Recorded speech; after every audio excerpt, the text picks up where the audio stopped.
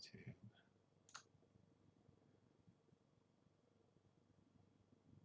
Go to my channel. Not up yet. Shoot. Are we up on the Facebook? All right, Facebook. See if we're at least up on there. Refresh. There we go. Live on YouTube. And then we're live here. Oh shoot, transition. Hi everybody. How you doing? Good evening, good afternoon, good morning, wherever you are in this big, beautiful round earth of ours. It is the night we've all been anxiously waiting for. We got Audrey here on Facebook, Elise, and what, no audio? You should have audio. You made me go get pizza, LOL. Hi, Prince. Okay, let me, no, I got audio. I can hear myself. Just mute that. And then, let's see, where else was it going? It was Facebook, YouTube, that's muted. Where's the, how do we get to the comments here? There we go. Goof On is going live soon too. Third Faces, hey guys, you might not like this, LOL.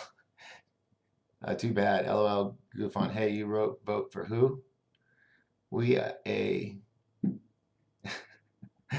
guys on, okay, you guys are having fun on YouTube. All right, let me get this ball rolling. Let's see what we got here. Polling from the Trump campaign itself. All right, we're listening to, what is this, OANN? OWN Network. But I'm only going to do little clips. We're going to talk. I'm going to keep up. If you look on the bottom of the screen. Oh, wait, I did. Let me do that real quick. How can I also do, oh, I can do like, I see what I can do. Copy. And then we're going to add, wait, let's see. It won't let me do it there. Darn it. Okay, we'll go over here. If you see right now, Biden, it says it's up, he's at 16. Trump is at 13. And that's where right now. I'm trying to get this to go on my main screen, so let me work my magic real quick. So copy, we're going to add this web link. Will let me do that? Media source. It won't let me do that. That sucks, baby. Crap. Okay, well, I'm just going to put me small in the corner. Uh-oh, what's going on? Uh-oh. I might got too much stuff going on. Scheissbot. All right, I promise we're going to get going. See, if I had a tech that could help me have this all set up, or I could, you know, jabber away while they're doing it, it would be a little easier, but not the case today. I'm really worried because my wheel is spinning. There we go. Oh, good, it stopped. Okay. Transition. Boom. Wait. No, we're already there. Okay, so what I need to do is I need to move this over. There. There we go.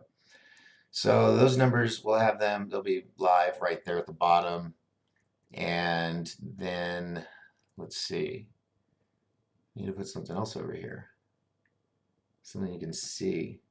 How about we put up the chat room in Facebook? So we'll put that over here. Nope, go up here. So there's that.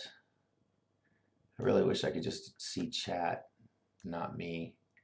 All right, there we go. So we have Audrey, Jay Austin's with us, Prince Fleet, Jennifer Long, Phoebe's here, Elise. All right, okay, so there we go. On there's Facebook, right here. And then on the YouTubes, I'm gonna bring you up here. This way everybody can see everybody and everybody's happy. There we go. So we're gonna get rid of me. Well, let me do that on Facebook. Darn it. Okay, and then I swear to God, we're gonna start doing stuff. This is gonna be an all-night thing until the final tally is done. All right, so I got those two going. Let's see, where else did I want to bring over? I got a whole bunch of. See, this is why I need another video card. Okay, we're gonna bring Fox right here in the corner. So there we go. Okay, so there's those two. Let's see. Two said that they were going to suppress stuff like election stuffs. That's not bueno. Third phase of moons. Is telling me. We are too small for the YouTube algorithms. Goofon says that's true. Um, guys, I got a UFO video. Okay, that's with third phase. I know who won the election, but I can't tell you. YouTube would get mad. LOL. Hey, what's up, Judy Soldier? How you doing? Let me bring this down just a tad more. There we go. All right, so hopefully these will scroll on their own. Hi. That was a lot of work. Still not done. We're just starting. Okay. I'm not going to be playing too much audio. I'm just going to give some commentating. What I'm also going to do is I'm going to put closed captioning. There we go. That helps a lot. Closed captioning. None on that one, unfortunately. Who is that? Darn. Okay. So doing that. Man, I got too much stuff going on. Closed caption. Is he going to close caption it? Closed caption.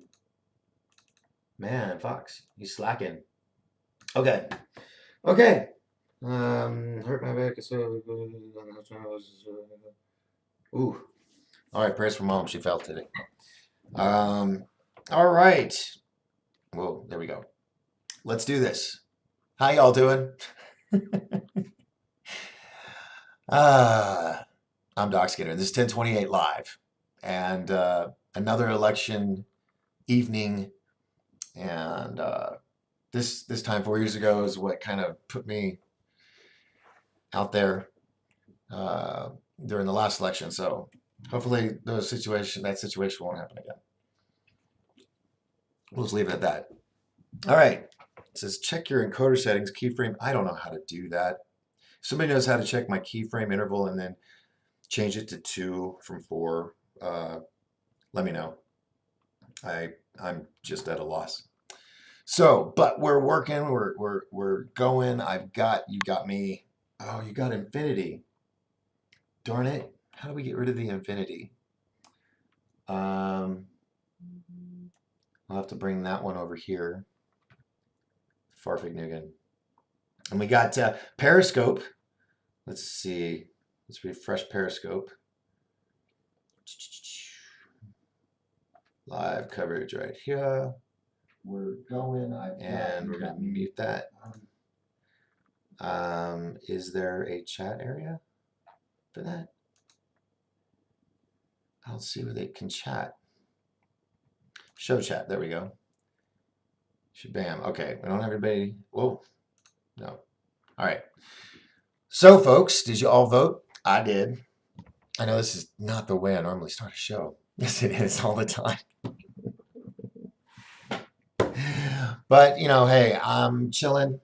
I did my civic duty this morning before the lines got crazy after all the parents dropped off for the kids. And I got a little agitated. I mean, I was in and out. It was really good. But I was told because of my specific location, I couldn't get a paper ballot. They sent me straight to this computer. I'm like, whoa, whoa, whoa, whoa. I said, do you guys not remember the previous elections where computers were messing? I want the bubble sheet.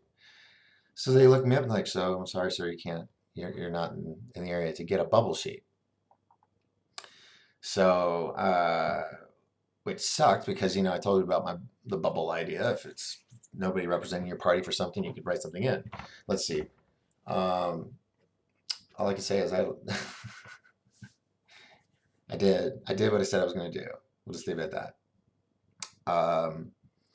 Let's see. True Soldier says, "What's up? Finally not busy, so I can catch your awesome live stream." Oh, awesome! Jeez, True Soldier, man, pushing that bar up for me tonight, aren't you? Ah, man, I can't do any show dancing though. Okay, maybe a card trick, but there's really no trick to it. It's just me holding a deck of cards. That's the trick. You think that something else is going to happen, and I totally, and it doesn't happen. We're going to keep it lighthearted tonight. No one get crazy. Say what you like. It's your right, but just be respectful of others. No bashing each other, or I'm going to yell at you. And everybody's going to know it. So be nice, be nice, be nice. We can do that. As you see, I've gone out of my way to not. I mean, he would be blown away. Almost everything I had hanging in the closet was like red or blue. I'm like, oh, that's going to cause so much havoc. They could say a subliminal message. No, no, no. And plus, I didn't want to start until the East Side started shutting down their the polls, or it would just be me sitting here staring at you like so. How you doing? All right. So I got my double dose of Dr. Pepper. If you want to sponsor me, I've been waiting 5 years. All right. We will be taking breaks throughout this evening. I don't know. You tell me when it's going to end, because we all like to know, is it going to end tonight, or is it, we have to wait till tomorrow, a couple days? Are people going to throw fits? I don't know. We will see. We will see. But all I can say is the commercials will have been finis. Done. Compute. No more of these bashing commercials. And then hopefully, once it's all said and done, just like good all-American boys and girls, like at a baseball game or a soccer match or a football game, there's a winner and there's a loser. And you know what? We all understand that is how it works. That's what we've elected things to be done, and stay that way for many, many years. So there, get it done. Oh, I looked over at the screen and it threw me off. Oh, crap. No, I have no, let's see. No. Okay. Oh, so Goof On's here. Goof On. Wait.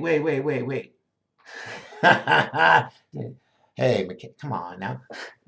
No, he's going to be on a little bit. So it's kind of like when the last election, a friend of mine, we were going back and forth with the incident that was going on, the police standoff and the shootout and all that.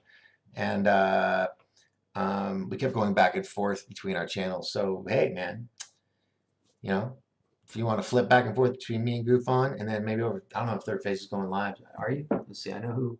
Yeah. Oh, yeah. Crypto Man 5000 says, I heard Doc voted for Joe Jorgensen. He wanted to keep from getting in the middle. That's funny. That's funny. All right, over to that is YouTube. Oh, okay. This is like Fox, I think. I'm trying to get different networks here.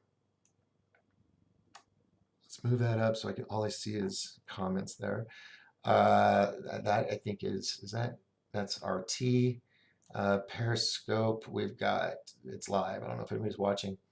So we're going to shrink that to size. Facebook, here's Facebook. I was wondering where Facebook went. How'd you unmute? My bad. Well, yeah, thank you. If you turn off the mute button, usually you can hear better. I love my people.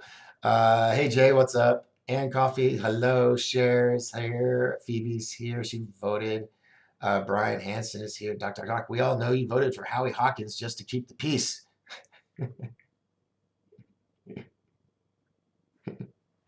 Evening, Doc. Chris Cromwell. All right, thank you very much. Evening. Nicholas Frayling says, that was the very first live event I ever watched. The horrible day of Officer Reed. Yes. Yeah, that's the night that it all started. And thank goodness we're not having to do that tonight. Tonight we're just dealing with a good American, at the seat of your pants, nail-biting election. And right now it's Biden 16. Is that like states that they've won? Is that what that is? I think maybe that's what it is. But I'm not listening to no commentators from these people, either side. I just, it's their opinions. I don't want just opinions. I just want to know what's going on.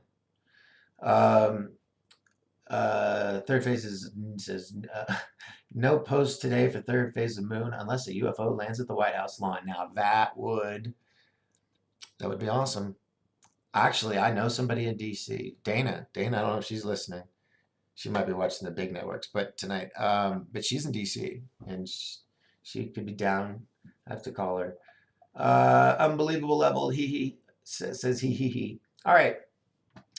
I think everything's kind of coming to slow still. Let me do this.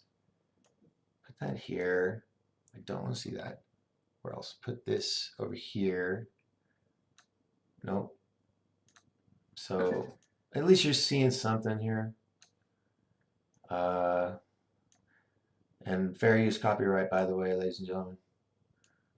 I mean, this is something that affects us all. So seriously, you're not going to do that? I hate when it does that. Let's try this. Don't X out. There we go. Put you in a corner. Boy, I need more screens. I need another video card. We'd be good to go. All right, so I'm gonna stop messing with all this. Hello, everybody. Good evening, everybody. I love you. Thank you. Cool. Knock all those out right now. So here's where we're at. We're at 16 with Biden, Trump 13. I wanted to go to this one page. Did I delete it already? I wanted to find live results. So let me. Oh, hold on. What is? Okay, you guys are watching the program. Preview is what? Okay, what's next? I'm losing my mind. And I don't know how many people are going to be on tonight. I'm not counting numbers tonight. Tonight we're just going to be babbling and watching. Maybe we'll pop up some stuff here and there due to Fair Use Act. Where do I want to go? Oh, let's go to this guy. Come on, because he got. Forces everybody. I can't believe he's still commentating. He plants the flag, and they have to rally around it. He's really, I agree, an enormously effective Senate leader. And he will be in the Senate for 6 more years. Again, we don't know which leader position at this moment. So polls closing minutes from now in a big haul of states, including Florida and Pennsylvania, 2 states that could very well decide the presidential race. Election night 2020 continues after this. Ooh, gosh, the country is on pins and needles tonight. And some cities, I mean, Washington, D.C. is all boarded up. Have you guys heard about that? Yeah. I'm going to put this over here and know that that is what is going out, the video you guys are seeing. And I got to do this real quick. Sorry.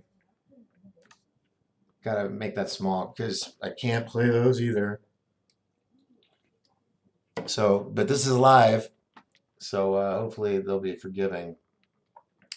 And if I go down, who knows why? Might be many reasons. But if anybody wants to call in and jibber jabber with me, please, because I'm stumbling.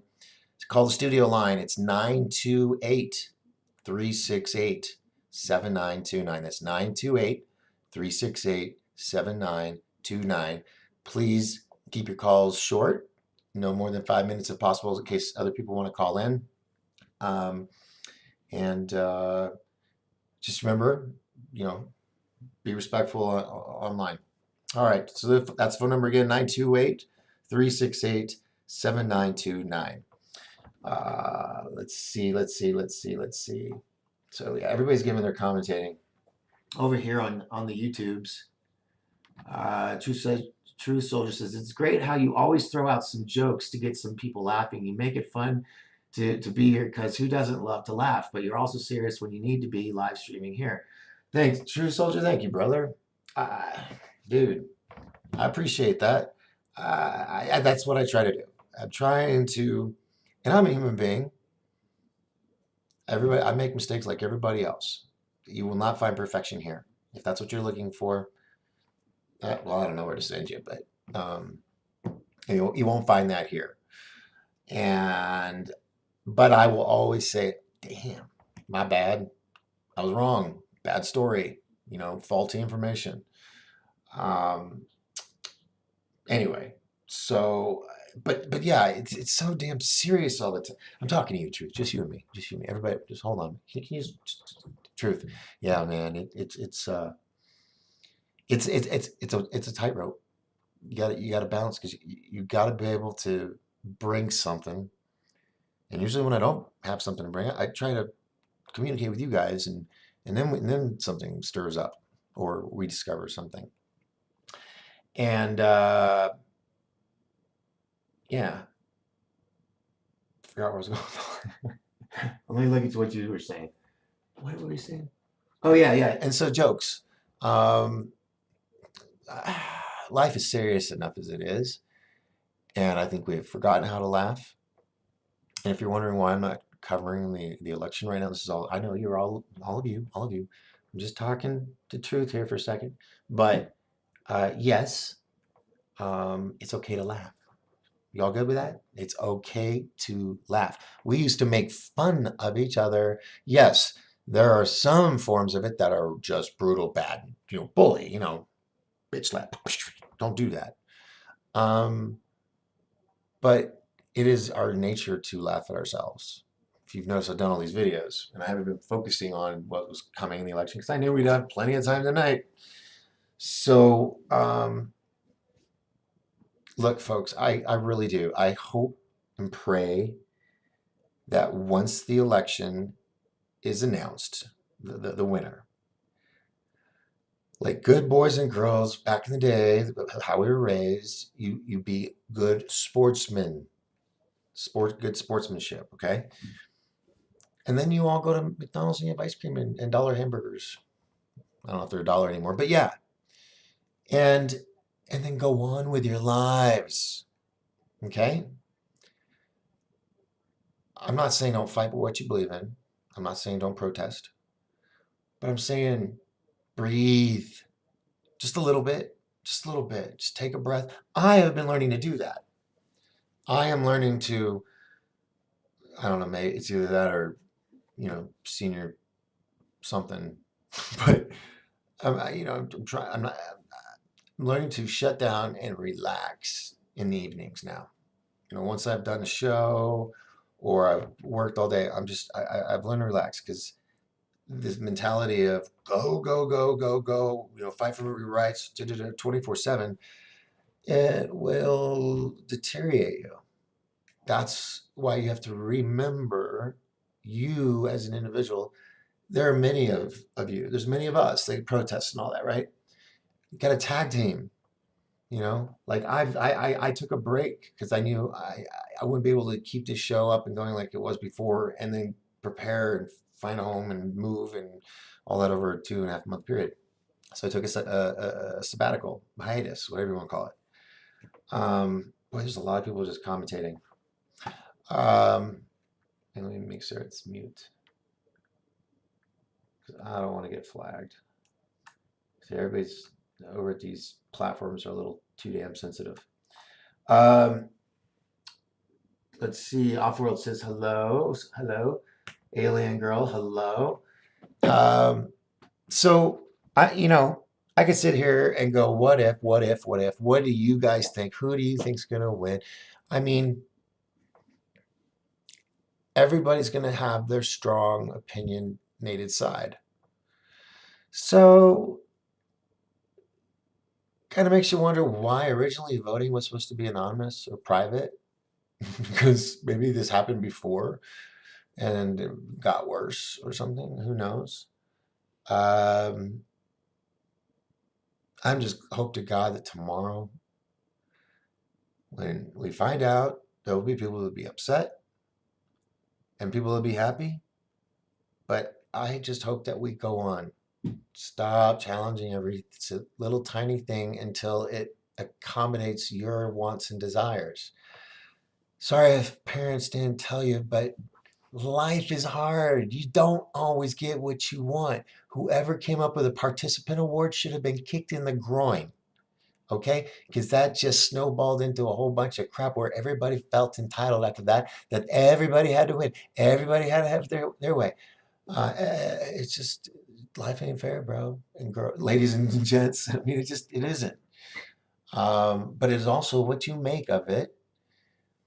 Um, but if you're battling and battling, if you're one of those people who battles and battles and battles and battles and battles and battles and battles, goes to every darn protest, every lecture, I mean, step back, turn off your phone, get on a bicycle and go ride your bike out into far away from cell coverage and have a picnic somewhere.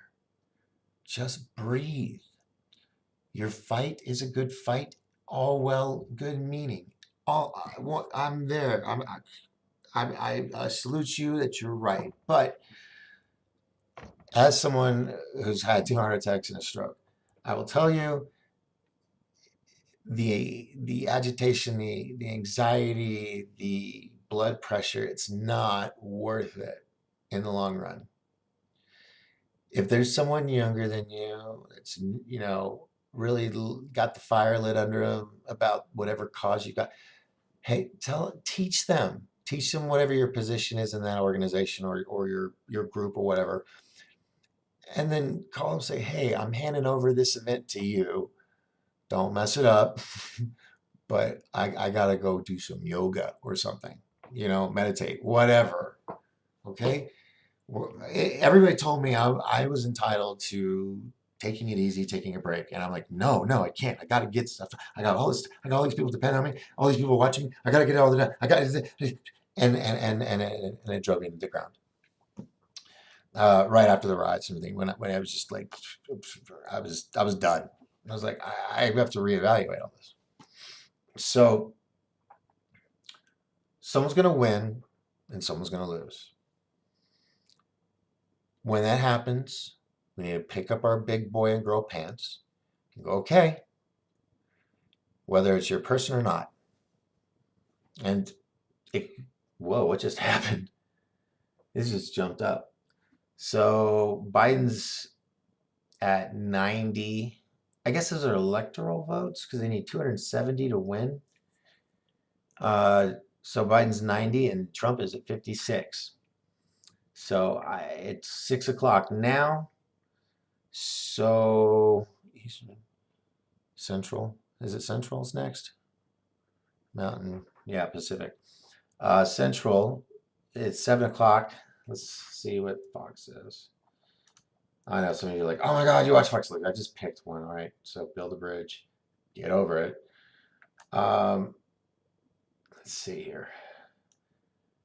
Well, where's the mute button? I want to.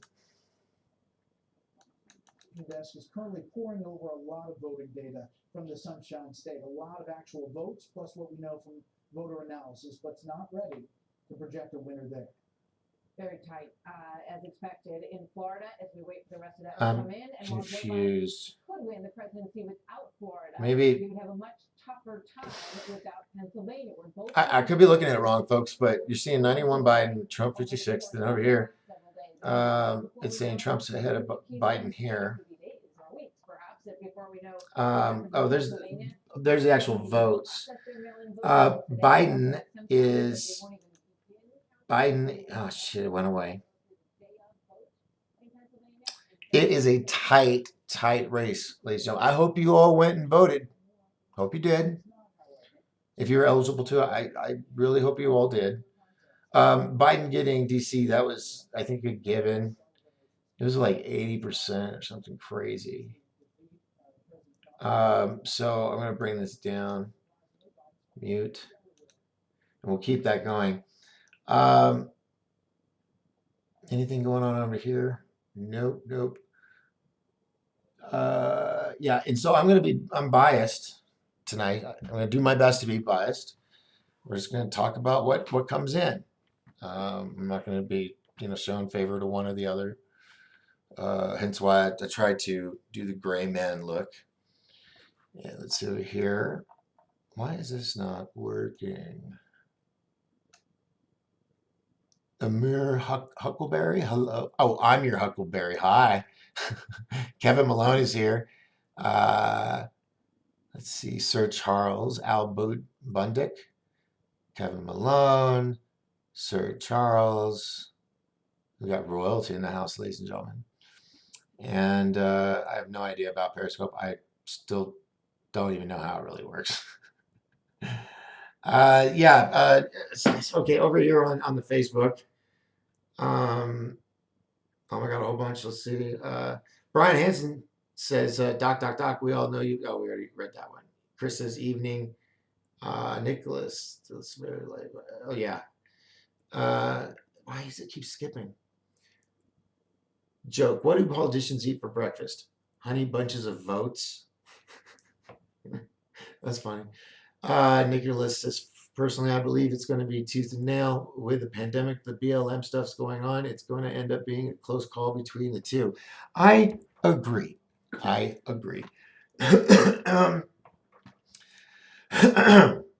let's see. See this. I wanted the page that has all of the stuff. And actually, I think I saved it. Here it is. Open a new tab. All right, so competitiveness. Let's look at that. All right, National, Georgia, North Carolina. Oh, these are the ones where they're like biting tooth and nail. Okay. This is the last poll as of November 2nd. So this is as of yesterday. These are polls. I don't want to say put my trust in polls. But it does look like Pac-Man, doesn't it? It's like the Pac-Man family. And I was watching a movie the other night where they talk about Pac-Man being a all about control, even though you think you're free. All right, I just want the election stuff down here at the bottom. So Biden's at 91, Trump's at 56. I guess these are electorals. I'm guessing. So we'll leave that there. But over here, that's Virginia. Okay, so there's a lot going on. I'm trying to keep up, and I'm trying to be as down home as it can be compared to all the. I almost wore a suit and tie. I thought about it, but nope. I wore a beanie last time and froze my ass off. All right, let's see. Did the YouTube stop? What happened here? Where's my magic bar thing? Thanks for saying that. Oh, no problem. Unbelievable. Ah, here we go. I like this.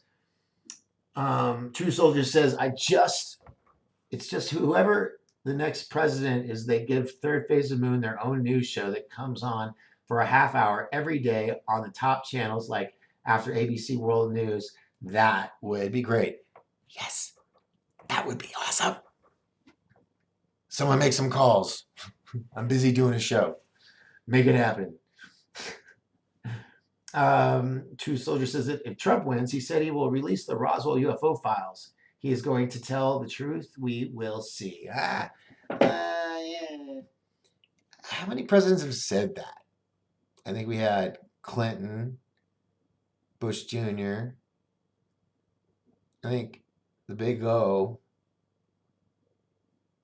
and I don't know. He just announced, and we did a Third Phase of Moon special on it a month or so, maybe, where he was asked about the UFO topic, and he looked and he said, I'm gonna look into that. So I don't know. Will we have disclosure sooner than later? I think disclosure has been slowly leaking out. That whole so slow that it's just like, oh yeah, no. Whereas 10 years ago we'd be like, nah, Who knows? All right. Okay, we'll hold off on the YouTubes and let them play over there. Right now, we're looking at a map. So Oklahoma, Mississippi, Alabama, South Carolina, Indiana, Kentucky, and West Virginia are in the red. But there's only 1, 2, 3, 4, 5, 6, 7, 8, 9. Okay. I see now. Yeah, I got my glasses on. All right. So they're playing with, they're fiddling with the map. So we got that to keep going. Anybody wants to call in, you can. The studio line is 928-368. Wait, what is it? 928-368-7929. It's 928-368-7929 is the studio line. And let's see. It's on. Bell's on. Did not miss a call. That's good. All right. So yeah, I don't have. Man, look how close this is. Check this out. This is live. We got 58 to 48. 34% is reporting in. That's from Florida.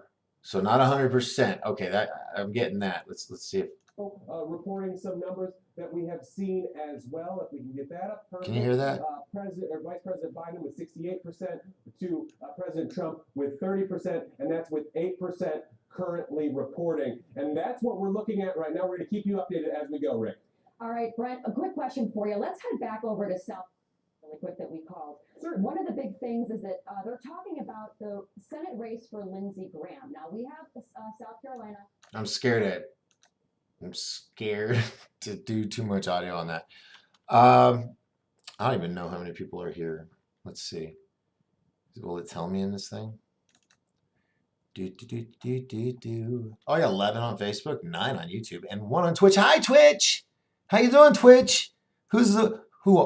Shoot, I need to pull, I just don't have that many screens where I pull up a Twitch window and be chatting in there too. I'm sorry, but please, thank you so much for joining me on Twitch. We also have Periscope that we're on right now, live this 2020 election night. We're gonna get rid of him because I like him, but I just gotta do that. A peek. Biden is Biden still alive? A peek asks. Well, wasn't he just somewhere just like a couple hours ago doing his thing? I doubt it. unless it's been a clone all this time. Dun dun dun. All right. Phoebe says, I'm toggling. She's toggling between YT and FB. Toggle away. Phoebe's cool. Let's see. And then I still don't understand Periscope. All I can think of is a submarine. Every time I hear it, Periscope, it just I don't get it. I don't get it. Call me old. I just don't get it. All right, so I'm gonna minimize that. Go back over here because I don't know who else watching. Because things have slowed down and I'm going all over the place. Someone call in. Jeez, let's talk. I'll make some coffee. How about that? We'll have some coffee and we'll talk. I'll probably end up doing that in a little bit here on the first break. I've got so much news report. Okay, I know what I can do. I know what I can show you. Hold on. Let me open up another window. Let's check on the protests that are going on. Protests. Because you know it's happening. We're going to go to live. Pray to God it's not something from last night. 160 days of protests and riots. And it is now the election day. Here's D.C., New York City, Seattle, and Portland / Trump rally. Okay. Election riot. Night riot watch. Oh, yeah. Also, ladies and gentlemen, if you can be at home tonight, just be home. You know, if you're in the cities and whatnot where there's been unrest in the past, because they are worried that something's going to happen. Was a see it? No. For Joe Biden is slightly better than what Hillary Clinton did 4 years ago. Yeah, I don't know. 2 points better. I don't know. This is Unspecified Podcast and Review. He has 8,000 subscribers. Be sure to subscribe if you like his stuff. See, that's what I'm looking for is like the live. What is that? Live election results. Let's do that. Should have had that set up like a long time ago. Election results. own board, Cool. we're talking about $1 billion. If you look at this heat map, Okay, all right. look at where All right, all right, all right. I found it. Here we go. Okay, we're gonna put this little bad boy into the screen. I mean, the All country is right, essentially there. like There is the La Google map. There we go. Showing who got what. Hold on now. Hold on. Biden won Texas? Or is it done? Oh, they're not done counting. They just finished. October 5th in Florida on the heat map, right? This is what they were doing. Go back a month. All right. Do that. Let me. September 7th, it was You know, if this guy's broadcasting it, why can't I broadcast it? Oh, because he's not broadcasting. He pulled it up like I did. All right, so we'll do this. So, boy, how do I make it bigger?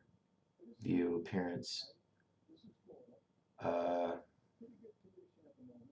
course, it's not going to let me do it. That's really small to you, I bet. All right. What do you guys think? Someone talk to me. That's not my chat room, so I can't answer those questions. We're gonna make this small again. Protest, no protest. See, and then Florida says Florida. Donald got 50, Joe got 49%. 50% and 49%. So that's what they're saying right now for Florida. I'll show you, and I'm not joking. There you go. 50%, 49%. Election, let's see. Thing you mentioned Pennsylvania, Florida, since 1968, every single time Florida has gone red, so have Pennsylvania and Michigan. Literally no exception. Since 1968, every time Florida goes red, so do Pennsylvania and Michigan.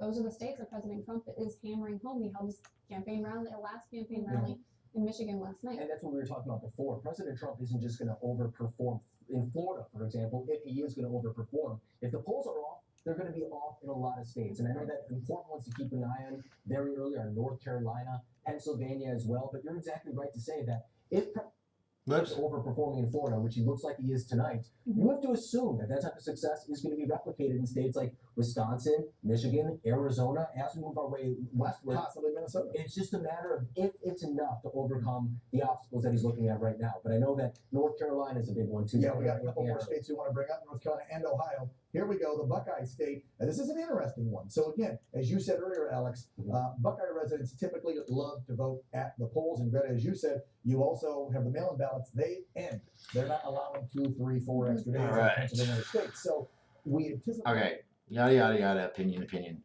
All right, Ohio, 56% to Biden, 42% to Donald Trump, and I don't know if these are final numbers or if this is where they're at right now. They're still counting ballots. They're still doing mail-in. You know, all that good fun stuff. So going to get rid of this and put Periscope over here. I don't know, folks. It is neck and neck. Even if you look at the map. Wait, can't look at the map because that's not the thing. I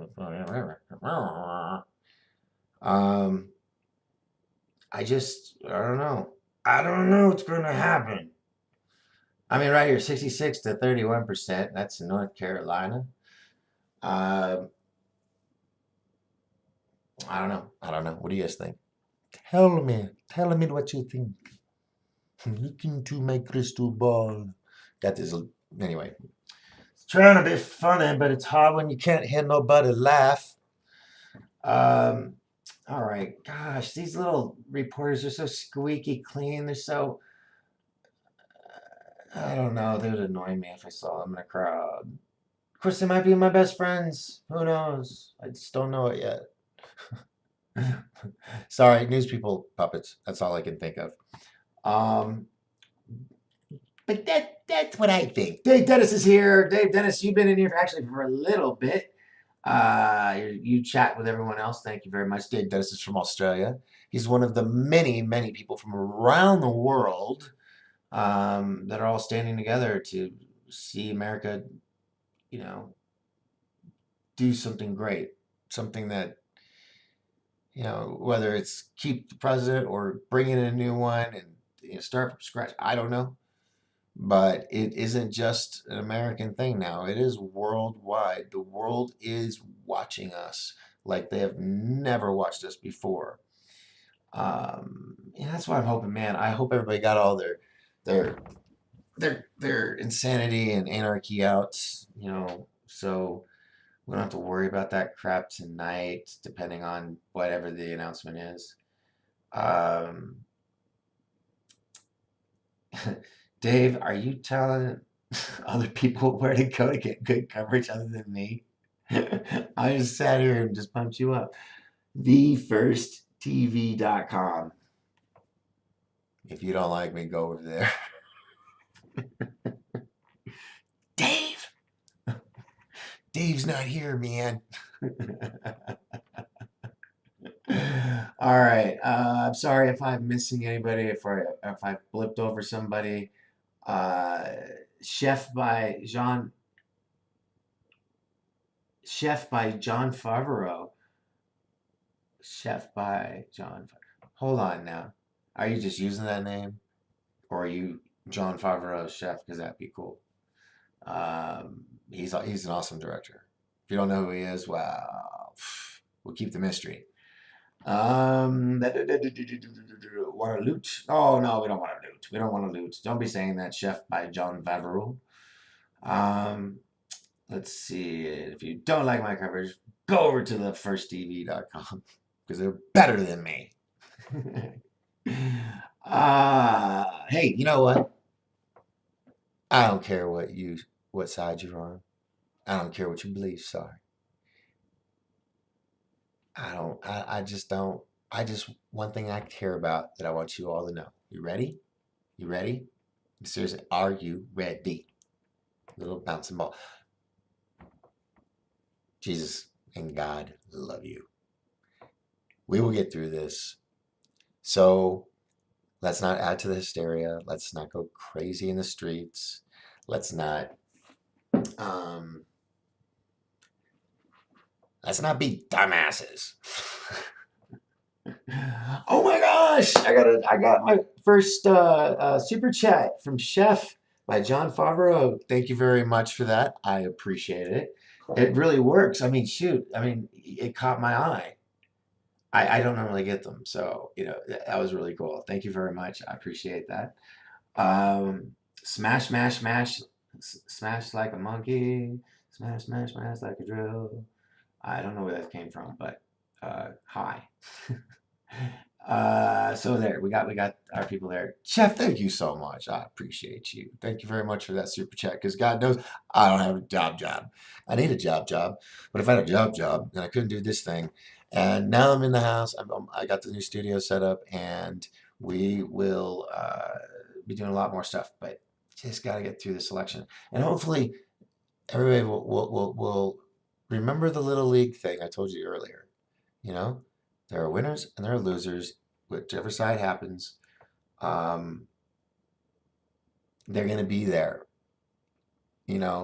People try to get out this President Trump in the past 4 years just because they didn't like that he got in, whatever other reasons. But it didn't happen. So are we going to spend those next 4 years doing the same thing to whoever wins because the other side doesn't like it? And is that going to be another 4 years wasted? Or are we going to stop and go, okay, like for millennia before us and all kinds of elections and hierarchy, it's just the way it is. And if you want to change it, run for office. I mean, that's what our current president did. He didn't like how things are going. He didn't like how politicians done stuff. So he decided to go in. Well, he won. So we all have that ability as long as you're over a certain age. I think it's 45, maybe 40 something. Me, I mean, as long as you don't have a crap load of skeletons in your closet you don't mind admitting to, then you're good. You're good to go. So Oh my gosh. The better Aaron. Oh, $2. Thank you so much. I appreciate you. Thank you very, very, very much.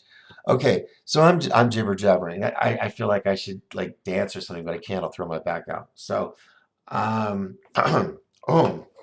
okay, all right, all right. I got something I don't think I've ever done on the show. I've done I've done it, but no, I don't think I've done it on the show. And will I be able to pull it off? This is where I need like suspense music in the background. Oh, I can't believe I just pushed myself in the corner to do this. All right, here we go. I said something about it. I got to do it. All right. The better Aaron and Chef. I'm going to give you guys choice. Whoever gives me a color first in the chat room between Chef and the better Aaron, I will do something about that color because I have a balloon in my pocket and I'm gonna do a trick for you. So as soon as they tell me what color, then we can make this go. Better Aaron and Chef, please put in the chats a color.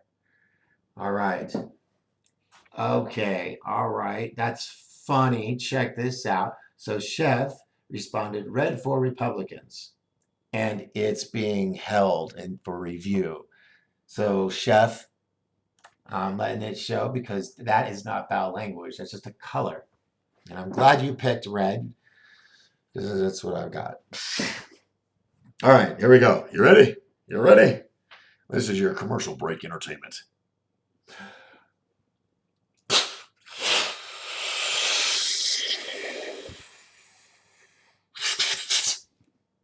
All right, here we go.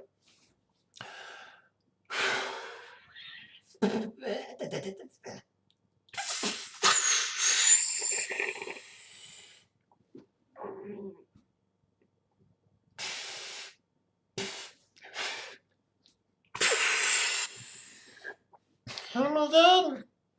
Oh my god! The coolest thing about helium is it makes your voice go up really, really high. But unfortunately, when you have a lot of time in your hands, next thing you know, your voice comes back to normal. Then the next thing you know, your voice has to be done again with another balloon of helium. That is. All right, that was a quick one. There you go. Merry Christmas. Thanks for the $2, and from both of you guys, I appreciate you.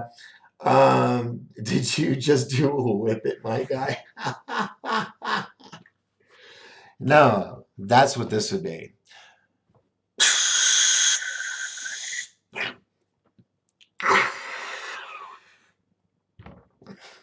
Welcome to the Thunderdome. So no, that's a whip it. All right, so we're getting stupid because it's election night. It's just what makes it any special than any other night to get stupid. Timothy Foley says, were you surprised how many candidates were running unopposed? Are you talking about? Yeah. I was surprised that there was a lot of things that people were running for that only had one person running, and I'm like, who are they going against? They're gonna win, right?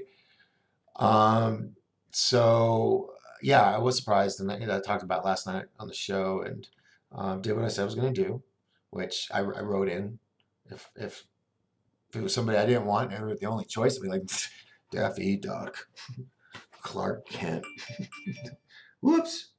Ghetto Soteric page is now live on Facebook. If you want to get, down with Rick Mackey, go over there and check him out if you're getting bored of me. But hey, this is like TV, go back and forth, right? So 35, I'm 47, 35.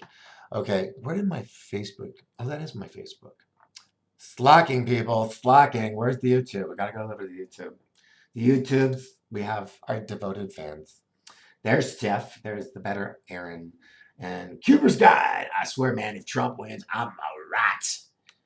How many of you are leaving the country if the president gets reelected? I know Whoopi's on the boat waiting. waiting to ship on out along with a bunch of other people. I mean, a lot of them already have. James Cameron, he moved, bought like farmland out in New Zealand. A lot of people are going to New Zealand. So I say we all go to New Zealand and annoy those people that moved there to get away from us. It was really funny in my head. Okay, so nobody wants to talk to me. Is my phone on mute? No. Nobody loves me. Nobody loves me. Please. I need attention. Someone talk to me.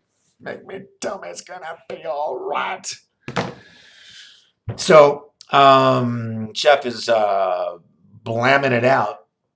Isn't that BLM? Biden's laptop matters, right?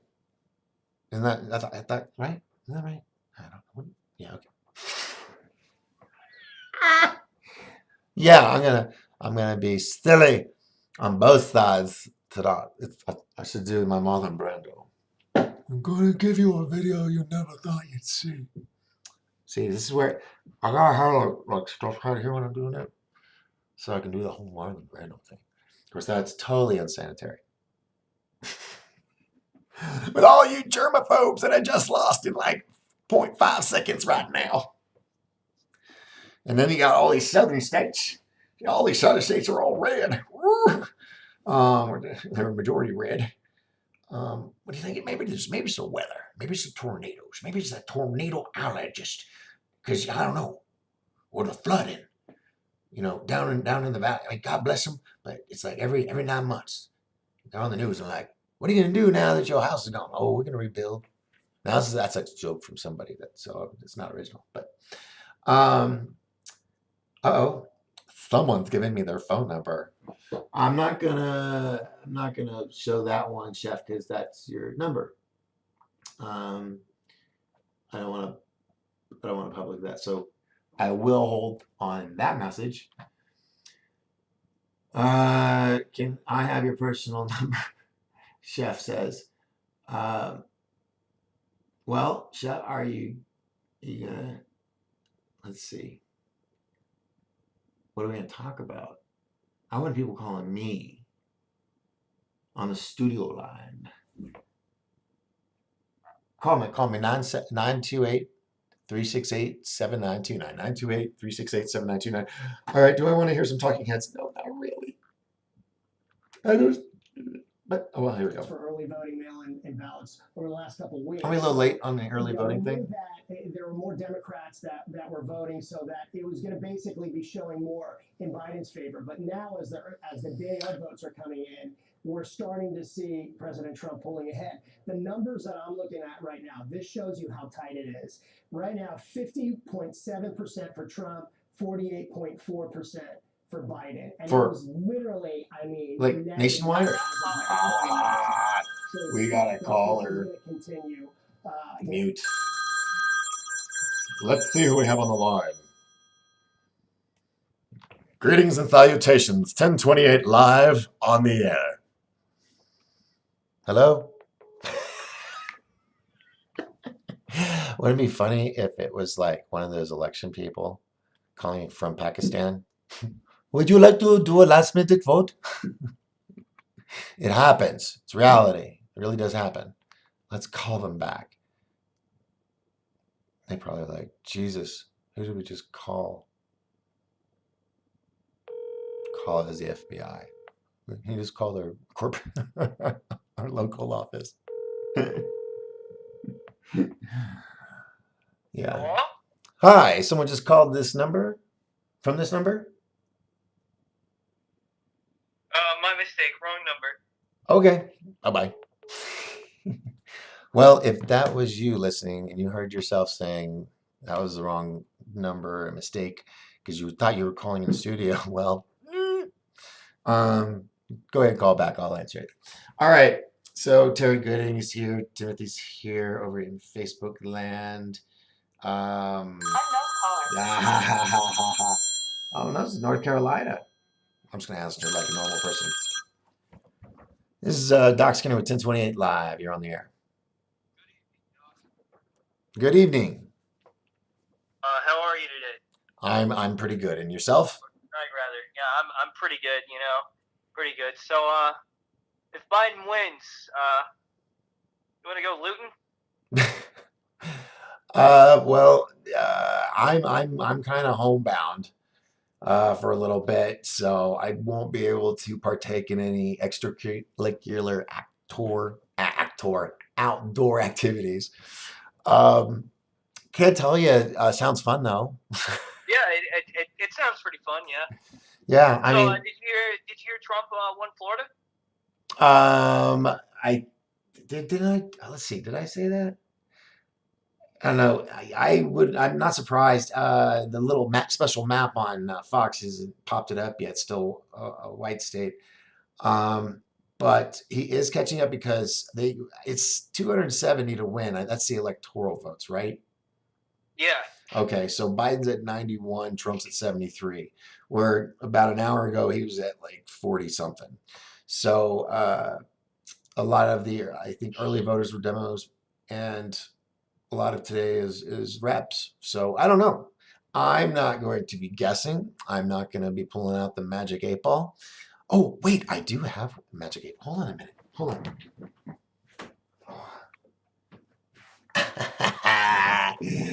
Hold on. I do have. It's an alien ball instead of an 8 ball.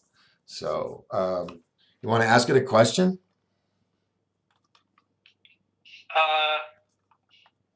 Yeah. My question is, ask the magic 8 ball if Trump's gonna win. All right. Magic alien ball head with answers to the cosmos on a little miraculous little thing. Oh, come on, get rid of the bubble so I can read it. I should have shaken it up.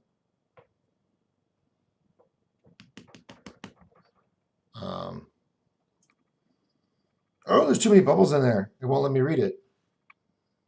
You kidding me, really? Oh, I thought you were supposed to shake it up. Oh, wait, here we go. It's coming. Um, damn, I'm so old. I'm trying to read this thing. It says like somewhere in here.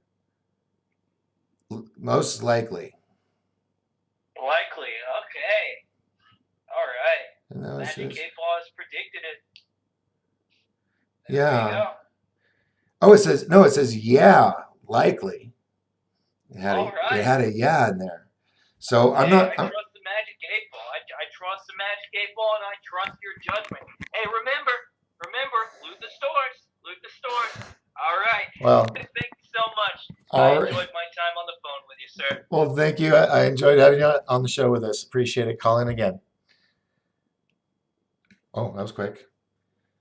See, I know most radio stations, they'll cut you off after they're done with this. No, I try to say goodbye. Okay, we're all good and even Steven now.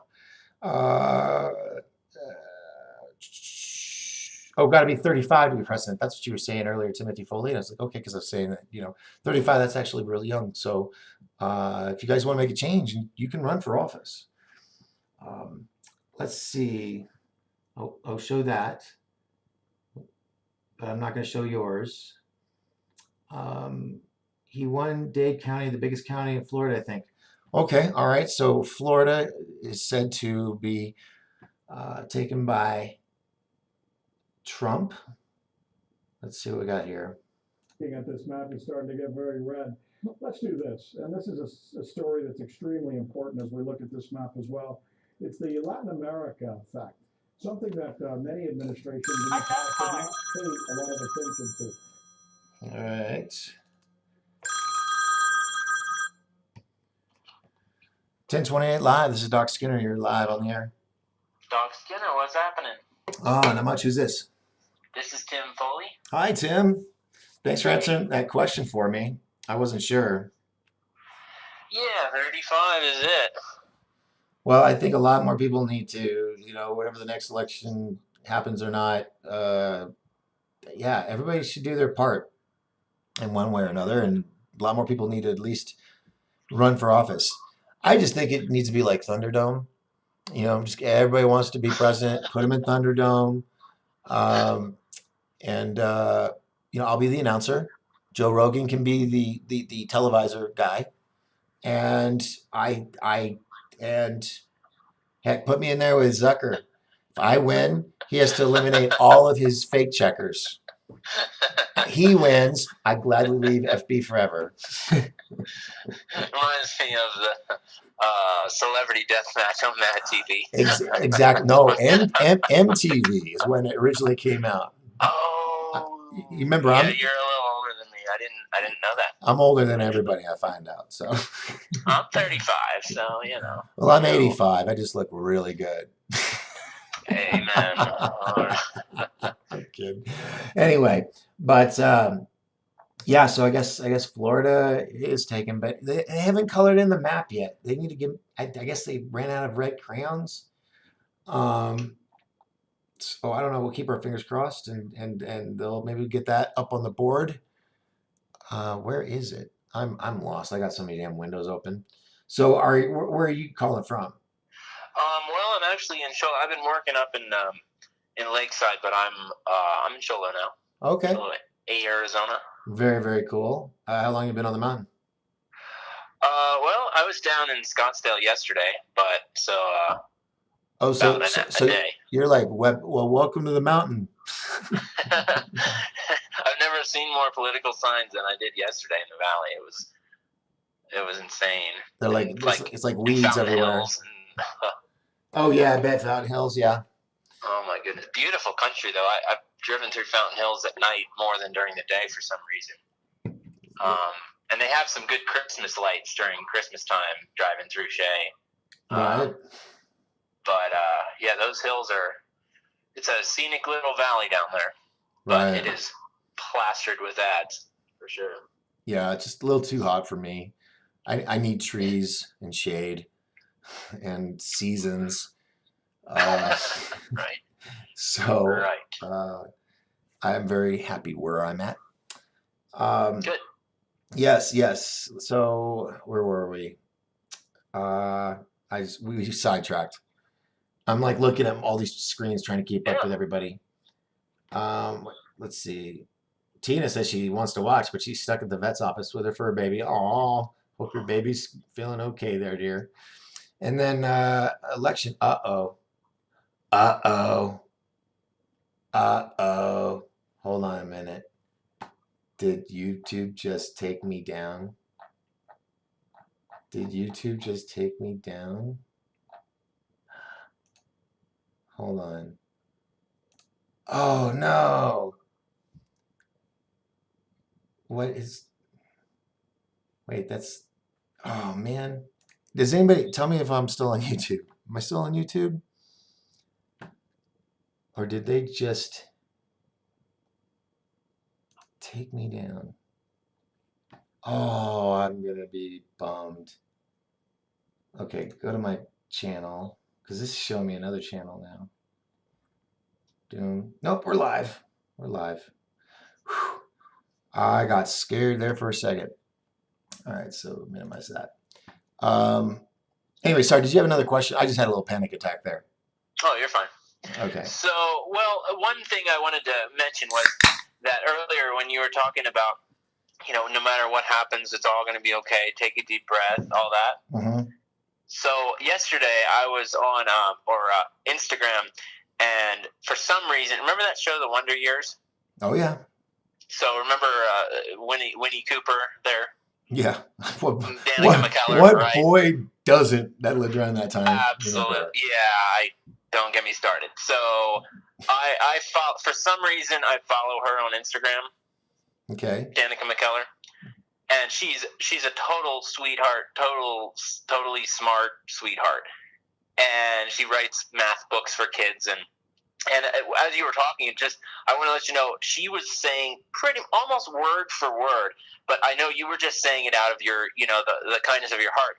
But she was imploring her, viewers just last night in the same vein of just take a deep breath, go for a walk. It's all going to be okay. And yeah. So I just wanted to share that it's not just nothing against you, but no, it's no, Winnie no, Cooper no. saying that too. Hey, that's great. Danica, call me. we're checked off on the same list on this. Come on, let's anyway. Yeah, no, every boy in the '80s. Oh my God, in the '90s was right up there with Daisy Duke. You know, but And that was a little before my time. But but God, so yeah, old. Yeah, Winnie yeah. Cooper was not too far behind my time. That was like, I'm like 3 years old going, hello, Wonder Years. Yeah. But yeah, it's cool to see that 30 years later, she's not just a pretty face. Yeah. You know, and she's really smart. She wants peace, and when you were talking, I just want to share that. Just that if people are like, oh, whatever. I mean, if they're watching Doc Skinner, they like what you have to say. Well, thank you. Yeah. But for anyone who has any reservations about that, I mean, I know Danica McKellar is just a person, but you know, that her opinion of just, you know, let it be, and you know, Was in alignment. Yeah. was the same as yours. So. Well, that is good to know.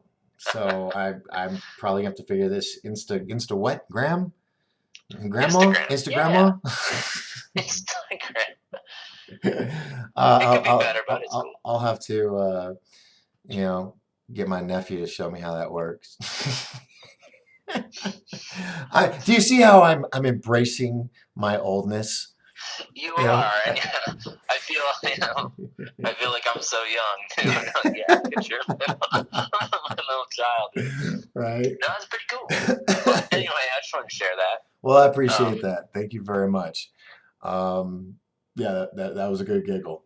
I appreciate it. Did you have any other thing that you wanted to say? Well, I got you on the line. Good, man. Keep the faith. Thanks for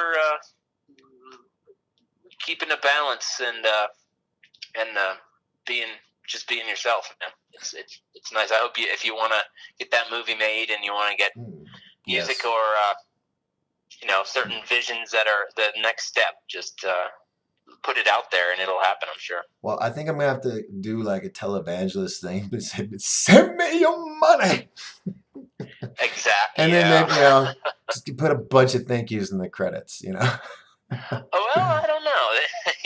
I mean, movies have been made like that before, but I think it'd be really cool. Now we're totally switching directions. We're going to because you mentioned Body Flight. So yeah, my movie Fly, The Rise of Jet Parker. It would be great. You know, I wouldn't complain if a big studio says, "Here's like $5 million. Let's make this movie." But I know I can do that for $500,000, and you know, not have celebrities because the people I've casted are celebrities in that sports arena, you might say, in those circles around the world, and they have so many followers. All they got to say is, "Hey, I'm in a movie." Expand that out to all their followers, and they're all going to go out and see it. And that's one person. And we plan to have over 100, 120 different competing athletes in Body Flight in the film. So, you know, Wow. if we could just, if you think about it like this, you have it being the most popular ignored sport there is. You can, where was I going with this? What was I saying? Well, you've got a vision for the film. Oh yeah, I started tripping over myself in my head. But the idea is take these people who do this for a living, that train every day, that compete around the world, that have routines already nailed, have them come in. It's easier to teach an athlete to act instead of having to teach an actor how to be a professional champion athlete. Right. In that short amount of time that you have, which is like 4 weeks, 5 weeks at the most, and knock out those shots.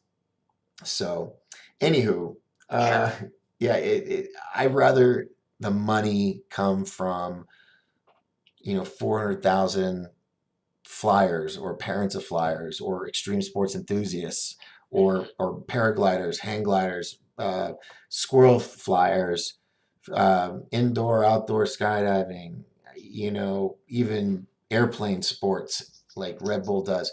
all of those people, if you think about all of those people that follow those sports, if I just got a buck from each of them, I could probably pop out part 1 and 2 in one summer or something. I mean, film both, but not release them both at the same time. Anyway, so yeah, that's my goal. Yeah, you got the vision, and I mean, do you have like the script too already, or? Yes, I do. No, right on. Yeah. So Wild. Great, all man. copywritten in the Writers Guild, all that stuff. So Sweet. it is nicely and secure, Money Penny. And by the way, it's a James Bond reference, you youngin. Hey, now, come on. I'm 35. Well, thanks for calling in. I'm going to bring up the volume on what's going on here because now they're saying, RT's saying, they keep switching it. Oh, because they're doing state by state. I need to know what the total tally is. And I think it's this Biden 91 electorals, which has been steady for a bit, and then Trump at 73. And I think they changed right at the top of the hour. So, you know what we're going to do? I've been going since 5:30. It's 6:50 now. So what we're going to do, I'm going to have everybody take a break for about 5 minutes. Anybody needs to take a pit stop, let the dogs out, or grab something to drink, go have a smoke break, whatever you got to do. I'm going to. Can I play my song? Let's see. Oh, I saw them in concert once, by the way. Who? The Baja Men. Oh, sweet. They opened up for the Wailers. I remember them from somewhere. Bob Marley's band. Yeah, thank you. I'm sorry, I'm multitasking right this second. No problem. But anyway, yeah. thanks for answering, man. Hey, no problem. Thanks for calling in. Please do so again. All right. Yep. All right. Have a good one. All right. Bye. Bye. Okay, so let me do this.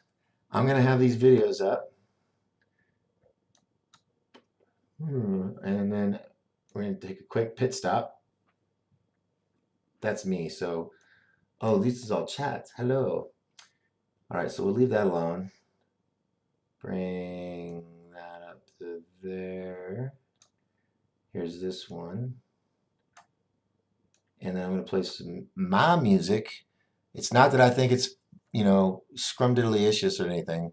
It's a song I did back in 2002.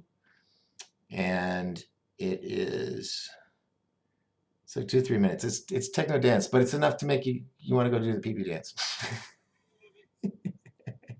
I don't know. It's just a few minutes. So, all right. So I'm going to play this. And it's going to be over the speaker. You'll hear it over the thing. But it's my song, so they can't flag me. So, to them. All right. Everybody got your game plan? Got your attack? How you're going to hit everything? Okay, cool. I am going to do... where is it? There we go. I'm going to screen capture that. And transition. And I will see you guys in just a couple of minutes.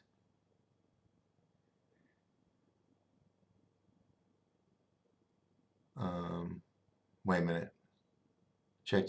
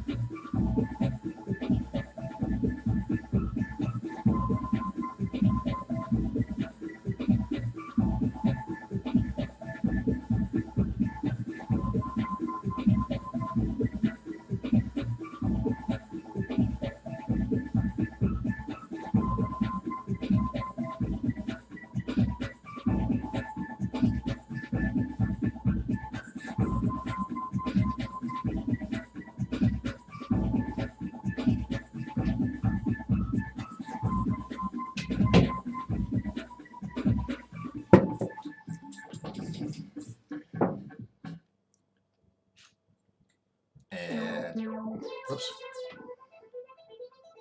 Oh, I could have just let that re-looped. I like rushed. Anyway, welcome those that just jumped on. This is Doc Scary with 1028 Live, broadcasting from the beautiful White Mountains of Arizona. Here in there, yeah, beautiful White Mountains of Arizona. Here on this planet Earth, and we're just keeping it chill, but we're keeping things updated with what's going on with the votes. We're kind of hearing different things, different places. But so far, Fox is reporting Joe Biden in the lead with 91, Trump at 73 electoral votes. Not all the votes have been counted, or some of the polling, I think, is still going on, right? Yeah, actually, in 5 minutes, Mountain Time's gonna, I think it, or are we? See, we're Arizona time. We're the only state that doesn't change times. So 6 months of the year, we're Colorado time. 6 months of the year, we're California time. That's the way it works. I don't know which one we're in because we never change clocks. Anywho, all right, so where's Doc? Well, Valerian, I'm right here. I hope you didn't go away, Valerian. It's always good to have you. I heard music. Yeah, it was something I put together a long time ago. And it's mine. So no one can claim it. No one can flag me. It's mine. All right. So let's see. I'm just keeping tally on this. Sunday morning fortunes, presidential election. But I will say Biden like landslid District of Columbia. I think they're saying, well, that's the prediction. I know it won, but I don't know what I think it said like 80 something percent. I don't know, crazy. So let me do this so you can see what I'm seeing. Go over to camera A. What? Oh, it's showing. Oh, wrong one. So we want scene 2. There we go. And transition. Shabam. Okay. So right now, let's see what we got going on. Let's see what he says. Cuyahoga County, which is Cleveland, just the other day, it was like a drive-by pretty much. He came by there in the early afternoon and then went back to Pennsylvania. So Ohio at the moment still has a lot of vote to tally. 3 minutes, I would make the case, guys, 15 seconds. Polls will close in AZ, Minnesota, and find good news for Wisconsin. Here's one. I mentioned this earlier. This is Delaware County. These are the suburbs of a growing Columbus, Ohio, just to the north. This is where our friend John Kasich lives, by All right, let's see. Where's my Facebook people here? This is what I would, Mark, you mentioned the suburban. Hawaii doesn't change time either, he says. That's cool. I didn't know that. This is where you find Lindsay, happy early birthday. 10 points over Donald Trump. You got a lot of votes in for that county. Kenny says tonight's going to be fun. Yeah, we'll see. I mean, I'm not going to say I'm going to be all the entertainment tonight. I just got to drink like 12 more Dr. Peppers, and then I won't remember. I'll black out. And then, you might be in for a treat. Who knows? Kenny fails. Hey, what's up? Want to watch, but stuck at vets. Oh, I read that earlier. Yeah, it was like 12 minutes ago. It's so long ago. All right, so we got Facebook. Periscope, I still don't understand how I can get the chat room. Ooh, hello. That wasn't for me, though. Live results. Refresh. So, yeah, the eastern coastal, Pennsylvania, Maine, Delaware, New York, still nothing. Let's see, Maryland, Rhode Island, Connecticut, New Jersey, Delaware, Maryland, Vermont, blue, blue, blue, blue. Indiana, Kentucky, West Virginia, Tennessee, South Carolina, Alabama, Mississippi, Arkansas, Oklahoma, all red right now. Oh, wait, let me put that map up over here. There we go.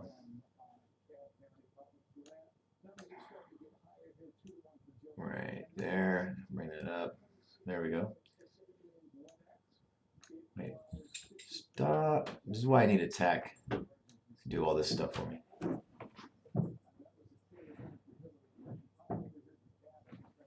You guys hearing that? Is it a ghost? Nah, it's my dog. All right. Let's see. See, if I had the big monitor screen with all the actual votes and all that stuff, I could do that better. I could stand there. I wouldn't have to wear the suit. I could still make it look good and still get out the same damn information, probably more factual. But I don't trust news people. 30 seconds to closing. We're getting, oh my gosh, it's like New Year's Eve.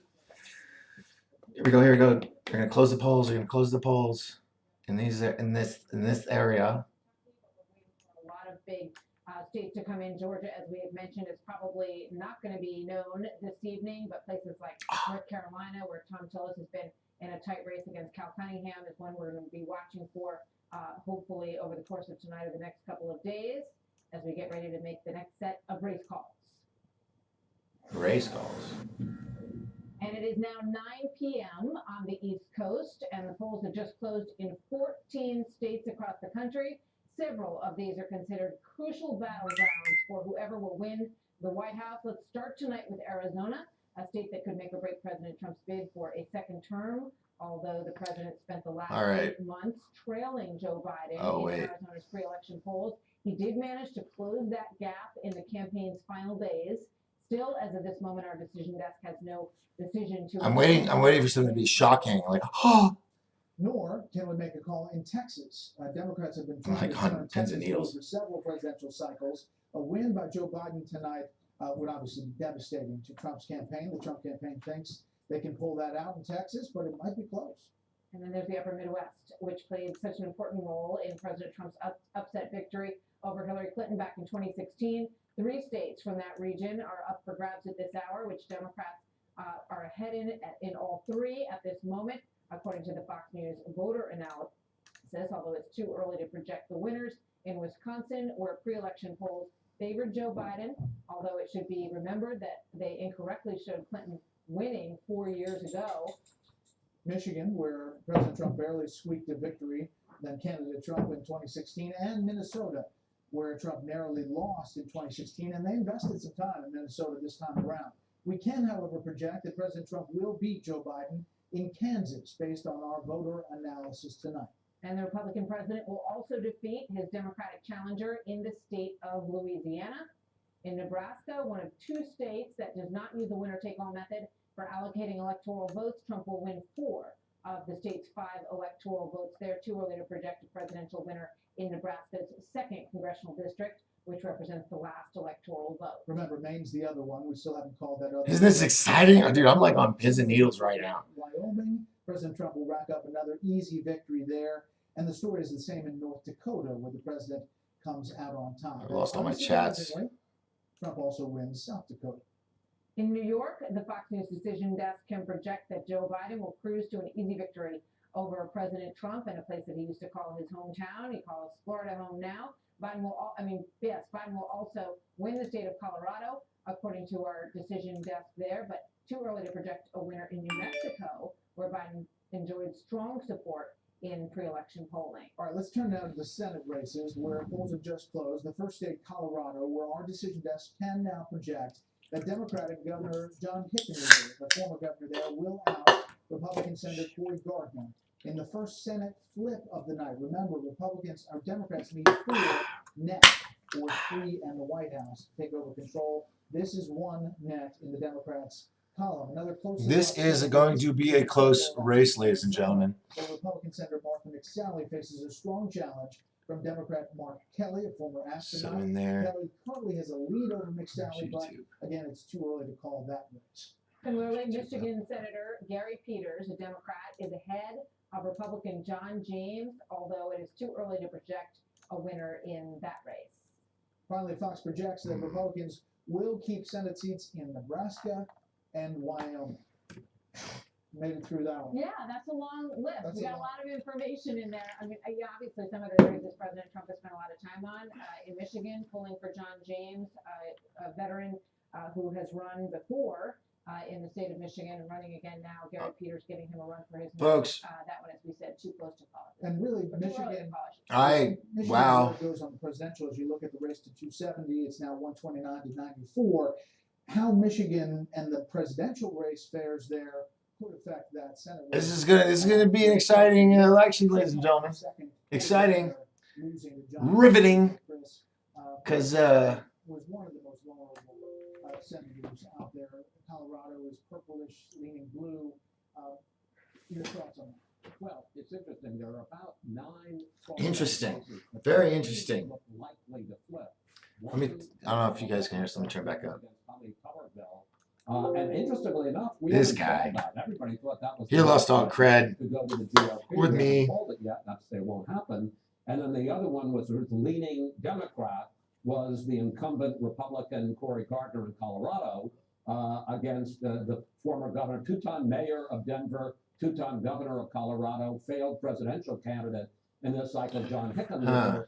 So assuming that Doug Jones does lose, we're exactly where we were at the beginning of the night, which is a 53-47 majority for the Republicans. They need to pick up 3 more seats, flip 3 more Republican seats and win the White House, so that you'd have Kamala Harris as the tiebreaker, or 4 net to take over the Senate.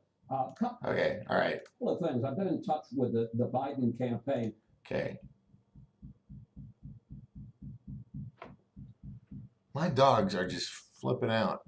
Okay, so that's what's going on there. Where did I have the other screens?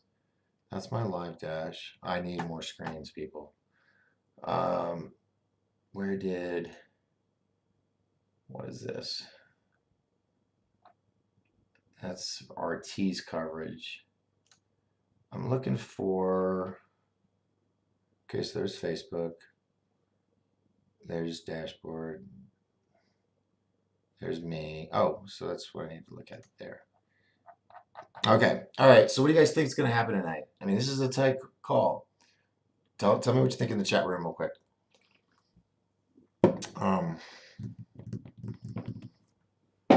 Oh, it's come to this. It's come to this. The Halloween Bowl. Oh my gosh. Let's see. I think everything's kind of come to a standstill, right? Let's see what they got to say over here.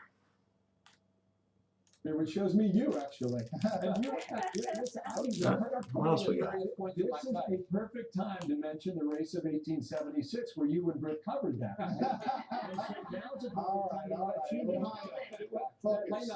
Brett and I covered the election of 2000 in Tallahassee. Okay. Yeah. And it's made it alive again, but that's really not so much facts, because there's now 5,000 less jobs in the industry in Michigan than there was before Trump took office. Then there's also, of course, the Flint water crisis. A lot of people in Michigan saying not much has been done. So that's one they would blame on Obama, which then ties into the vice president. Right, they would, but then they feel like nothing still has been done. So I gotta do my little clips like that because I gotta commentate. Gotta follow guidelines. Oh my gosh, I'm gonna be hopped up in a minute. Oh my gosh, I love chocolate.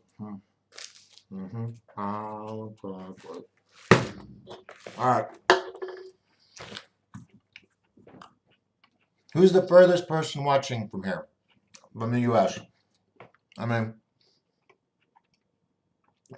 are you watching from Papua New Guinea, Fiji, Antarctica, and McMurdo? Let me know. Because, I think it's kind of cool. All right, go back to here. This is where we are now. We're at 110,000, so at least 50,000 votes are still outstanding.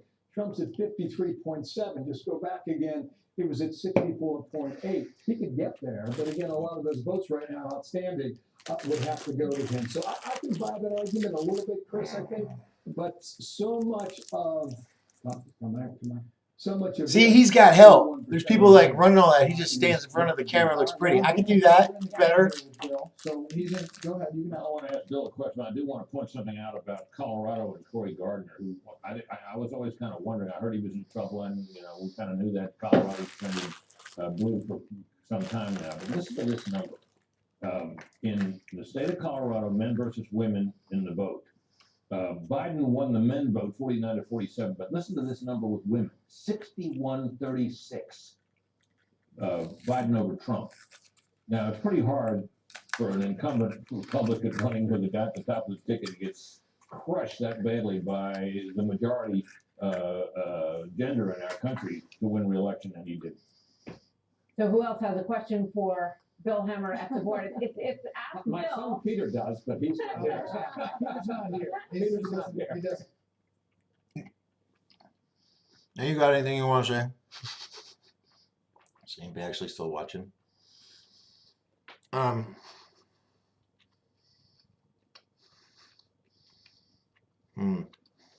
Okay. Peter can text me too, by the way. Okay, I'll do that. Let's go to another channel. The thing is about the Cory Gardner too is that he was the most bipartisan member. That's actually a there. Fox site. And Let's go to.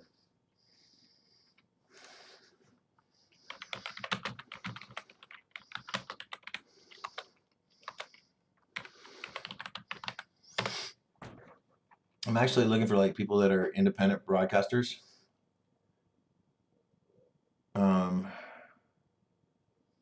So you guys won't go, oh, you're using so and so. I don't believe them. Well, you shouldn't believe everything. Here's PBS. People whine about that. All right, we'll do NBC. Someone will say they don't like that either. There are some people, I know NBC has not called Florida, but some people have called Florida for President Trump. And so I'm very cheered that that's an early call. And I extrapolate that out to a few congressional districts in California where that voter who left a socialist country, that's how I'm characterizing it. That would include Venezuelans, that would include Nicaraguans, that would include people, of course, from Cuba. I think that vote, as Maria was talking about, is one that we've got to keep an eye on in the California congressional district that will matter. Right now, I'm pretty happy with the exception of I would love to see Ohio get some more red votes pretty quickly. All right, Hugh and Maria, thanks to both of you. Thank you. All right, let's bring in Casey Hanna. You got some reporting on North. Okay. If I only had all the resources these news people had, I'd rock your world. But no, it's an overweight, balding, almost 50-year-old eating all the Halloween candy because nobody else showed up and took it. So I'll eat it all. I will do the sacrifice during the election process. And I will be 20 pounds heavier in the morning. And that's okay. I'm okay with that. All right. So he's just pointing at little counties. It's boring. But get the numbers there. It's weird having all these platforms at once and trying to keep up.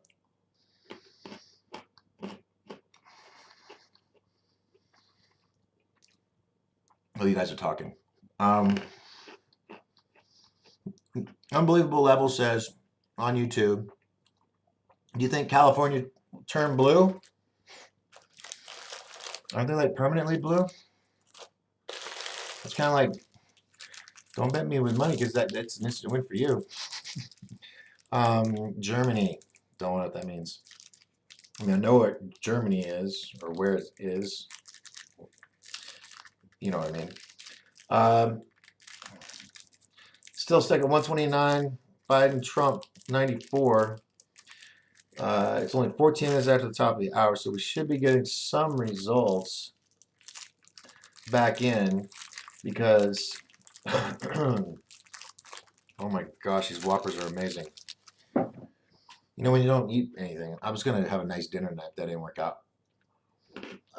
Too early to call on AC, Florida, Pennsylvania, Minnesota,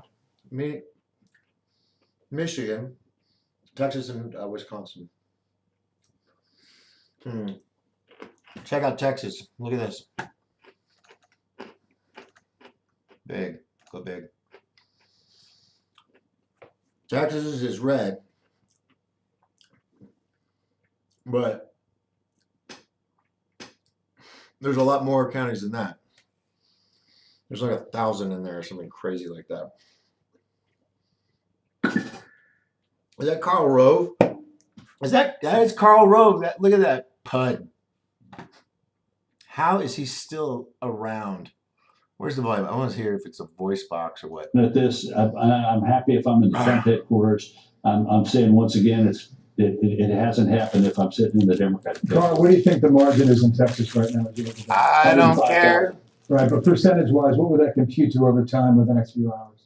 Oh, it's over the next couple hours. I don't like Karl Rove. I don't care what side he's on. 4% win for Trump. Do you believe that's tighter than you expected? Well, no, because we got a problem in the suburbs, and the problem that you're talking about in Ohio, and some of what we've seen in other states, in North Carolina, Virginia, it's present in Texas. And look, one of the certainties of presidential politics is there are always changes. There is no, continual certainty. No, I mean, the fact that still has to be explained to people. I don't know. Folks. We still got a long way to go. We'll take a break again here in a little bit. Let me see if I can catch up. Fresno and Beverly Hills had an amazing Trump train day. Oh my God.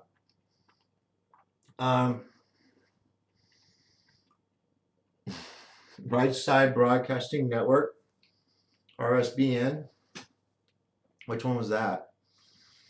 What did I just show? Was it MSNBC? Well, MSNBC is owned by Bill Gates. You know that, right? Microsoft NBC. Dude, I wish my mom was here right now so she could tell me stop eating all the damn candy. Because I think we're gonna break out zits tomorrow. God, Karl Rove. I don't know why I just don't. Anyway, gonna stay biased tonight, remember? All right, let's go to. That's a commercial.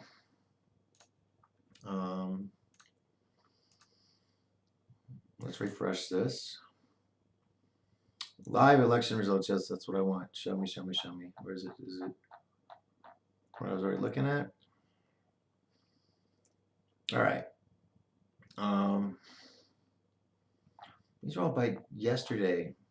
That's just. I don't even want to mess with that. You gone? Yes. Close the whole damn thing. I don't trust you.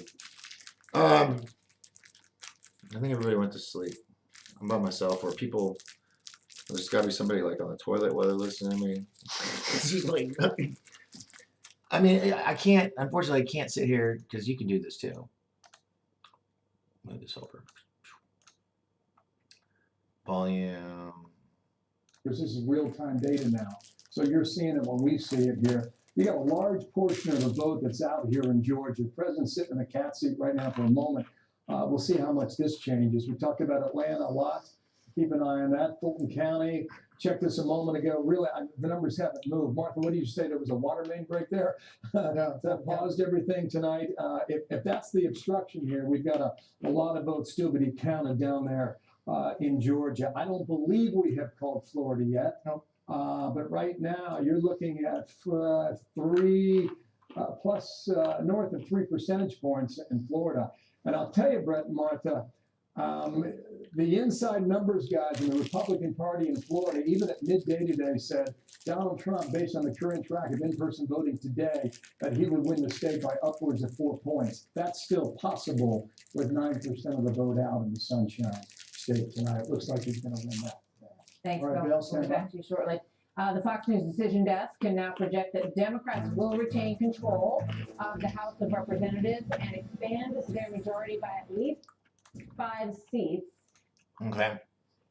Like I said, I can't play constant. They don't like that. So I'm having an affair with all this chocolate right now. I'm sorry. I'm nervous. This is a nail-biting election. There's a lot of opinions, a lot of suits, ties, and well-dressed people with lots of makeup.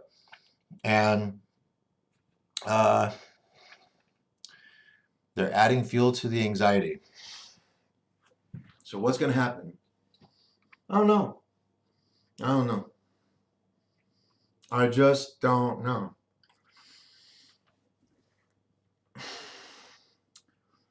People from both sides say that the other side is the evil one, which I can see on both sides in some cases. Oh my God. God, but it's like, it's racist. No. No. See, I'm having a panic attack because this is too intense. Oh. One other point on that is this is 2020, so it's the beginning of a new decade. That means that we have a census, and you will have. Didn't we do a census already this State year? legislatures all across this country as well could be changing again, and will Democrats decide to kind of try to solidify those gains? It's very hard to flip those back. On your thoughts about this, about the House, Speaker Pelosi will retain control.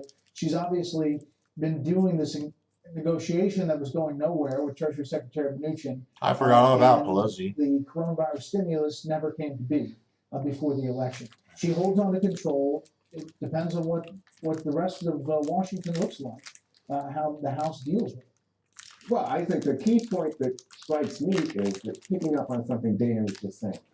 You see that these suburban districts really respond well to moderate Democrats. And yet, in Trump world, oftentimes when they talk about the House, they talk about the squad AOC, and that becomes kind of the leading figure, the face of Democrats in the House. But in reality, going back to 2018, the people who boosted the Democratic prospects in the House were these moderate and oftentimes female Democratic candidates recruited by Pelosi and a lot of the fundraisers. And I think that that's what you're seeing now grow. I don't think that the way that we talk about the House is in accord with the reality of the House in terms of the way Pelosi has managed it and in terms of the people who get elected to the House right now on the Democratic side. Some Republicans are envious of the way she cracks the whip and keeps everybody in line in the House of Representatives as far as votes for Democrats, and she'll continue to do that. Maybe the most consequential race is still too early to call, including Florida, 29 electoral votes. As you take a look at our probability meter, 93%. We have not called it, but 93% for President Trump. Votes that could make or break President Trump. Electoral votes on the way to 270. We'll be right back. All right, kids, let's see. 7:30. Did it at, what did I like at 5:30 or 5:40? Took a break. And for free movies and television shows, there's always a perfect play. Okay. Tubi, download now on all your favorite devices. Yeah, I don't think there's going to be mainstream media anymore. I think it's all going to be just all online streaming. But that's what I think. Democracy 2020, it's in your hands. All right. Let me mute this. Let's catch some comments here. Let's see. This is based on the. Oh, you guys are talking to each other. Phoebe says, I need to bring over my killer spaghetti. Your eyes will roll back into your head. LOL. I'm getting fat just watching you eat all that chocolate. Actually, I'm not I'm not a chef. But Skinner spaghetti, I've made a couple plates. Yeah, I like it. I like it because it's like an all-day thing. Making it happen. Gotta go find a cow. Gotta find somebody that's willing to murder the cow. And then, other animals that, to sauteed and make sure it goes well with the salad. I'm just kidding. I kid. Remember I said you gotta make fun, you gotta have fun, you gotta be stupid sometimes, even in the midst of all the anxiety. Oh my God, it's gonna win. It's gonna suck. right? Either way, think of it like that. And then that way, when the other one wins, you just, oh, okay. But right now, 270 to win with 129, Mr. Biden. And then we've got 9-4 for Mr. Trump. Of course, they're just picking up all kinds of weird numbers. I don't know. There's too many numbers. Too many numbers. Let's see. So that seems to be running smooth. I think you guys are seeing the screen, so that's good. You get to listen to me babble on. What else did I want to show you though, real quick? Let's see. Okay. I wanted. Oh, that's what I was going to show you. Okay. I remember now. Embarrassing. Okay. Where did it go? Is that it? Where'd it go? I need more screens. I don't know what's where. I am looking for all these other videos I've got set up. Okay, we got that. Where's this? That stopped. So we're gonna turn that off. No, it's Fox already got that. Okay, if you only saw my dilemma, you'd be like, man, how's he doing it? How's he getting this done? Sloppily. Or sloppily. Is that how you say that? Okay, I'm really lost. Where was I?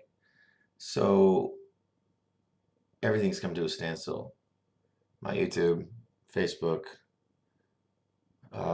Periscope I just shut off. YouTube, that's not my, yeah, that's my channel. No, it's not my channel. That's this guy's channel. That's what's confusing me. He's just showing the same thing I'm showing though.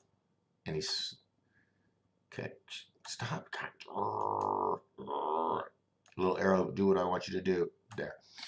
All right, so, God, all I can think of is election stuff. I don't want to do, man, it's been a crazy 2020 because I got to save that for like New Year's Eve kind of thing. So we'll just bring this into a bigger picture. Nothing exciting to make me jump in my chair to make you go, ha ha. Headquarters, they've been watching the numbers very closely, and within the last hour or so, they have seen this race tighten to less than 2 percentage points that they are trailing the former state senator. Biden 66.6%, Vermont 30.7%. But everyone that's going to be looking at the balance of power is going to be monitoring what happens here in North Carolina.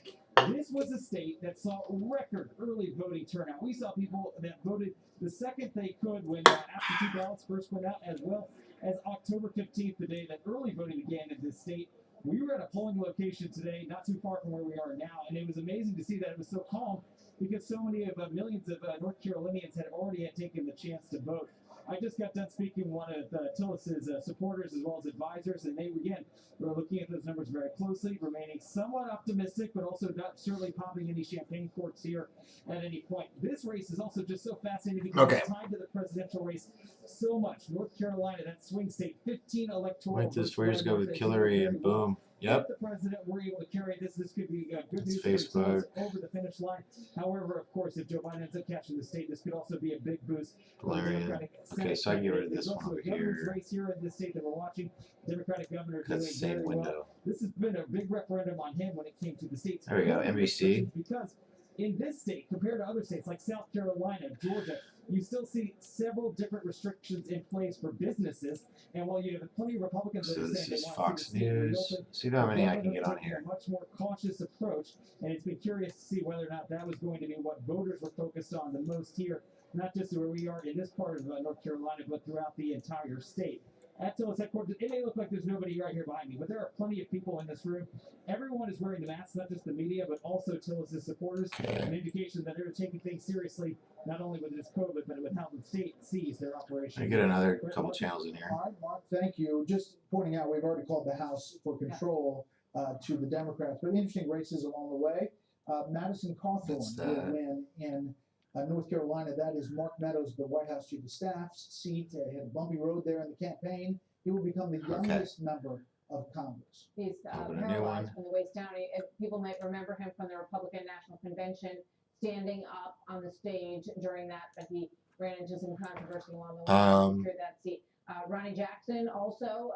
I'm trying to think of what news media we could pull Not up. a huge surprise win, but you may know that Let's he was do the president's doctor at the White OA. House at one point, and Ronnie Jackson will now also be a member of Congress. So through the night, we'll pepper some of those Yeah. Interesting races, even That's though how you spell control will it. stay with the Democrats. So let's get some analysis from Molly Hemingway, who is joining us now, senior editor at The Federalist, and Byron York, Washington Examiner correspondent. Both are Fox News contributors. Great to have both of you with us this evening. Molly, your observations on the evening so far? Well, we know a little bit about a lot of states. It would be nice to know a lot more about a few states that are out there. But one of the things that is definitely an emerging story is about the closing of the racial gap. There's usually a pretty big racial gap in voting where minorities strongly favor Democratic candidates. And Donald Trump obviously is doing very well in Florida on the strength of not just Cuban voters, but also Venezuelan and Colombian and other minority voters. And there's starting to be an indication that this is happening in other states as well. You know, in Texas, Joe Biden is underperforming, in Ohio, in Georgia, in these minority communities. It is really All right, gotta go to another one. Let's go here. We certainly haven't seen a flip yet, but Florida looks like, we have an idea where it's headed because we're telling you. We think Trump is leading here. We're at 80%. Let's look at how, this is North Carolina. This to me is the next shoe to drop here, I think we see as the vote comes in. And as you can see, Joe Biden's margin is now less than 100,000, still 20%, still 1 million votes to go. Right now, the way that's eaten, let's see, it's these great counties that we don't have anything in yet. And if you want an idea, this one next to Raleigh here, this is something that's expected to be a big Trump county. You have this empty county here. Franklin's expected to be a Trump county. This one here, so you can see this is why there's pessimism on the Democratic side, optimism on the Republican side when it comes to where we are with North Carolina. And let me take you over to Georgia. Let's just get an update there to see. Look, this vote's trickling in here, 40%. We're still, until I see more than 1% out of DeKalb, we still got a long way to go in Georgia with the same game. But going back to North Carolina, that's what you're going to keep following. That should be the next shoe to drop, I think, before 11 o'clock. All right. All right. Let's turn to Andrea Mitchell right now. Talk a little bit about the expectations leading in tonight, the worries about Russia and Iran and meddling in our election. Any signs of any of that? No signs of any cyber. There was a lot of misinformation leading up to the election, but no signs of any cyber hacking. But we've now learned from two sources that U.S. Cyber Command did take offensive military action against government-linked hackers in both Russia and Iran. It was described as, by official sources, What we're talking about is white women with a college degree. That's a really important part of the electorate. They live in those suburbs in Georgia. Biden leads. We've seen no signs, as I say, of cyber hacking so far targeting this election from Russia or Iran. They did take this action preemptively. Last time they put them out of action for a couple of days, and then the government hackers were back in action again. But the biggest worry seemed to be more influence campaigns as opposed to and that we certainly saw plenty of signs of, and that they announced a couple of weeks ago, and they've been tracking Russia, Iran, and to a lesser degree. All right, so there's a good mix. We have a call in South Carolina to make in the presidential race. Again, an expected result. The president will take South Carolina. But let's stay on this subject of national security. We've got 4 former secretaries of Homeland Security joining us: Tom Ridge and Michael Chertoff, who served under President George W. Bush, and Janet Napolitano and Jay Johnson. They served under President Obama, and I had the pleasure of speaking to all of you last week. All of you had a concern that Americans feel reassured about the integrity of the election. I'll start with you, Secretary Chertoff. How are you feeling tonight about how the election has played out so far? Well, I think some of the biggest concerns we had turn out not to have Okay, opinions. 84%. I'm not sure why the AP or nobody else is putting Florida in the Trump bracket. Yeah, right. That is over. He has got Florida. Those 29 should be going to President Trump any second. I mean, you've got 94% of the precincts reporting. It must be a testament to the idea of how many votes they are getting. Because, for example, I know Florida is very well known for counting their votes early when it comes to mail-in voting, when it comes to people still waiting in lines as well. In fact, that is what I'm willing to bet, that maybe perhaps there were long lines in Florida and they're not totally getting all of the results just yet, maybe giving more people more time to get there. And good reminder, the panhandle closed later too, so we had to count those later. There's the same situation in North Well, Carolina. and if you're in line before the polls close, you're allowed to continue waiting and cast your vote, even if the polls haven't been closed yet. And right, and we talk about North Carolina. I want to talk about this race. Madison Cawthorn is now the youngest member of Congress. Love him. 5 years old. He is. Well, he just turned 25, right? He just turned 25, yes. And what's interesting about this race, so he's picking up that seat over from Mark Meadows, who, as we know, is now chief of staff for President Trump. Yep. So what's interesting about this district, though, is it was reliably red for a long, long time, and then it got redistricted. And a lot of people were going to worry about, they were worried about the fact that now after the redistricting happened, it included a big Democrat stronghold. But as we can see, Madison Cawthorn still running away with 54% of the vote to 43. Yeah. He's the winner. And I believe Mo Davis was a decorated Army vet. He was. And they thought that would pull a lot of those votes there. Madison pulled it out. Yeah. He did. And that is one of those states, too, where you're talking about redistricting. I mean, we see what that is doing now for Madison Cawthorn. And we know that, for example, the Democratic governor did win his reelection there as well. So, I mean, when we talk about competitive House races, we have to look at these governor races as well, because Madison Cawthorn, to your point, maybe doesn't win that race just a couple of years ago. No, and it's interesting because North Carolina, as we know, it's still very much in flux as far as the presidential race goes. So it's a positive sign, if anything, for President Trump as we start to get the results from a lot of these Antilles. Yes, thank you, Greta. So, and I don't know if we have any updated numbers for that, but that's another Senate race we've been following very, very closely. Yeah, real quick, guys. They're in my ear saying we got to show Florida again because the numbers just keep getting updated. We're at 94%. Are we putting that in the Trump column yet, guys? Or are we keeping it just dangling out there so Alex can make fun of me? Yeah. So every second I keep going, he's got Florida. Yeah. Put it in the column. Put it in Trump column. 94.95, so 95%. Just get to 100. I was going to say, with 5 more percent, though, with that kind of lead, you're talking about 300,000 votes. Yeah, I'm trying to say that your infamous scene.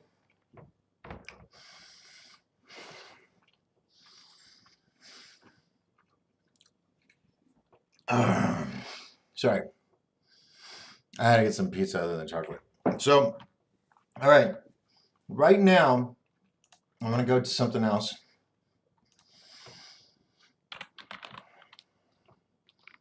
Protest.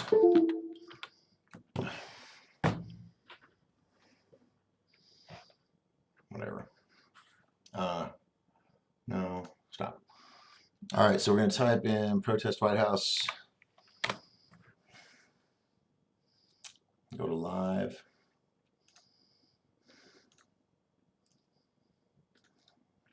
Because I saw images and supposedly a lot of people. Let's check this out.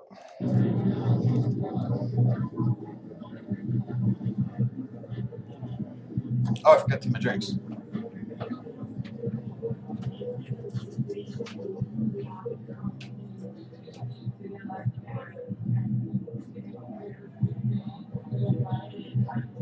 Colorado, New Mexico, Vermont, Massachusetts,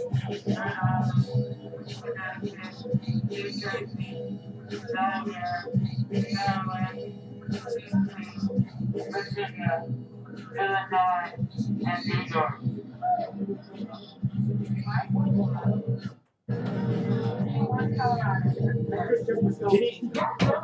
Can you tell the viewers on my channel what the current stats are in terms of the, yeah.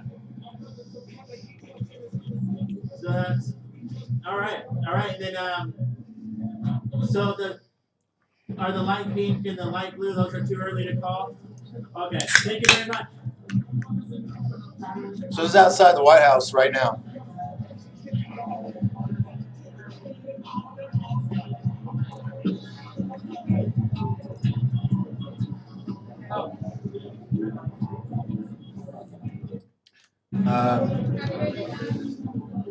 Also, want to give a shout out to United States Broadcasting. Subscribe and hit that notification bell. Hit all. Except one of the things that I like about going to these. And also hit that like button. Different kinds of setups that Because these people are out there doing for this. Media, from large to small. So what she has right now is that looks like she's using some sort of DSLR camera, and then for a teleprompter, she has a cell phone turned upside down, and it has a light. So a couple of Shh, you're telling innovative secrets. ways to broadcast there. Yeah, no, anybody can broadcast these days. Okay, so we got a lot of people outside the White House right now. It dies out really quick down this way. Well, except over here, not a lot of people here at this spot.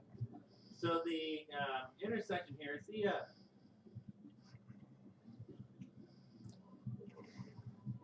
it's in the 1500 block of H Street here, and it's the Black Lives Matter Plaza. Cool. All right, we'll keep an eye on that. Back to what's going down. Wait, I want to go set all these up.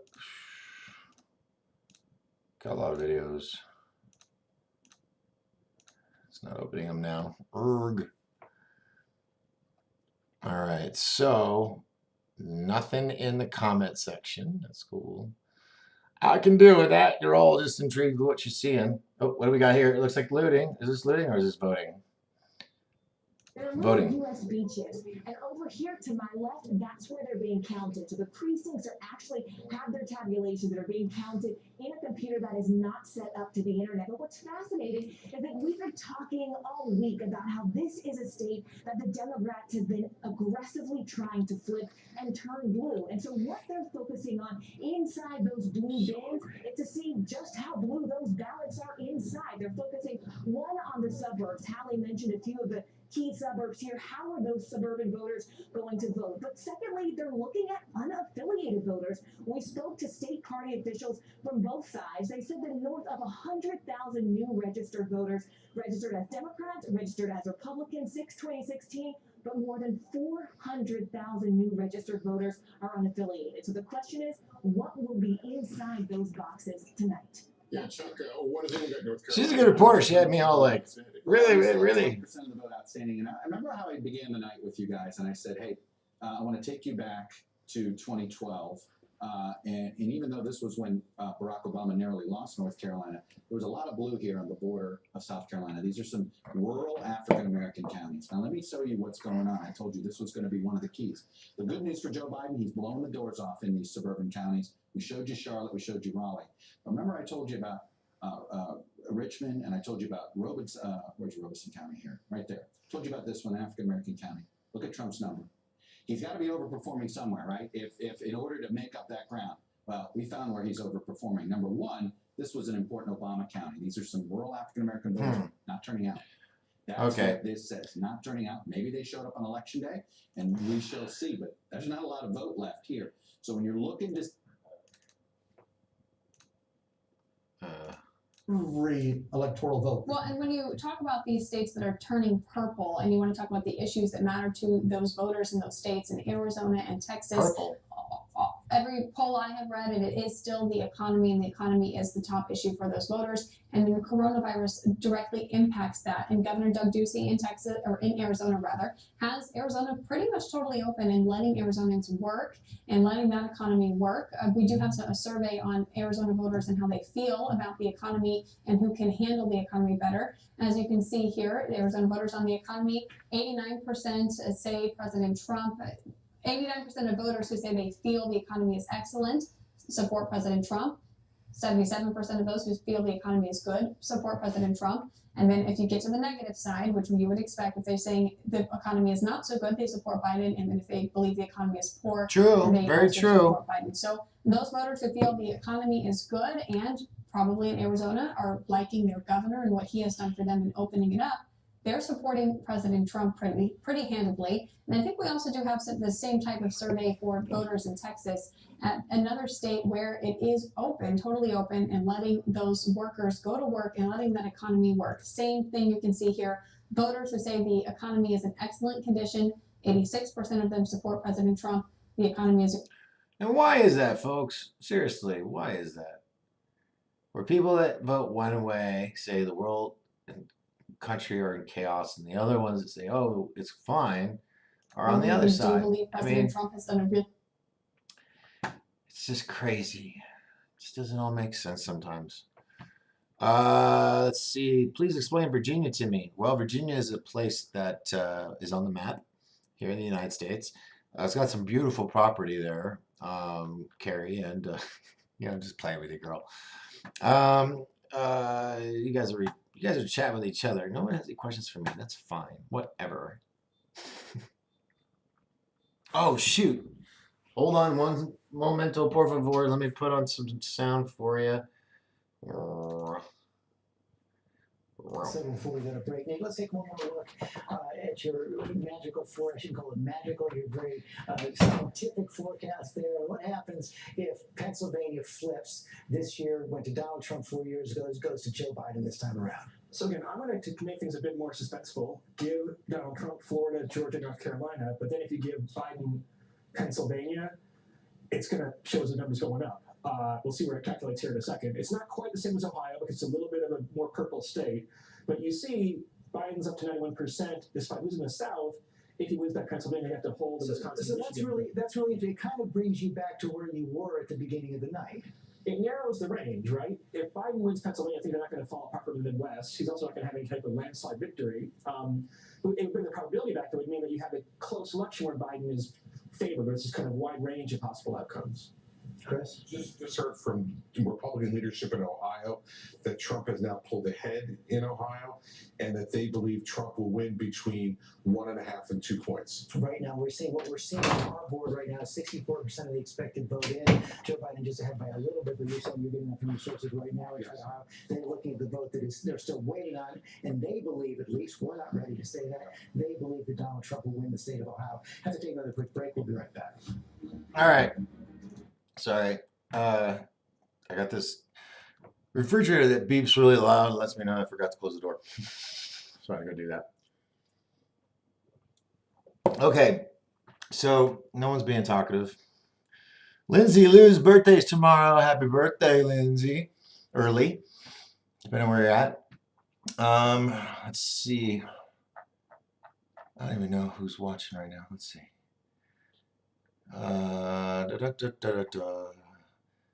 That's cool. I don't like it. Just hit that like button myself. All right. So 7:47. So 7 o'clock. You'll be 6:47. I think California. So, but we have Hawaii. Is Hawaii Pacific Standard Time? I think so, aren't they? Are they like 3 hours difference? I don't remember. I know it's way over there.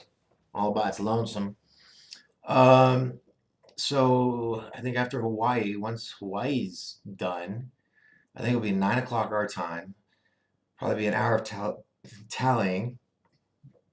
So we're looking at another good 2 hours and 15 minutes, hopefully. Let's look over here.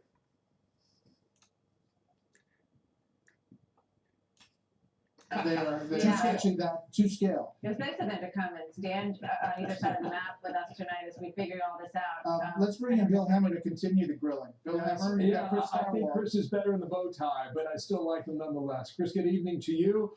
I will tell you at the moment, this is Ohio for our viewers at home. Oh! We talked. I think Ohio's going to be red. Trailing. Now he's taken a lead in the state of Ohio. He won it by about 7.5 points from 4 years ago. Last time we talked North Carolina, I mentioned it was getting tighter and tighter. Look where the percentages are right now, 0.4%. A raw total of about 20,000 votes between Biden and Trump. Wow. Chris, are you able to tell where the outstanding vote is in North Carolina right now? So because of, again, this mail vote phenomenon, we're not able to say from whence all of these outstanding ballots have come. But I can say this, we've got to be focused on our probabilities here instead of just the raw vote. And North Carolina is a key state. It is hard to get the. So yeah, we're not going to have hard numbers yet. Possible, but it is a key state, and it is one of the ones we're watching the most Of closely. the remaining 14%, we can't say where it's coming from, but I can tell you these are 3 rural counties right here that are still in gray. I was clicking in there a moment ago. There's not a ton of votes out there, but all three of those counties Donald Trump won in 2016. So the margin could change. But when you're talking about 20,000, you want to see it? Here we go. Go back to 2016. This is Caswell County, North Carolina. President beat Hillary Clinton by about 1,000 votes in 2016. Wow. What was the other one? Over here in Franklin County, President knocked off Hillary Clinton there by about 4,000 votes. So you got 5,000 votes right there, Chris, and we'll see how that comes in. One more state. This is truly a neck and neck. Even though you look at the map, it looks like it's going to Chris, be. this is Michigan with 20% of the vote. You think you know, but you see the numbers tick there, real time again. This is Detroit down here. This Grand Rapids out here where the president was the other day. Wayne County, Michigan has a ton of votes in that state, and we're just cracking the surface right now for what. Kind of looks like a hard drive being defragged. Hillary Clinton clocked in at 500,000 votes in 2016. So we're starting to see a little bit of expansion in the map as we move away from some of the races we were watching earlier today. Florida right now is about 3.5 points, 9% of the vote out. I'll come up to Georgia and show you what we're getting here now. Half the vote is in Georgia. Chris, I don't know what you see in the Peach State. But Donald Trump right now. What do you guys think? I mean, it's neck and neck. Critical, a lot of votes there. I don't know what the holdup is in Atlanta, Chris. Well, okay, well, if that's the case, they better find a plug pretty soon because the votes are scarce at the moment. What do you see there, Chris? So look, we're accustomed, whether you're talking about Georgia or whether you're talking about Michigan or any state that is like America, a couple of blue dots in a big red ocean. It takes a lot longer to get all those votes in the densely populated urban areas in, and this is the rough math of every presidential election and in every swing state, because basically it's the city mice versus the country mice each time. This election is no different. City mice versus the country mice. Interesting. Of having the mail vote and the early vote. The truth is, it's so much more densely populated in those cities. It just takes longer to get through in those counties. Let me interrupt here. Is Joe Biden outperforming where we had him going in, or is Donald Trump outperforming? I think it's too early to know that. I think Chris would agree with me in some of these critical states. I think so far, how did Brother Wallace put it? He said that nobody had won a game on the road on the opposing team's home field yet. I think that's true so far. And we have not had an event take place yet that says that there's not been some cataclysm for either campaign yet. But as you guys point out, the clock is really running, and we are the map is expanding quickly, and a lot more electoral votes are on the table now. And here we go. I would just say these are the blue dots in Ohio from 2000. This makes your point, Chris. Right? This is Cincinnati, Hamilton County. This is Columbus, Franklin County. This is Cuyahoga, Cleveland, Ohio. I mean, it doesn't repeat itself all over the country, but that's a pretty good marker. Again, I'm showing you numbers from 4 years ago, but Michigan's quite similar. I hear the votes down here for Democrats, right? I mean, southeast corner, Wayne County, Detroit, Pennsylvania, same year, same story. This is Allegheny County, Pittsburgh, and this is my chat. I'm looking for my chat for Facebook. The collar counties. Can't find it. 60% of Democratic votes or it's not letting me have it. Come from 5 counties, I believe. What the hell? So that's really what this is about. It's about urban density versus spread out across the country. We've all seen the presidential map where you can walk from coast to coast on red counties, but it's figuring out how those concentrated votes are going to. I like to mix it up. George, look at that. In East Texas, it's 3-1, and it's like that all across East Texas. Matt Dowd is in Texas. Matt, it looks like John Cornyn is going to be returned as a Republican senator from Texas. But in the final days of his campaign, he started to break a little bit, uncharacteristically, from President Trump. Well, I think he saw the numbers in Texas changing nature. He's catching up to the changing nature of the state of Texas, which, as we've talked about earlier, has gone from a solid red state. Thanks, Carrie. I appreciate that. I think a slightly red state. I think in the end, Biden's going to get really close in this state. As I look at the numbers, very close, closer than any presidential candidate in 40 some odd years. But I don't think he's going to have enough. It's those last 2 or 3 points that are really hard, but he'll get really close. The other thing I'm going to say is what's played out in Florida is not playing out in Texas. So I think I counsel everybody to not interpret one place as meaning it's going to affect another place. The Hispanic vote here went really well for Joe Biden, much better than Donald Trump did here last time among the Hispanic vote. So I just counsel everybody that one state, Florida, may be about Florida, but it may not necessarily be about others. What are we seeing? Thank you, Matt, in the exit polls in Texas, David? Similar to what Matt Dell was saying, some pretty decent exit polls for the president that was looking at this, 55% approve. But to Matt's point on the Latino vote, which is significant, 59% went for Joe Biden. Though I'll point out that Hillary Clinton had 61% 4 years ago. So Joe Biden still has some room to grow there if he's going to match her numbers. Okay, coming up on 10 p.m. in the East, polls are going to close in 4 more states. We'll be right back.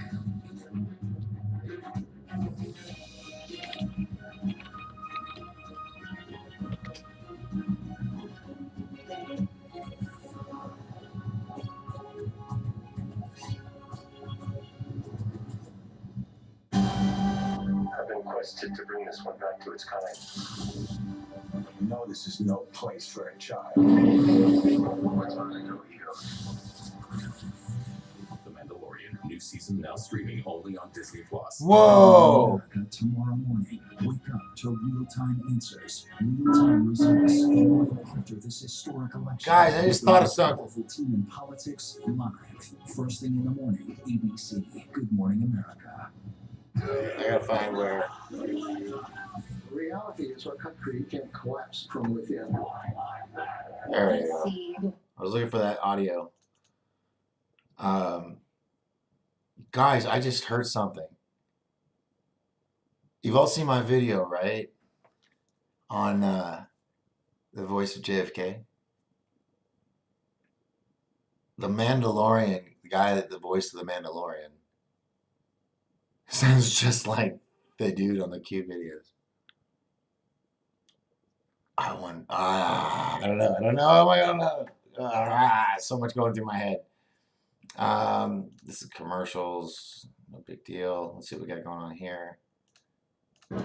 I couldn't tell if they had someone in custody or not, but they ran through and they pointed some sort of tear gas gun or non-lethal, looked like a non-lethal weapon at the protesters, and they were basically being chased by the protesters at a certain point. The police officers are using their bicycles to separate the crowd into 2 parts. There's a lot of tension in this area, 1500 block, I Street. This is Washington, D.C., folks.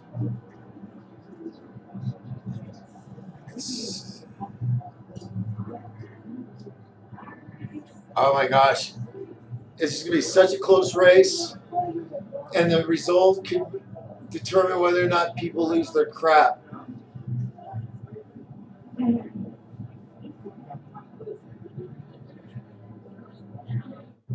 Those bike cops are screwed, someone said. Operates my guess.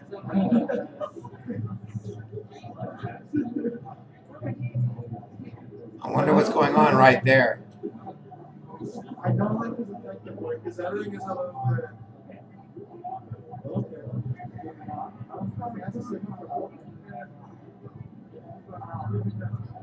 I mean, it's a standoff. It's kind of weird, like everyone kind of knew to come over here. The chopper was what did it for us. Okay, so you got a lot of people came over because of the chopper. Okay, kind of a dead giveaway. We saw somebody over there getting put into the back of a van. That's what it was, because I saw a group of cops run by, and I thought they might have had someone in custody. Yeah. Coincidentally, Florida and Texas just flipped red, so.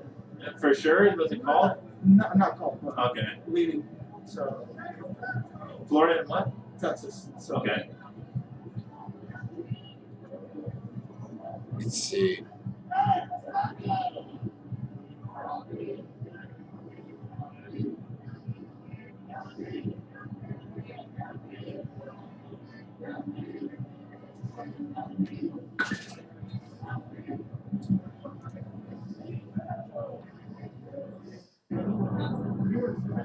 All right, so it looks kind of calm right now, but I bet you anything when the votes are tallied, someone's gonna throw a fit. Don't know who.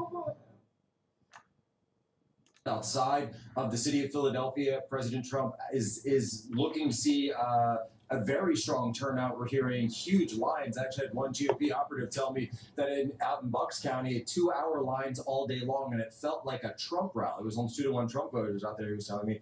And that here in the city of Philadelphia, that being said, we've only seen those lines up until about 9 a.m. They evaporated since then. Now, partly that, of course, is going to be due to those mail-in ballots, but also it is because there was a very low turnout here in the city. And the Republicans that I've been talking to here in the headquarters for the Philadelphia Trump victory campaign, they're telling me that Biden is tracking at or possibly a little bit behind where Hillary Clinton was here in the city of Philadelphia. Now, that is going to be very hard for him to overcome because we've been hearing lots of reports of strong turnout for President Trump in sort of the center part of Pennsylvania. Of course, we've all been talking about the Amish, but then also the West, where he held that massive rally. That the Amish are even coming in to vote. Out in Western PA, Butler, where 60,000 with flags and stuff. It's funny. So now the big Looking breaking for news that I can say that I can confirm here is, and I know you guys are just sort of alluding to this question of those ballots and will they be counted if they're still outstanding after today's 8 p.m. deadline. The Republican Party and members of it here in the state of Pennsylvania do plan to refile that challenge with the U.S. Supreme Court regarding when those ballots can be counted and if they will be counted following this. Here in the city of Philadelphia, there are 90,000 votes, that mail-in ballots that were not turned in. That's 90,000 outstanding votes, according to City Commissioner Al Schmidt. In Montgomery County, just outside here, we're looking at 30,000 outstanding mail-in votes. Now, of course, we know that the mail-in ballots in the state of Pennsylvania were about 2-to-1 Democrats. So it stands to reason that those mail-in ballots will be a substantially large margin for Joe Biden. If they're struck down, you're talking about a lot of votes that Joe Biden won't be getting. I just want to clarify with Jack and with the team here as those bells go off in the back, you can speak near one of the halls there downtown. Oh, we got smoke. It's just like one can there. I can smell it, but I'm not feeling the effects of it.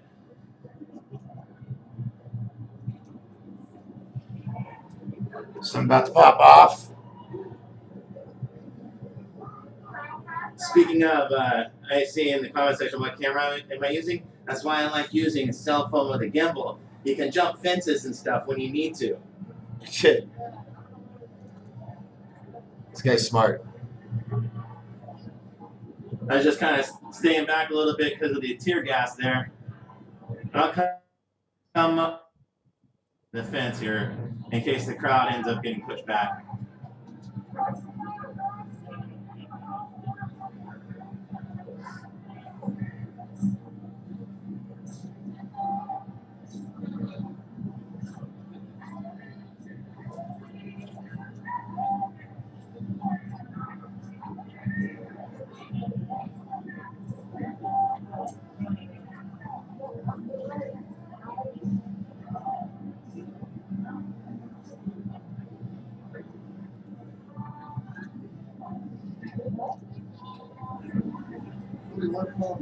Has to make a little room for them.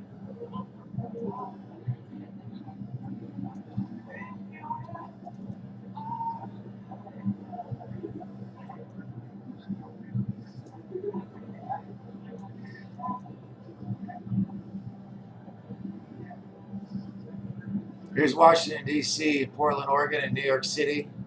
New York. With Portland Andy in the bottom left corner.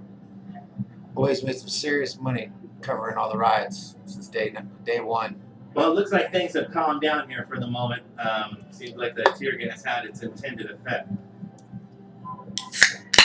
From where I was standing, I didn't get the effects of it. I don't think a lot of people did. I almost wonder if they have like maybe categories of tear gas. I've been tear gassed before. Oh, yeah. And I've fallen before. You good, man? Yeah, thank you. Come see. And I fell on camera. Let's make that go viral. You know what that was? Is the yellow paint. That's all right. That's views. That's views. That's views. I think it's the paint. Were you guys over there just legitimacy and conveying legitimacy to the winner. We're not just observers, we're participants, as much as we hate to admit it. So given all of that, it really matters whether or not we're credible. And I would say in some very specific ways, we, the media, I was standing up 30 years, have not been credible. We have lost trust. And that's just, I think that's really bad. And it's something that we need to fix. And the obvious problem is something we said we were going to correct in 2016, which is we don't know anybody who votes for Trump. And so you really got the sense watching everybody that, like, you know, it's kind of embarrassing to support Trump or whatever. And that's why the rallies were such a huge shock to a lot of people in the last week. All these people unapologetically saying, I love Donald Trump. And it's like, I've never met anybody who says something. Who are these people? We have a huge problem in our business with being cut off from the country we cover. And I would say a lot of power centers in this country have that problem, but we have it in the media, and I really sincerely hope we fix it because we're moving toward like zero credibility, and that's bad. Yeah, I mean, I talked to Molly Hemingway earlier in the show about the president and his supporters feeling like he was not running only against Joe Biden, but was running against a lot of the media as well. He couldn't get on some of those rallies. We aired rallies from Democrats and the president throughout this process.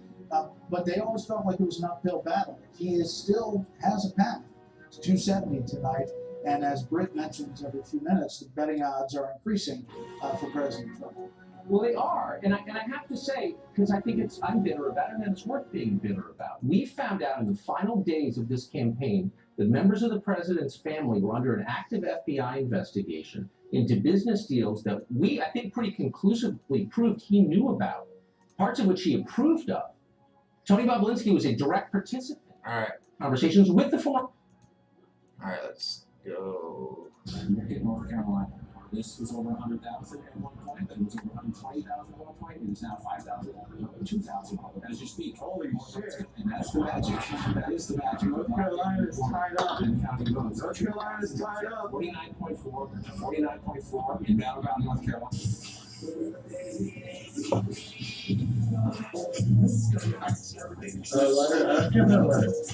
Oh yeah, right here. This is a close one here. Have you? Bottom of the sixth. And Joe Biden built an early lead. Now we're getting election day votes. Now we'll stay in the top of the sixth. There's something I need. We just got some more runs scored. No, we gotta go to the bottom. Oh, the battery. 89, 72.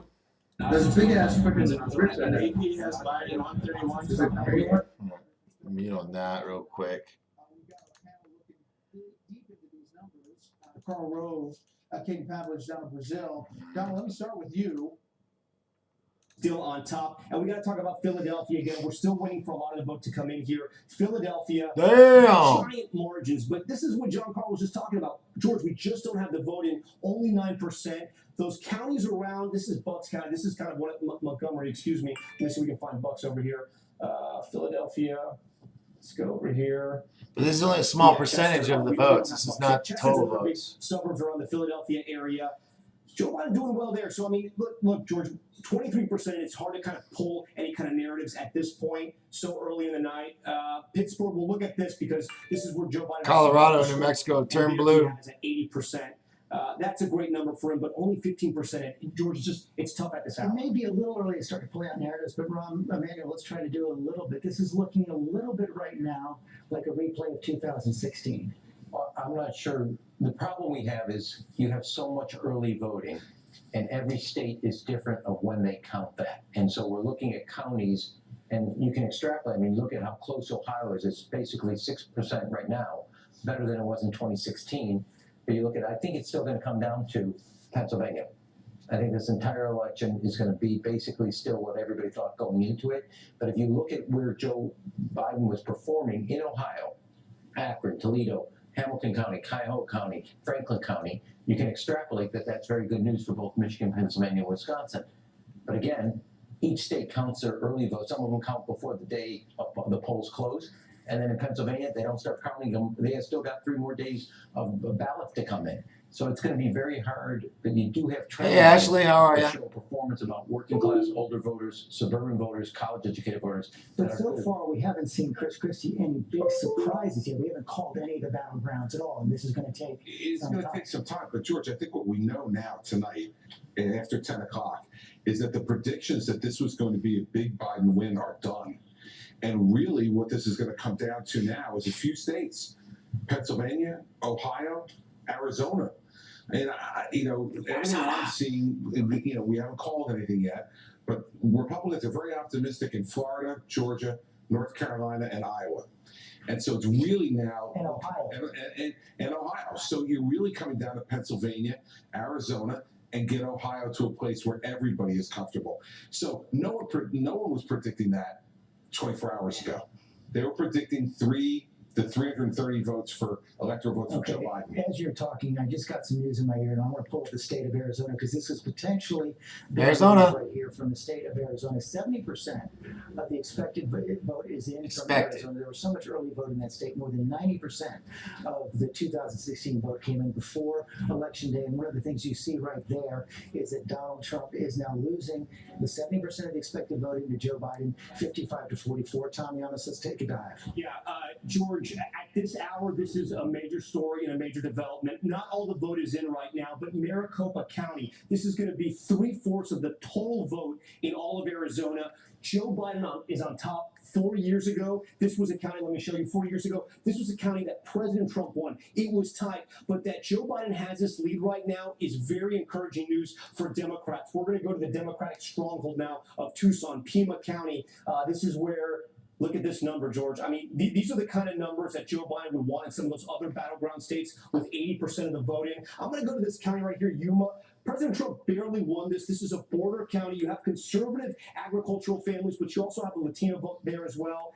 President Trump looks like he's doing well. He's building on the lead he had 4 years ago. But again, Maricopa County, and Maricopa really, it's a reflection of America. You have big cities like Phoenix. You have medium-sized cities like Scottsdale, agricultural. You have the universities, the tourist areas. Joe Biden's this Navajo hasn't been counted yet. What do the exit polls say about Arizona? A couple of things coming out of Arizona right now that are really interesting. First of all, independents outnumber Democrats and Republicans in that state. So let's go right to that. Really? 2% of independents, according to the exit polls, are going with Joe Biden. And when you go down some of these numbers, President Trump's job performance, 53% disapprove of his handling of the job as president. The opinion of Trump, 54% have an unfavorable view. So underwater, and more so than many of the states we've looked at so far. Look at Joe Biden, 50% favorable. And when you start getting into some of these key areas, COVID, Joe Biden has the edge in handling COVID. The economy, though, is Donald Trump's strength, it appears, in Arizona, at least according to the exit polls. Got a 3-point lead there, but still very close. One more key area, George, Hispanic and Latino vote. Joe Biden with 63% of the Latino vote tonight in Arizona. According to the exit polls. John Carl, we know there are national trends at play. Those are polls, though. Those aren't But it's what counted votes. Politics is local as well. John McCain, the late Senator John McCain, a target of Donald Trump for years. Sidney McCain endorsed Joe Biden. Jeff Flake, former senator from Arizona, Republican conservative, endorsed Joe Biden. They both endorsed Sidney McCain, spoke at the Democratic convention, and those attacks on John McCain were relentless. He resisted taking the flag down to half staff when McCain died. None of that played well in Arizona. But I do want to have a note of caution on Arizona. Arizona is the reverse of what I was saying about Pennsylvania and Michigan. Arizona is where they're counting. They've been counting the early vote for weeks. So as the day-in vote comes in, I expect Arizona to get a lot closer. And I think Governor Christie made an important point here. This is going to be a long night, and we're going to be a long week. It could be a long week. We're going to need patience. I don't see Joe Biden running away with any of those states in the Sun Belt. We'll see what happens in Arizona, but we're going to be waiting on Pennsylvania. We may be waiting on Michigan and Wisconsin. Go ahead. One interesting thing from Michigan Republican leadership that just came in the Senate race, in the vote by mail that's been counted so far, it's about 25% overall counted. Senator Peters is winning by about 20 points in the vote by mail. But on the election day voting, John James is winning by 22 points. So what they're looking at least in the first 25% of the vote, is that it's going to be a very close Senate race in Michigan. We don't know yet what will happen, but there's not a blowout there, and it's doing exactly what John was talking about in Arizona. You know, it's splitting very heavy Democrat on the vote by mail, but very heavy Republican, 22 points on voting today. The Arizona, I just got a report from the Biden campaign. The Arizona vote by mail is outperforming their ex-model by 70,000 votes. They expected 150,000 margin. They got a 220,000 margin. Okay, let's go to Nate Silver then and take a look at, Nate, let's look at your forecast and show what happens if the state of Arizona, red in 2016, goes to blue in 2020. And again, we're going to give Trump Florida, Georgia, North Carolina, where he's probably the favorite at this point. But again, if Biden wins Arizona, then he's going to shoot up to, I think, around 70-some% here. It's not as important for him as Pennsylvania. It's not a Midwestern state, actually more than that, 75%. But, you know, Trump has to hit, like I said, all his marks, and Arizona is one where he would much prefer to have won. Okay, Nate Silver, thanks very much. Coming up on 10:15 here in the East, let's take another quick break. We'll be right back. It's neck and neck, people. Welcome to Disney Plus. Are you ready? Drop in and explore. Okay, I can't show that. Do this though.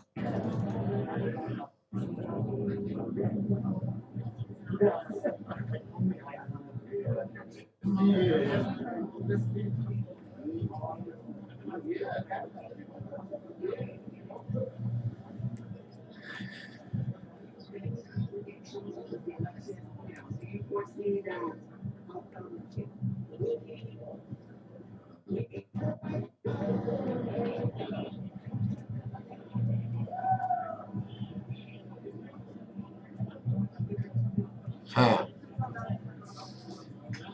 The anticipation is in the air.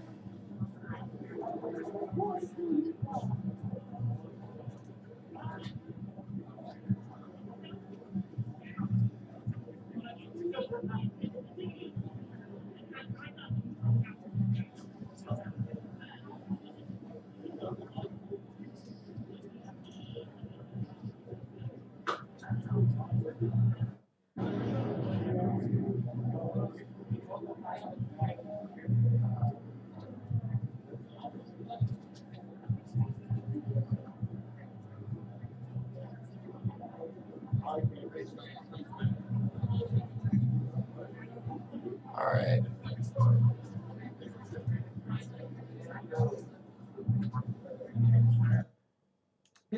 Been watching this now. You got a third of the voting right at the moment. A big part of the vote down here in Wayne County, Detroit, is not in yet, so we're going to watch that. Further west in Wisconsin, those large, Gotta make some coffee. 38% in, the president's slight lead. I would caution you on this only because this is Milwaukee down here, is Green Bay up here. This is Milwaukee County. You've got a lot of votes that have not yet been tallied. Milwaukee tends to run later into the night, so we'll see how this measures up. This is Dane County, by the way. That's where Madison is. That's where the University of Wisconsin is located. He had a ton of votes for Hillary Clinton 4 years ago, so Joe Biden hasn't yet hit that mark. She had 217,075%, so he's 144. So I would imagine in a liberal county like Dane County, Wisconsin, that there's more votes out there for Democrats to be had. One other thing I think is curious, the Trump team told me a bit earlier tonight that they had about half a dozen counties in Wisconsin that ran out of ballots, and they had to go out and get more. Some of them are right here in the center part of the state, Juneau County. There's not a ton of votes to be had anyway. Nonetheless, though, Wood County, just north of it, they ran out of ballots apparently, had to gather more.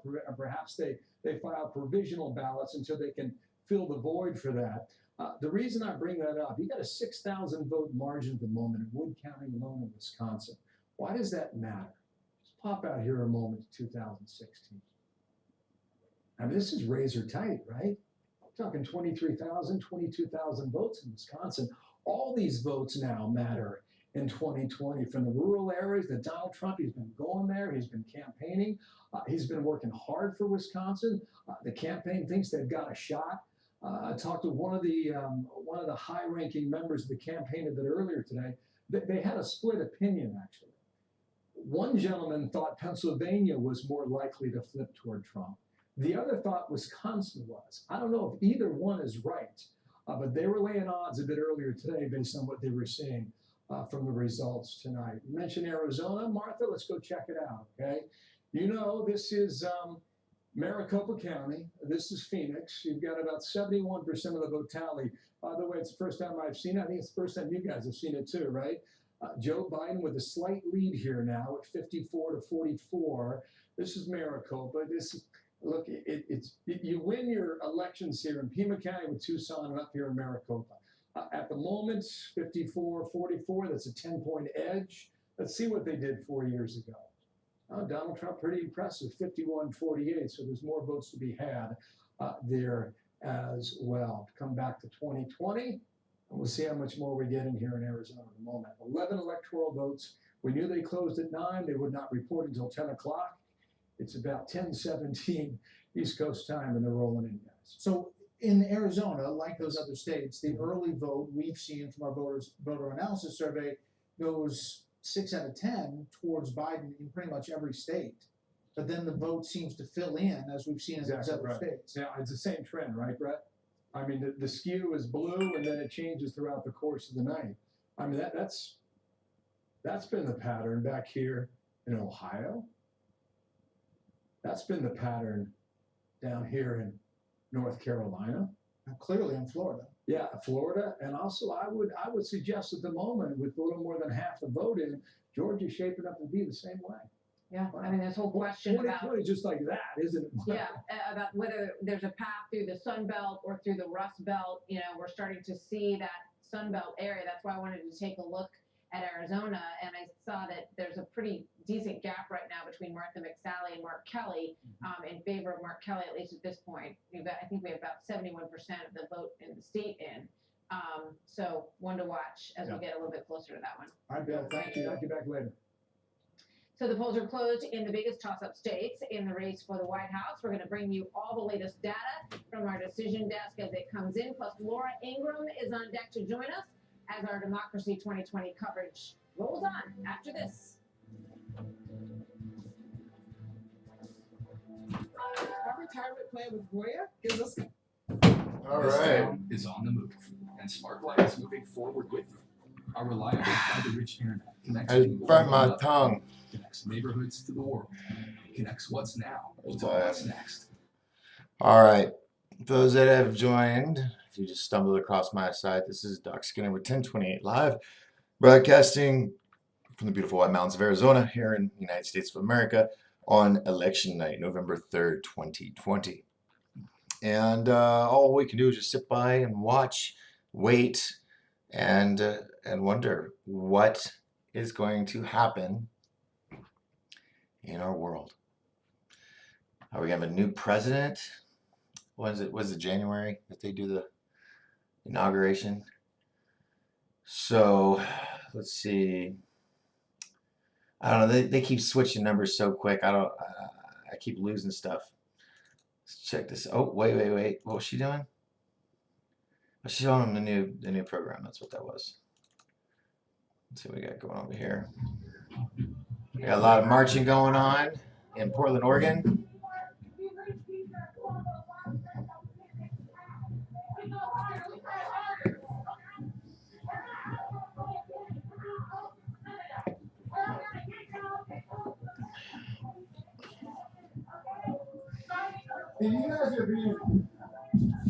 Dude, you guys are looking very, what's it called? Lazy. What's up, Austin? How you doing? You guys are not looking very energetic. Hey, Susie. Can you guys get pumped up? How can I get you guys pumped up? What is being said? Can I get you guys pumped up somehow? Oh, it's Portland Andy's. Sounds desperate. All right, so whatever this is, this ended. Did it? Skip ahead to live broadcast. Yes. Oh, it was taken down. Let's refresh protest, see if anything new comes up. Red pilling the masses. Let's see what this is. No, that's my fault. Seattle, DC, Portland.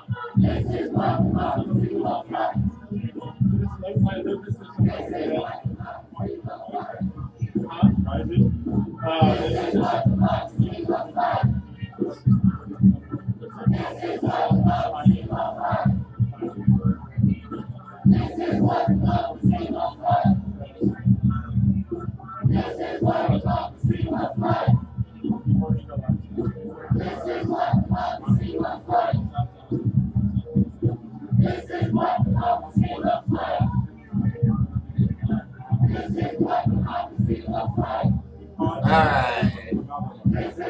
I think we know what they're trying to say. I wish they would just change it up once in a while, you know, like say something 5 times and then go to something else, say that 5 times. Let's see.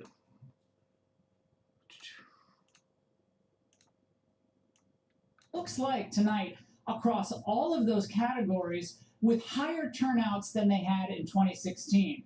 So there was a lot of talk about how Biden was going to bring all these new voters to the fore, and indeed we'll probably find that he did.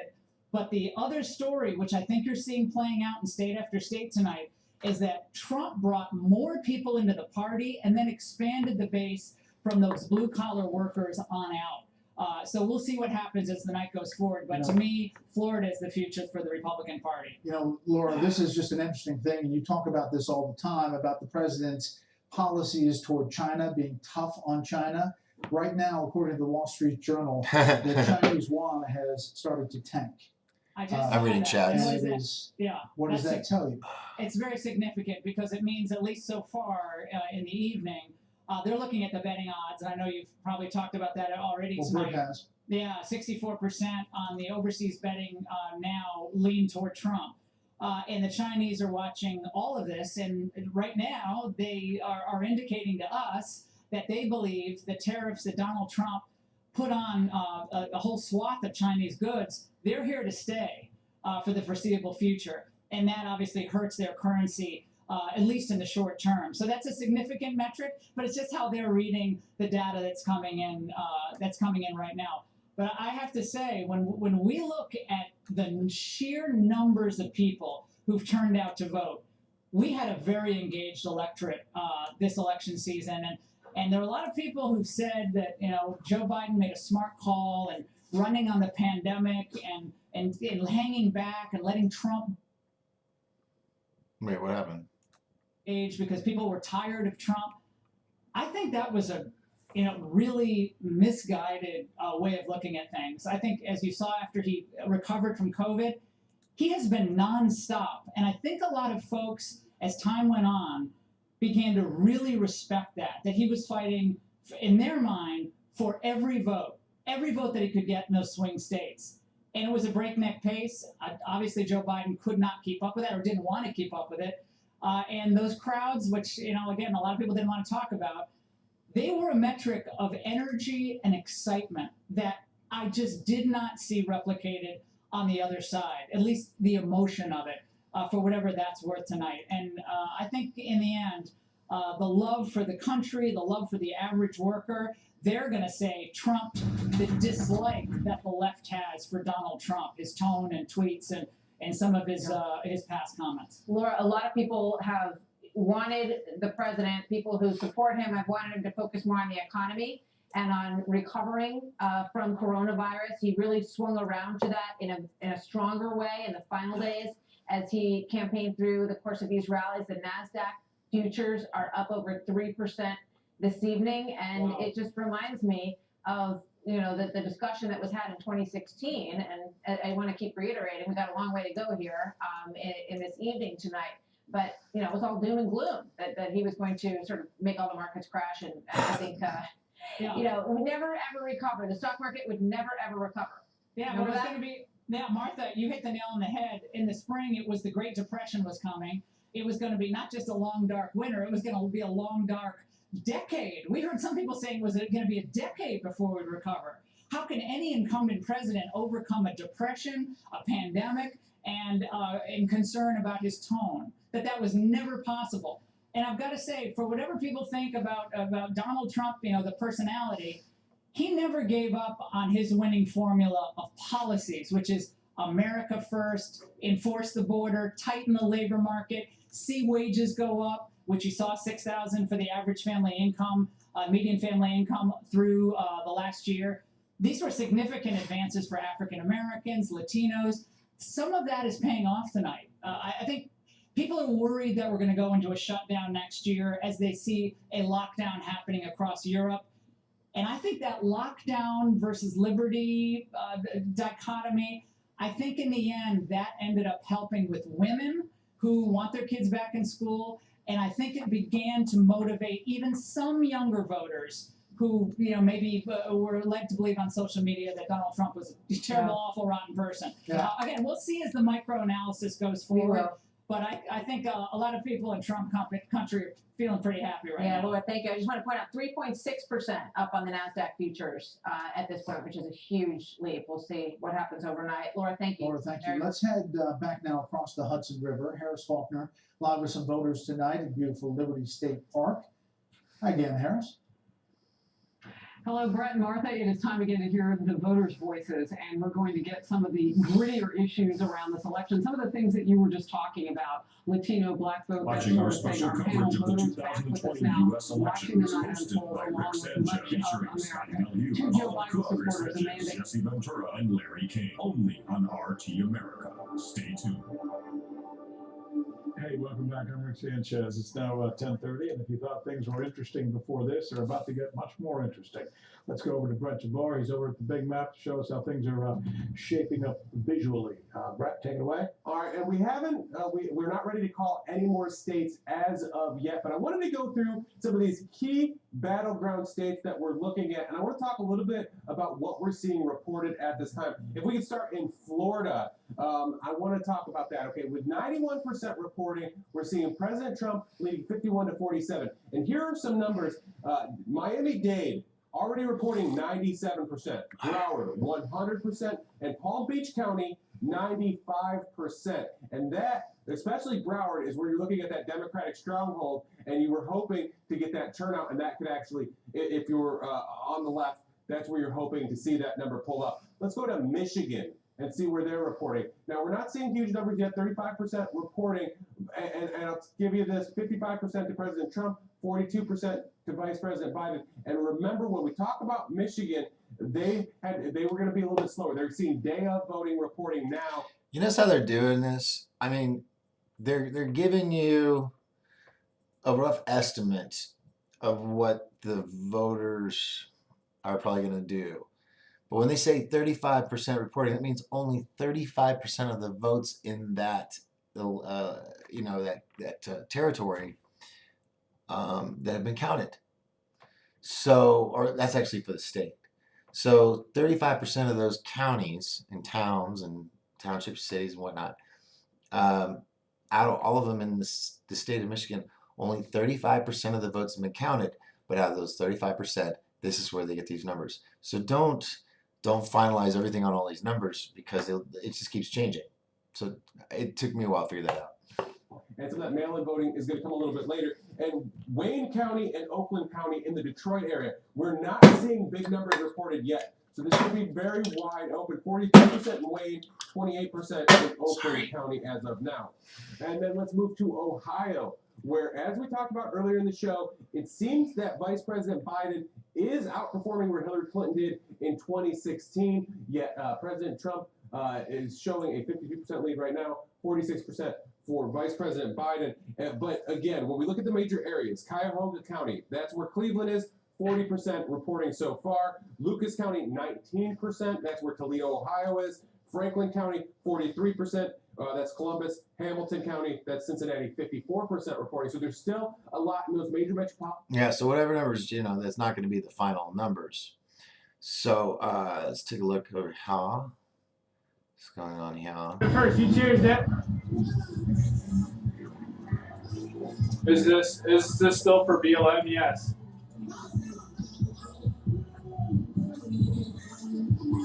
Yeah, you don't want no problem with no problem. Yeah, I can't do that when you do that, man. Yeah. So when there's music playing in the background, that's copywritten. If it plays, then they flag you. Darn it. Can be the change in this world. We need to cultivate a prophetic imagination and the moral courage to move this country into a place where all can flourish. Right now, we are very far from that. There are 38 million children in this country who are poor and low income, and that's not the world that any of us want. You know, John, I'm curious to get your thoughts as a police officer as we. Yeah, okay. Elk supremacy. Dr. Weinberger in the house. What? Okay, he's too excited. Among black voters there. So that's something that they're keeping an eye on. There is a lot of, again, we have not called Florida yet here at NBC News, but there is some, I would say, preemptive dunking from members of the Trump campaign about that state. There is really a sense that I'm starting to pick up from talking to folks tonight that this is a little bit how it went in the early hours of election night 4 years ago, if you remember, feeling like the polls were wrong, feeling like they were the underdog campaign that was able to come from behind and win 4 years ago. And there are people, listen, the president has surrounded himself this year with this same sort of cast and crew that he did 4 years ago in large part. So there are a lot of people who are holding on to that memory and wondering if tonight is going to end up having the same result for President Trump. When you talk about the mood sort of more broadly, the president is spending election night here at the White House.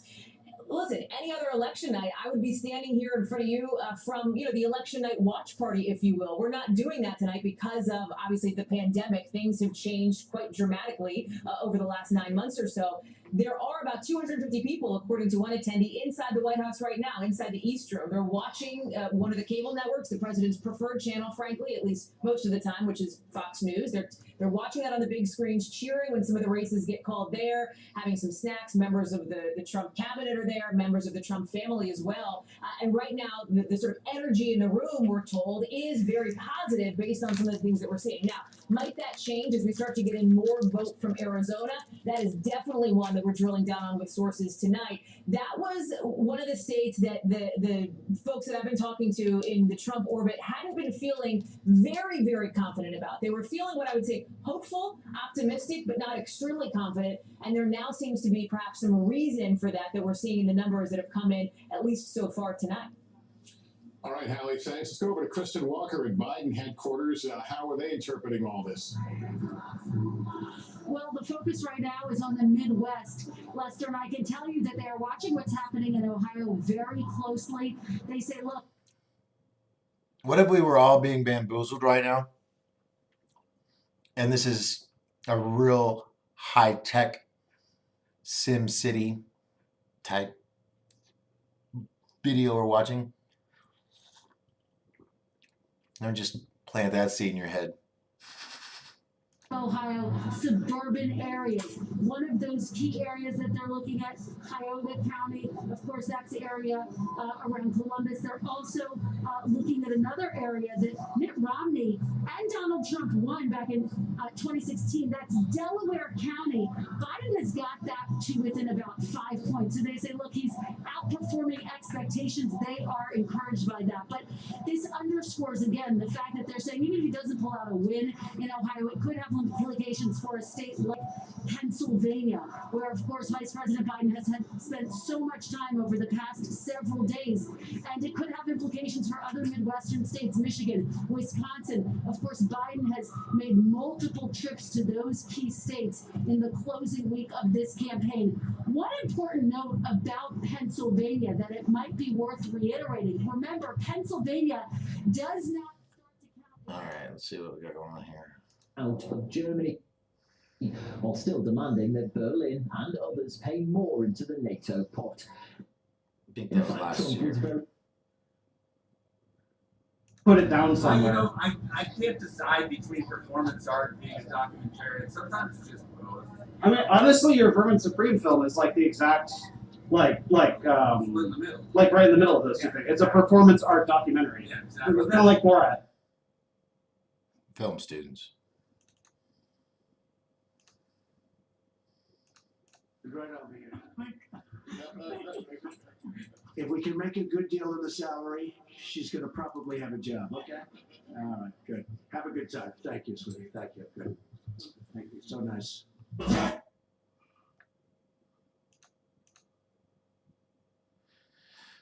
So many windows. I don't know what to click on. That talked to about 150,000 Americans around the country. So let's check in with Shannon Bream, who is here with more analysis of all of that fascinating information that's deep in all these pages. Hi, Shannon. Hey, Brett and Martha. So let's look at Florida, where it's very tight and it hasn't Trump been wins yet. Utah. If it does go for President Trump, here is going to be one of the keys why. Seniors are backing him. Now, this comes after concerns that he might be losing them because of the way that he handled the coronavirus pandemic. Also this, Cuban voters are going for Trump, but more broadly, Hispanics as a voting bloc, they're behind Biden. 8 in 10 voters there in Florida say it's important to them that the next president shake up the political system. Now, that includes close to half who say it's very important to them. Those are voters who broke for Trump by more than 10 points. On the other hand, most Florida voters want the next president to look out for people like them, and those voters say that they favor Biden over Trump. 7 in 10 in the Sunshine State, the voters there believe that Donald Trump stands up for what he believes in. Now, those voters vote for the president by an almost 2-to-1 margin. Interestingly enough, though, the angry voters that made up such an important part of Trump's voters 4 years ago, well, they're now in Joe Biden's column by a wide margin. So a lot more numbers to come. That's one of the key states. We'll keep watching them. Back to you guys. Shannon, Okay, Shannon, thank you very much. Stuart Varney, host of Varney and Company on Fox Business Network, joins us now. Stuart, you've been watching this. We talked a little bit about the market. Yada, yada, yada. The thing was, this was supposed to be in play, and we talked about this the other day, which was that with Stacey Abrams a couple of years ago, the Democrats feel like there was blue movement in the state of Georgia, and they really felt that they could get this one away from President Trump and possibly even pick off one of the Senate seats, as there are 2 up in this election cycle in Georgia. Good stuff, Brett. We appreciate you keeping us up to date on that. The numbers are now starting to come in. We expect we might be making some calls very soon as well. The host of Eat the Press, Steve Malzberg, is joining us now to give us his take on how the night is going. It looks at this point like your friends are having a good night. I mean, there's still a long way to go here, Steve, but I know you fancy yourself as a conservative. And if nothing else, the quick calls that we had seen predicted by so many on the blue side are not going to come to fruition. Right, and here we go again. All the It's There's speculative. one other thing, just quickly, I want to go back to the board here because I think we've got a call, in Illinois here. Okay. Joe Biden is the projected winner in Illinois. That's 20 electoral votes in this college. But I wanted to go back. This, if I were to show the most, if you're the Biden folks and you're wondering, boy, why didn't they pull off Ohio? Delaware County was one of the swing counties we were watching. This was one he won big the last time, but this was one we were seeing. Is it going to go all the way blue? And it doesn't look like it's going to go all the way blue, but you see here, this is one of those suburban counties. So this is why David Pluck is saying, hey, I'm liking what I see in Ohio. Yes, they're not going to flip Ohio, but he looks at expanding what they did better in the Columbus suburbs, and they're thinking, I can tell you this, that's Kent County, that's Grand Rapids. Can I give you a homework assignment for your next time we visit? Well, let's look at Nebraska and look at that congressional district because it's getting to be interesting to see what happens there. But let's every electoral vote is going to count. Every electoral vote is what we're essentially telling count. people. That's what I'm kind of getting at there. Let's go to Kate Snow in Ohio, and Kate, as we're seeing Phoebe says it's like waking on Christmas Day. Either you get a present or a worthless piece of shit coal. C. We keep reading. But it was in Ohio really recently. What I want to pick up on, Savannah, is which Taylor Miller says from Michigan here, but it's not being accurate as far as all the counties in the state. It's just the places they have counted. It always changes. Yep, that's so true. Phoebe says, I can't believe Biden's numbers are that high.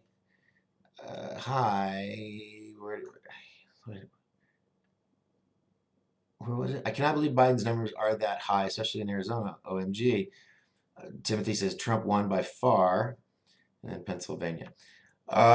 We will keep seeing what happens there. Where is my YouTube? Right over here. Valerie says you're on, Doc. They say here in the news that self-determination is on the horizon in your country. Unbelievable level says. Rick Mackey says, I'm running from RSBN rebroadcast tonight. Unbelievable says, Rick, what do you mean? Are you working for RSBN? Oh, you guys are chatting with each other. Not just running a restream like Doc because they are the best I feel I could find. Doc's got it covered. Doc, I put you on my ballot. Cool. So I'm on a couple ballots this election year. Oh, God. And yeah, we'll just leave it at that. I'll get a call in the morning. All right, sir, we got to swear you in as the new sheriff in town. I'll be like, oops. And See what it's she's for saying. families. So one woman I talked to said she's absolutely moving away from the president. She had supported him back in 2016. But then a whole lot of other people, including the mayor that I just mentioned in Lordstown, they feel like jobs are being produced because Lordstown Motors has moved in, which is building electric pickup trucks. There's a battery plant, and there's now a home goods distribution center going up. So more jobs are coming. So a lot of people crediting the president with bringing jobs. Okay. All right, Kate, thank you. We've got from 30 Rock, I might add. There's a lot more to come. Stay with us. Decision 2020 election night coverage rolls on after this break. All right. I'm telling you, neck and neck, this is you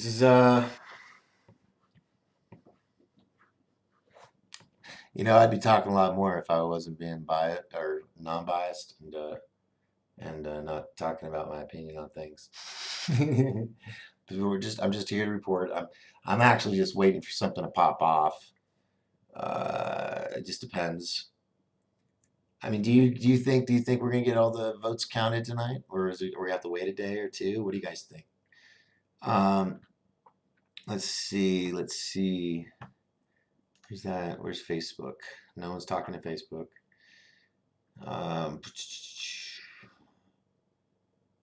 Yeah, this is just going up and down, up and down, up and down. It's driving me nuts. I mean, it's really driving. I mean, I'm sweating. This coffee is like going through me. Okay, let's do this. It is 8:46. We're gonna, while they're doing commercials, let's go here real quick. There was a group of people following them, live streaming them, kind of walking behind them with some, it sounded like squeaky toys, making squeaky noises behind them as they walked away. We've also seen officers from MPD on bicycles out here as well. And then the other thing that we're starting to see are more people walking around with gas masks. We're seeing more of that. More people. It's that time of night. More aggressive in the way. Stuff's going to go off somewhere. Interestingly, and again, you know, we don't know all the details. No matter what side wins. Here that we've spotted who is identified themselves as press. They seem to be wearing, you know, jackets and vests that say press and helmets that say press. Pretty sure they're not press based on some of the things that we've seen them doing, including tearing signs off of the White House gate, throwing things over the wall. Oh yeah, no, that's not press. Definitely some people here who are agitators and looking to create agitation. I believe that. And more people as we get later into the night seem to be getting more aggressive, and as we said, a heavier police presence out here now. So we'll watch it carefully, but the more I think we get what many of these people here, who again, pretty much are all Biden supporters, would regard as bad news, the more we expect to see the situation degrade. Yeah, and hopefully that doesn't happen. Hopefully that doesn't happen, and the situation remains peaceful, and we'll just see how things play out throughout the night. Let's go to the other side of the city now. From one end of the monument area to the other, the U.S. Capitol now. Let's go. Yeah. So I did an experiment. Quits were my favorite. You know the ones with the 5-drum drums? Those things are so much fun. They were lighter. I know, yeah, they're heavy. This one day was actually marking with those, and I was like, man, that's too much. I know, yeah. Yeah, you gotta get like a good workout in the morning and like, get ready for it.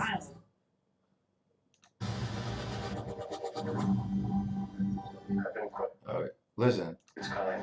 If I can locate other Mandalorians, they can guide me. This is no place for a child. Wherever I go, he goes.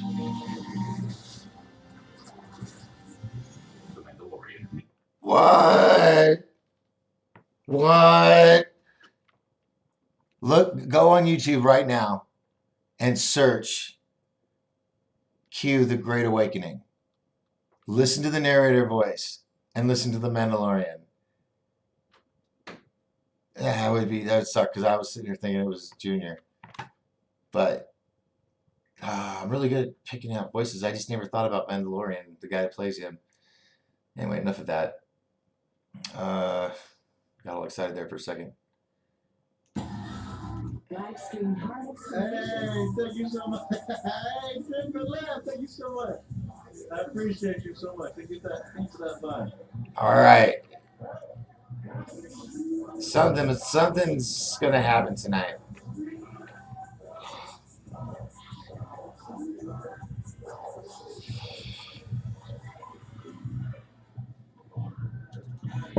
They're getting loud, like college loud. All right. You don't hear them talking about COVID. COVID. To be specific, COVID-19. That name gets further and further away from China as opposed to calling it the Chinese virus. Coming flu, the Chinese virus. Coming flu, the Chinese virus. Don't you understand? Coming flu, Yeah, I'm not gonna do that.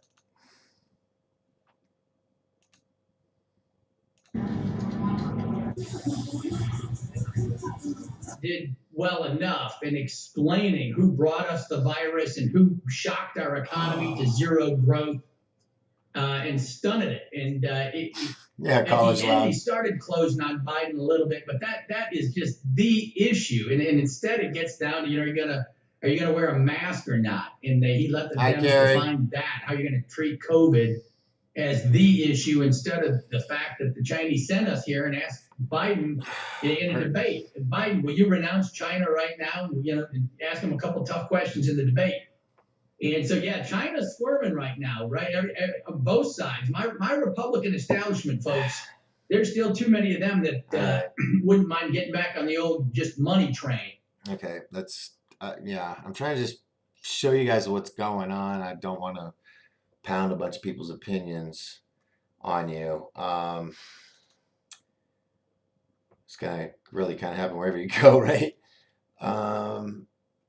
Let's see. Louisiana projected winner. There for the Democrats now that won electoral vote. And hey, we know every electoral vote counts. And if you've ever seen those 269 scenarios, this is why Nebraska 2 and Maine 2, and by the way, we have a long way to go in Maine getting their vote. Some of this vote is same day vote. We don't have some of the mail-in vote. I see you turned in extra credit. Andrea, what are you watching in these Senate races we just talked about? Well, I'm looking at Georgia, and where you've got 2 Senate races, and now you've got Reverend Raphael Warnock, who just had an explosion of support. And he's in the runoff now against Kelly Loeffler, who is the incumbent, the appointed incumbent.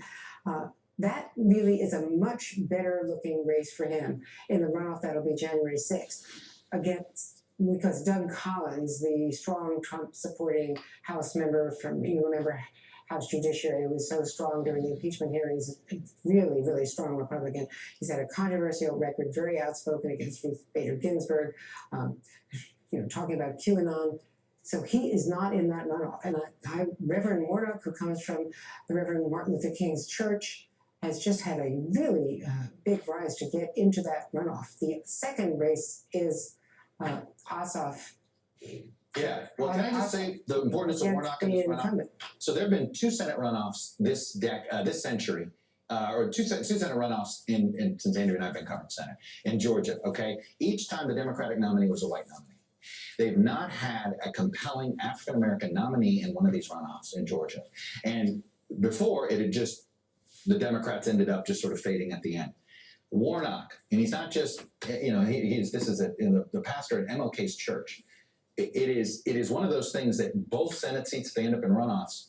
That is a huge value add for the Democrats. And I know I've talked to some Senate Republicans who worry about that nightmare scenario of Warnock helping to drive up. This is where Stacey Abrams, the work she has done over a number of years, is really, at least in this Senate race, pay it off. We have to see what happens with Let's see what the whole Georgia ball of wax looks like before we just give out credit yet. David Perdue is the incumbent against Ossoff, for John Ossoff, and that remains to be seen. We'll take a short break and be back with more. We've got poll closings at the top of the hour in 4 states with a total of 78 electoral votes, including Big Blue California. Stay with us.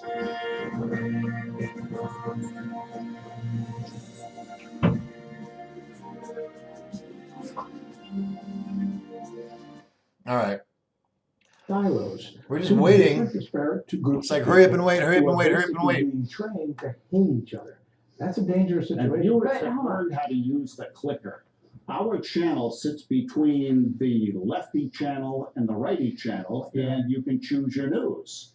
You do the daily dance of affirmation. You can choose the news that doesn't challenge your predisposition. Right. But Genie's out of the nobody bottle. does. But nobody does. But Exactly. let's not talk about everybody having a voice is a bad thing. I think that everybody's always had one. The question was, up until social media, only the elitists, only a select few were able to actually get it out to the masses. What social media has done, if we were to take the algorithms out of play, is allowed everybody to have a chance to be in an equal playing field. A video of a dog taking a bath can get just as many hits as a politician presenting a tax plan, and actually probably will get more. That is a good thing. The problem is, like everything else, all good things can be twisted and manipulated, which is what you see. Let's go back to the news real quick if we can.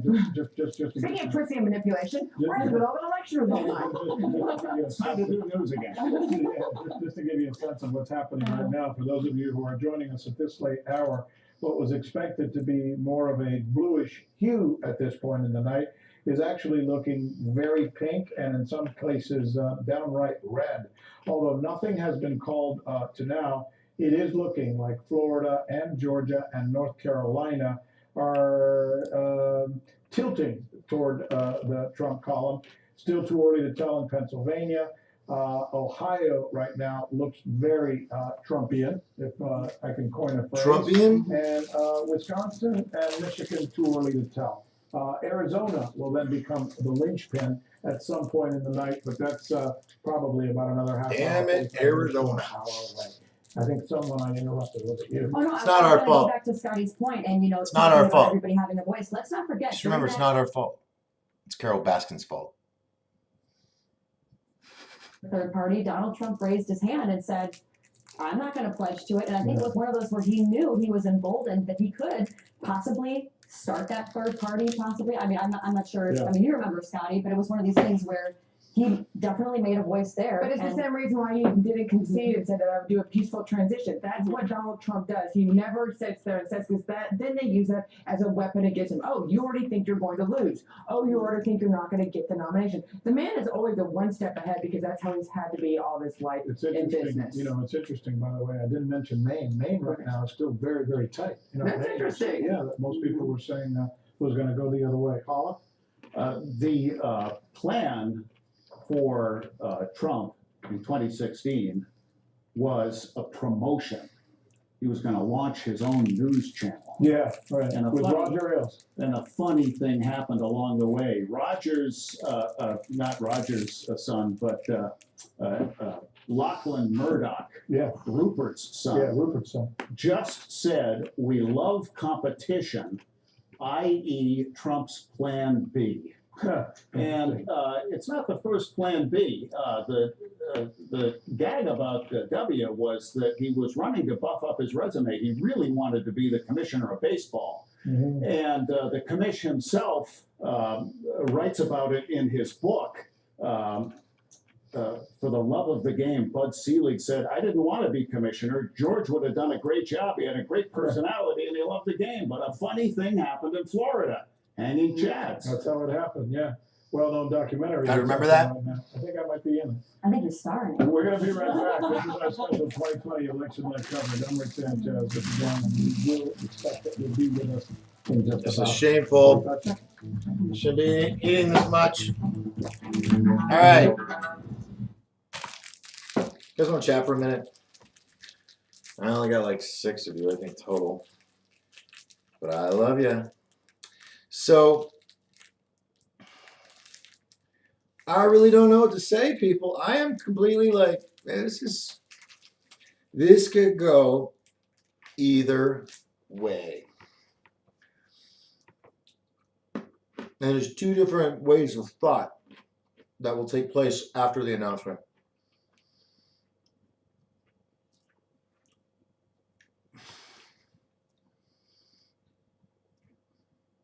If I'm not in favor, how will I deal with it?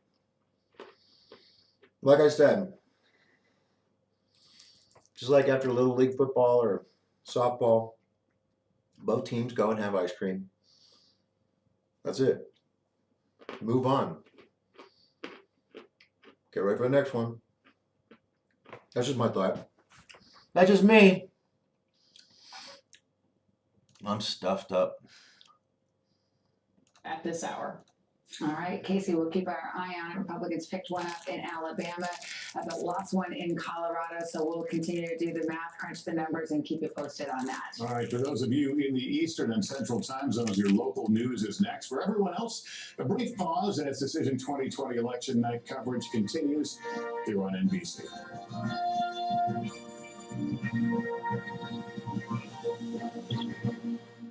I gotta mute that. So, looks like Florida. I'm just waiting on Georgia, North Carolina, and a bunch of others. Texas.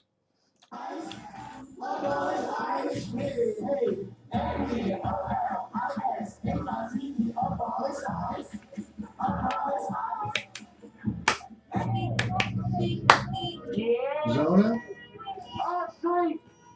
I'm gonna get 11? Really?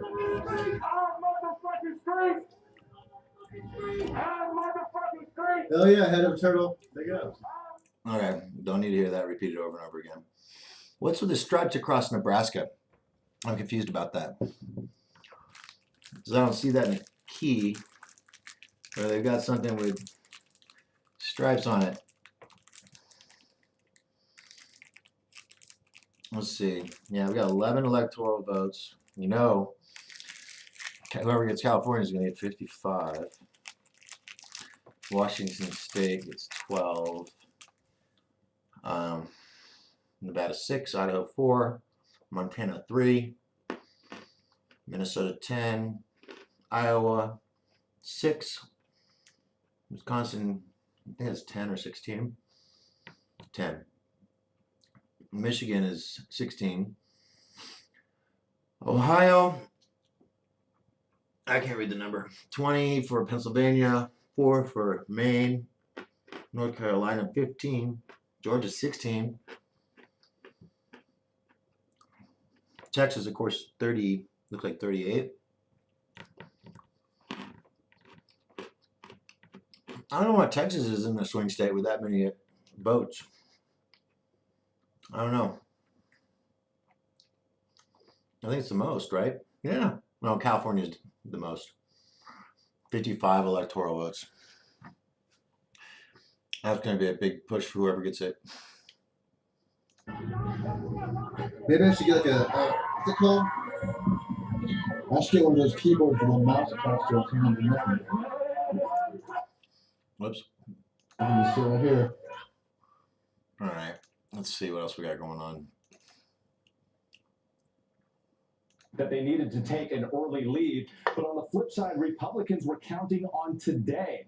The Trump campaign told us that they had data that showed them that they would outnumber Biden supporters at the polls on Election Day by a ratio of 4-1. And George, I can tell you just talking to voters here, Trump has strong support, especially among independents as well. David was talking about the independent vote being so important in Arizona. We spoke to 3 self-proclaimed independent voters who voted for Obama previously, but this time voted for a second time for President Donald Trump. And one of them actually split the ticket. And you might be hearing quite a bit about that here in Arizona. He voted for Donald Trump, but also voted for the Democrat, Mark Kelly, for the Senate. 2 years ago in 2018, 150,000 voters in Arizona voted for the Republican Ducey, but also voted for the Senate Democrat Kirsten Sinema. So we've seen that independent spirit here in Arizona. Again, this is Maverick country, and in the spirit of John McCain, the voters here like to give the thumbs up or the thumbs down on the individual candidates they like and the issues they care about. But I don't want to forget about that Senate race, too, because it is huge. This is one that Democrats have really been eyeing across the country. You have the astronaut Mark Kelly against the combat pilot Martha McSally. Kelly has maintained an edge in the polls, and if he were to win, this would be the first time that the state of Arizona would send 2 Democrats to the Senate since 1953. That's about 68 years. And I can tell you, George, again, this is that Senate seat that belonged to John McCain. His wife, Cindy, endorsed Joe Biden. But the voters we spoke with throughout Arizona here over the past couple days didn't care much about any of the endorsements. Luke Johnston, thanks very much. It's good to see the 2 big issues in Arizona, COVID and its impact on the Latino community. COVID impacted on the Latino community, and of course we've been talking about this for so long now. This is a community that has been hit disproportionately hard. Some experts say that this is a community that has She been looks like Marie Osmond by COVID. George. Okay, we now are going to hear House Speaker Nancy Pelosi is coming out to. Oh, wait, we got to hear this. I know that transportation is always challenging in a time of coronavirus, but thank you for joining us virtually here this evening so that I can praise you for retaining our House Democratic majority.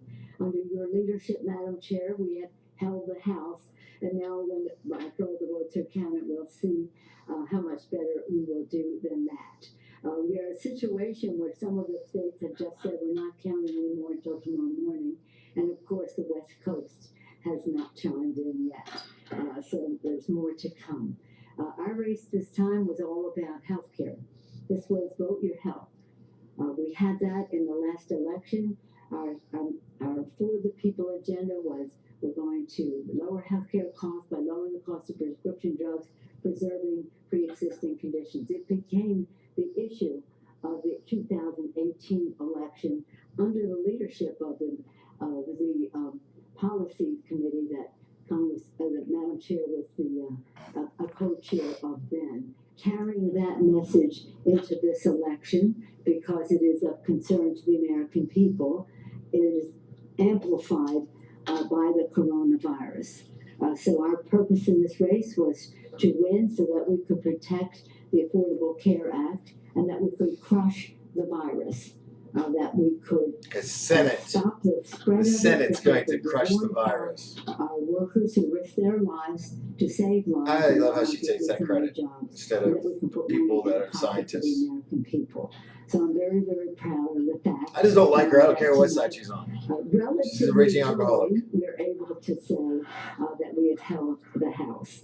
It is something quite spectacular because House Speaker Nancy Pelosi claiming victory in the House tonight. Democrats will retain control of the House. Good for them, that's fine, but I just can't stand that woman. Finish your thought on Arizona. All right, I can't stand that woman. Sorry, it's my opinion. During the middle of a pandemic right now, we're at a grassroots kind of watch party. You can see this Zoom screen behind me, but just a little while ago we saw hundreds of cars of these organizers and these Latino-based community groups coming together, dropping off their canvassing gear, and going home and joining this virtual dance party to watch some of those returns come in. They have been working here on the ground in Arizona for over a decade now. In fact, Maricela, she was just telling me, the one in the black right here, she started at the age of 12 years old, marching against Joe Arpaio, and she has been working just along with a lot of the other people here to try to vote Donald Trump out of office. They are optimistic because they say that since 2016, the state of Arizona has changed quite a bit. For one, we now have 700,000 more registered voters than we did in That's a lot more people are voting. That's great. I'm cool with that. So hopefully that demographic is true across the country. What's amazing for the Republican Party right now is it looks like the Republican Party, because of Donald Trump, will be the party, the party of multiracial blue-collar workers. How about that? the party of multiracial blue collar workers. That will be a seismic shift across the country, and hopefully we continue down that road for a long time. And also, but wonderful news, obviously. Also, you know, with what we're seeing so far, I mean, Florida is that big story, especially Miami-Dade. Clearly, the Cuban community, and one of my mentors when I lived in D.C. and worked for the government was Cuban and fled Castro, was actually fought in the Bay of Pigs, whole other story.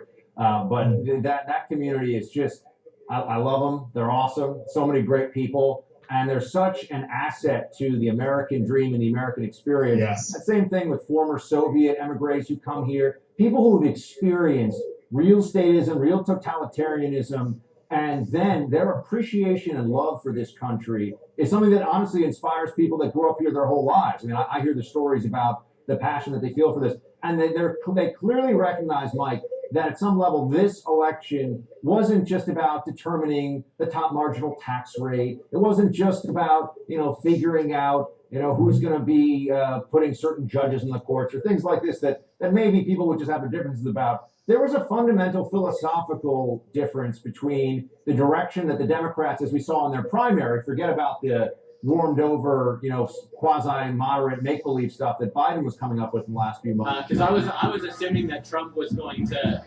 do really well tonight, and that the Democratic votes might not be counted for another couple. Is trying to bring that here to America. You go to whatever. Because the Democrats are much more likely to vote with mail-in ballots, and so I expected election night tonight to look very favorable for Trump. What's up, Mark?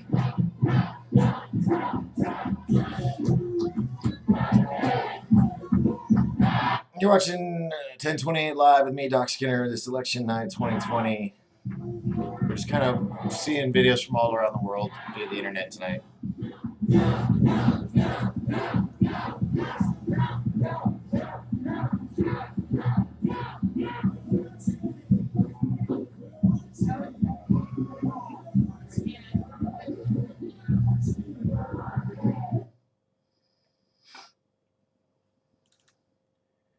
Where'd it go?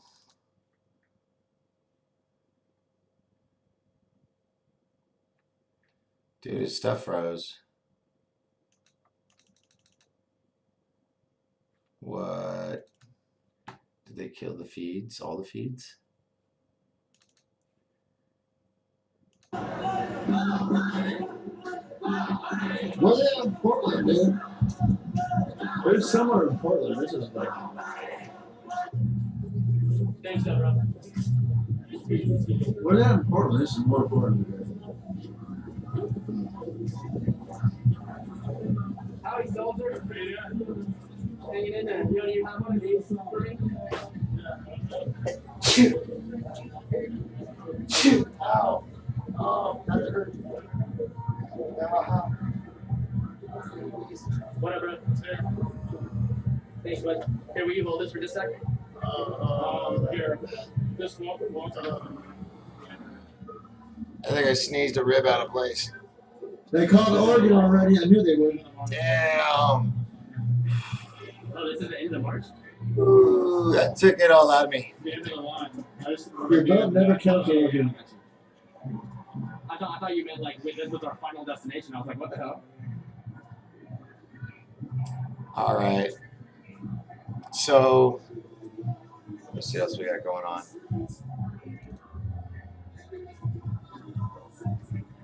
Son of a bitch. There's still a chance of Tommy. The ability to have one single source of the truth. The next customer just.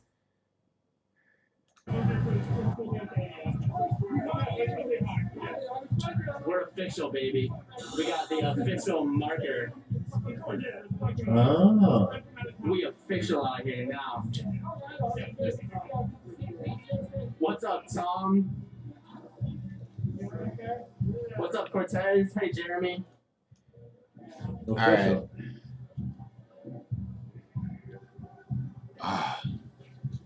See, hi, Reba. See you watching. Justice for George Floyd, but not the way that it. Oh yeah. It's Mr. Paul. How you doing, Mr. Pohl? Oh shit, Oregon, Washington, and California just voted for freaking Always nice to have the you. dams as a, obviously there's gonna be. What's up, Kimber? Yes. I only call it now. All three states in blue. Yeah, maybe. Whoops. Good, we tried our best. We tried our best, yeah, boys. fair warning ahead of time. Nice try, Dan. That Well, we did our best. definitely forgot my gimbal cable. So right now we're still at 3 bars, but when my gimbal dies tonight, inevitably, I will have to stream handheld. Who cares about a Because I'm not gimbal, able to dog? charge You my guys are gimbal. stupid.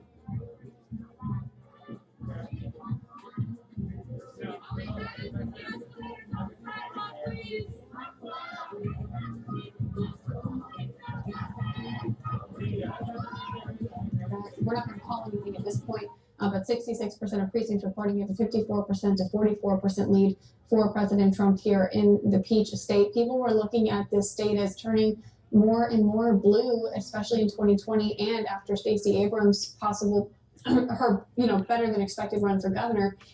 Brian Kemp, though, did end up winning. And if we're talking about coronavirus, just like Florida, Georgia is another state that has been open kind of the longest at this point. Florida and Georgia were really together when they reopened. Those two states, they border each other and they travel between the two of those states. And voters in that state have seen an open economy for a lot longer than a lot of the rest of the country has.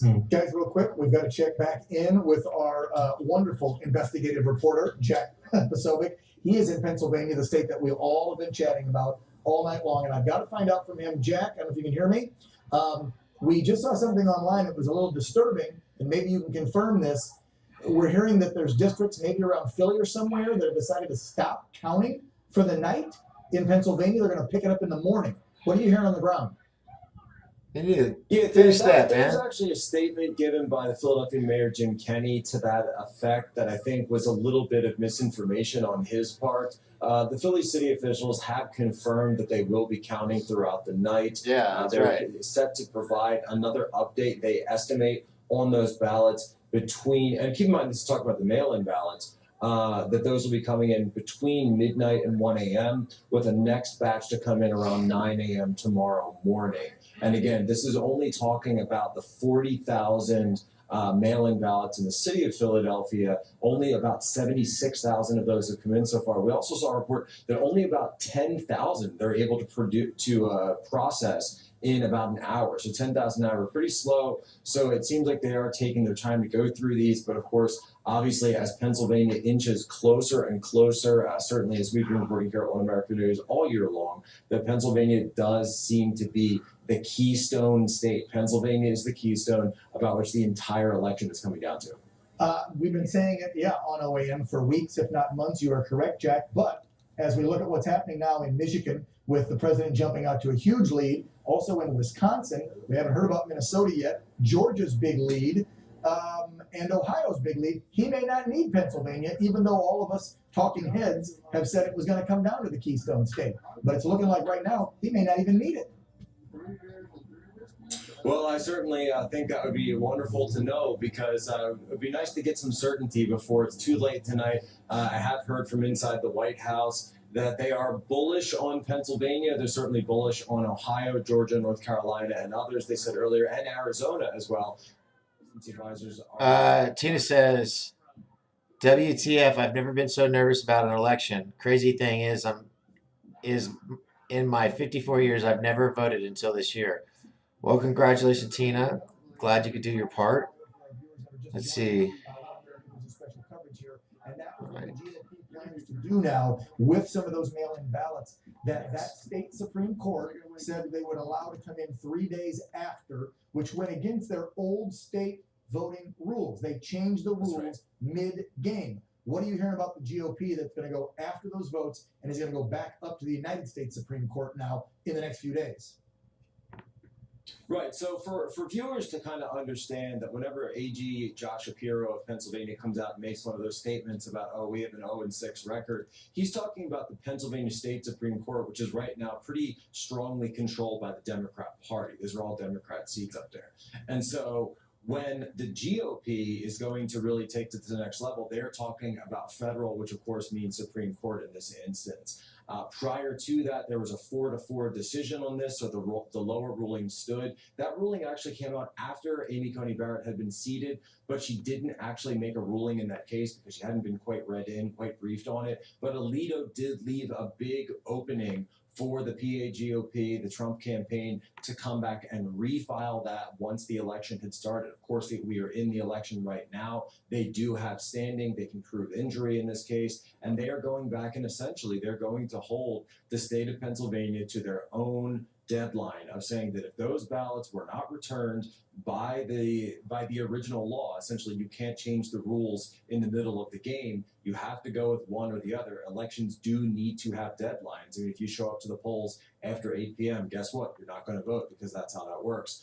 They're going to hold the state to that deadline, and that could mean a lot of votes for Joe Biden. We know 2-1 that those outstanding votes are likely to be for Joe Biden, Democrat to Republican, that it could mean a lot of votes lost for him.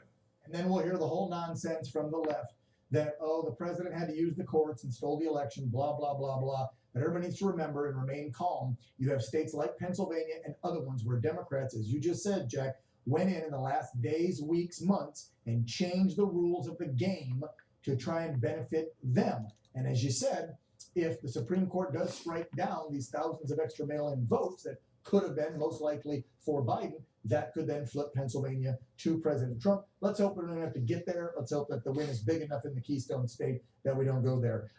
Jack Posobiec, thank you so much, man. Stay warm, stay with us. We still got a few hours to go. We may need you again, all right? All right. Dun, dun, dun, dun, dun, dun, dun. Thanks, Jack. He's having fun out there Yeah, in Pennsylvania. He knew that was going to be the key one. I think he specifically asked for that state coverage because it's not just us. It's What up, what up? No. Now and the inauguration, and then everything's going to fall off the cliff. But no, they're not going to change. It's too late for them to change. It's too late. They can't say, all right, now I'm going to be fair. You're branded. You're unfair, and that's how you're going to go to your grave. Unfair. Totally agree. Bill O'Reilly, everybody. Bill, great to see you. Thanks for sharing your insights. Oh, pleasure. Thank you. We're back in just a moment with a lot more.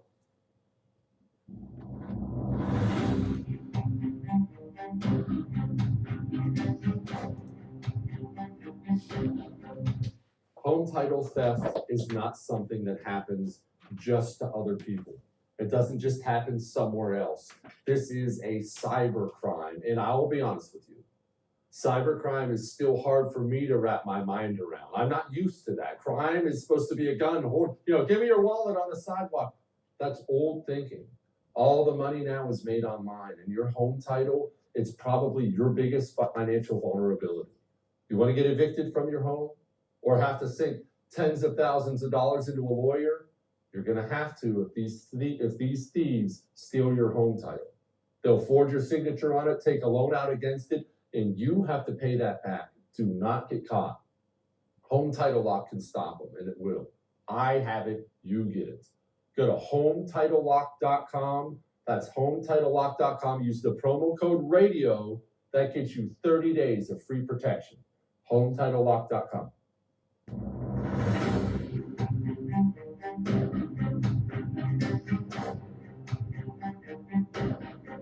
Hey, it's Dana Lash, host of The Dana Show, 12 to 3 p.m. Eastern, which is also broadcast live right here on the First TV.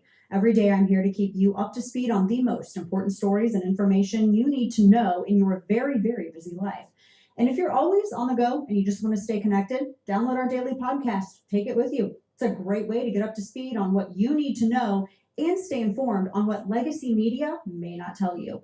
Just visit danalash.com and click on that podcast link or subscribe on iTunes, Spotify, or wherever. Property. But with that being said, I am concerned about the future. Definitely. No matter who wins the election, I'm concerned. I agree with you there. Justice for! Justice for! What's her name? What's her name? What's her name? What's her name? Say his name. George Floyd. Say his name. George Floyd. Say his name. George Floyd. Say his name. George Floyd. Y'all make some motherfucking noise for yourselves for being out here.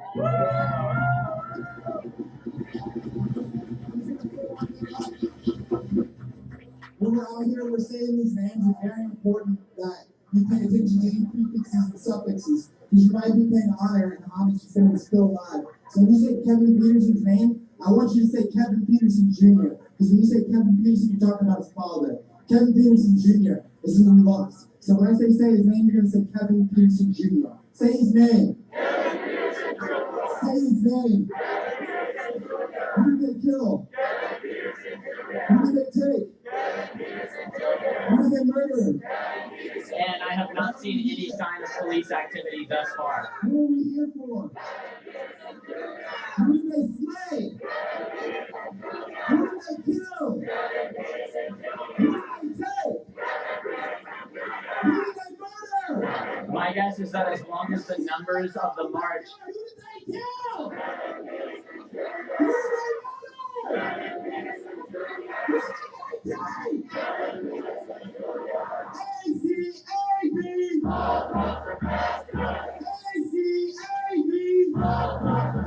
Okay, so what I started to say is that if I had to guess, I would say the police are probably going to stay away as long as the numbers of the march are this large. I would highly doubt that they want any kind of confrontation with a group this big, because that's just going to look bad on them. Everywhere, all over the world, especially Even in the mainstream media. in Nigeria, where SARS is literally killing young black women and children. Heal those scars, end SARS. Heal those scars, end SARS. Heal those scars, end SARS. Heal those scars, end SARS. Heal those scars, end SARS.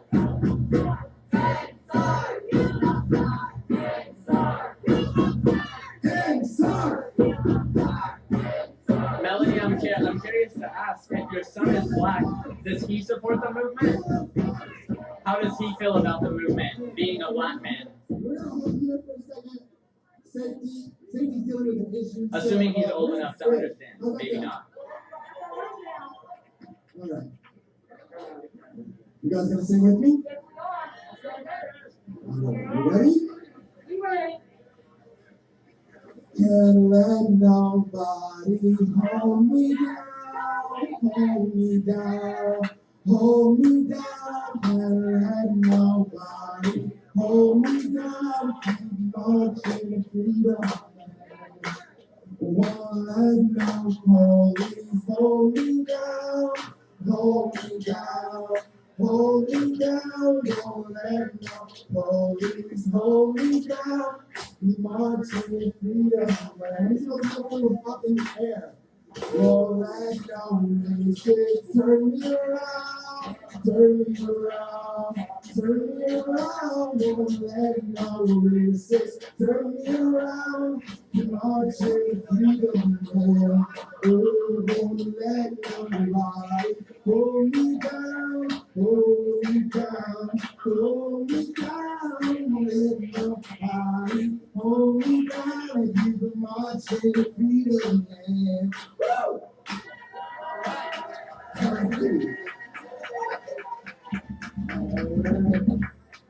This is how I love seeing you, Eugene. I want to do you guys here.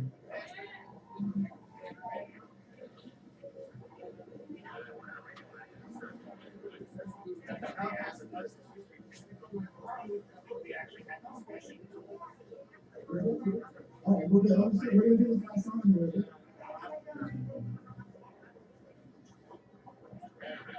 All right, it's okay with you guys? All right.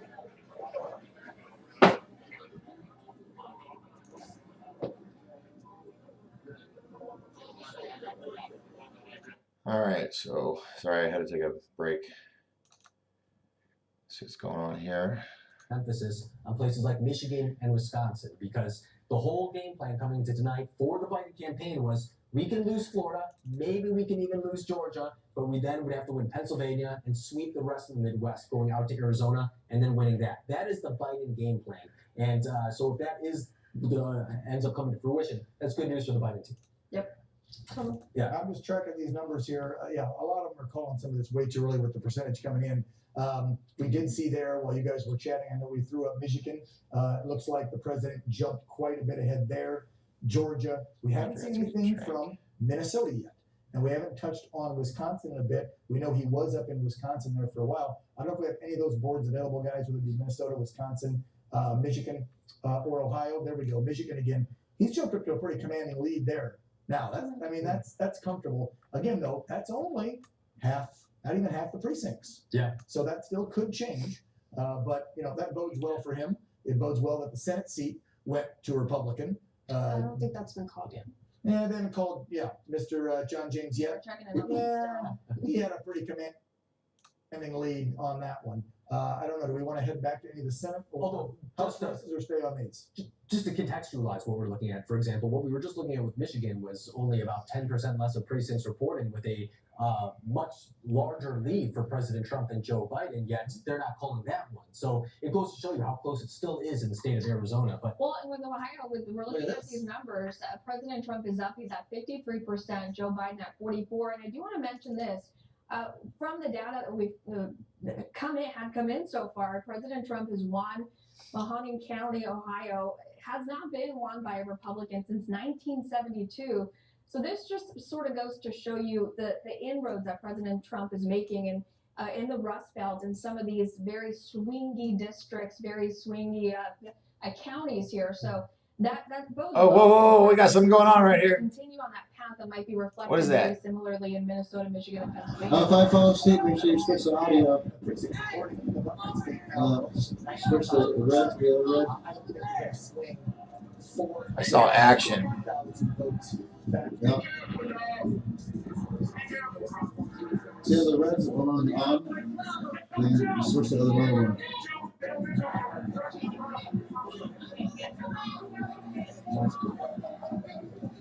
You see where it is? The speaker button? See the thing on the speaker button. See the blue one? There's a red one and a green one. And the pink one's the one that's red right now. He's the one that's live.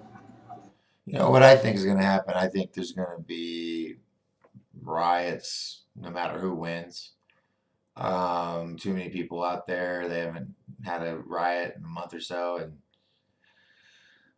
we don't want that to happen. But there's just so many, and someone's going to pop off. It just takes one person. He always fights. And that's the words. He always Okay. Look at Portland go. Look at this go. Oh my God, what's going to happen?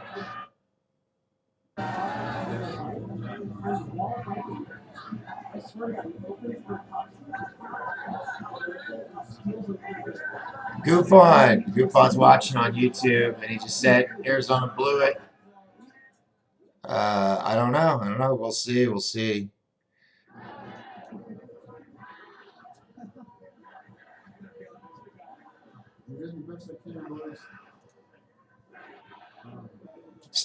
Stephen, Kazi, you were held for review, but I cleared you on YouTube. I don't know why it held you for review.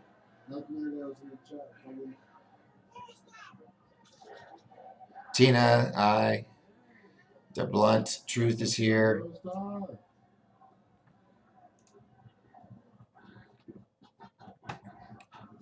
Gary maybe said 207 passed in Arizona.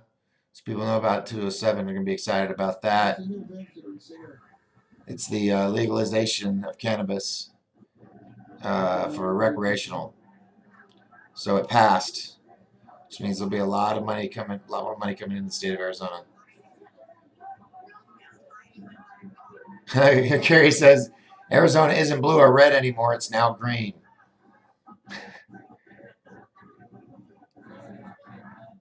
Well, that's some news for Arizona right there. This person with their camera, it sucks once in all the craziness up top. Watch Portland Andy pass out live on the air.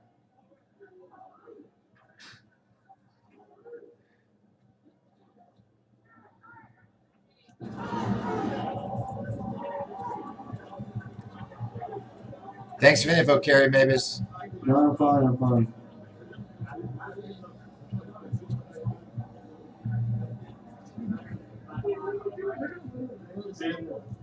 What did I miss? Nothing. I'm not comfortable at all. In fact, I'm uncomfortable. So that way.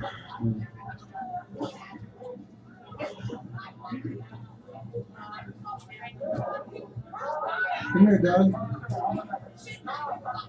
Come here, Doug.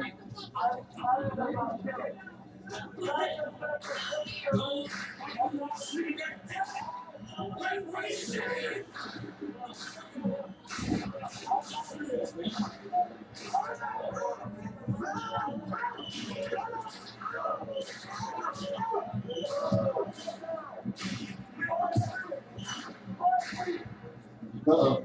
What happened?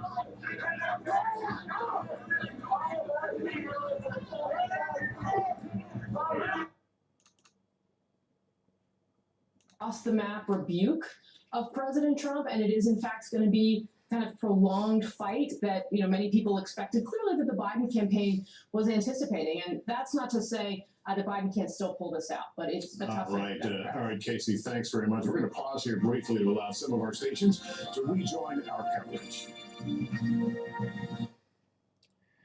All right, so we're at the bottom of the hour. I'm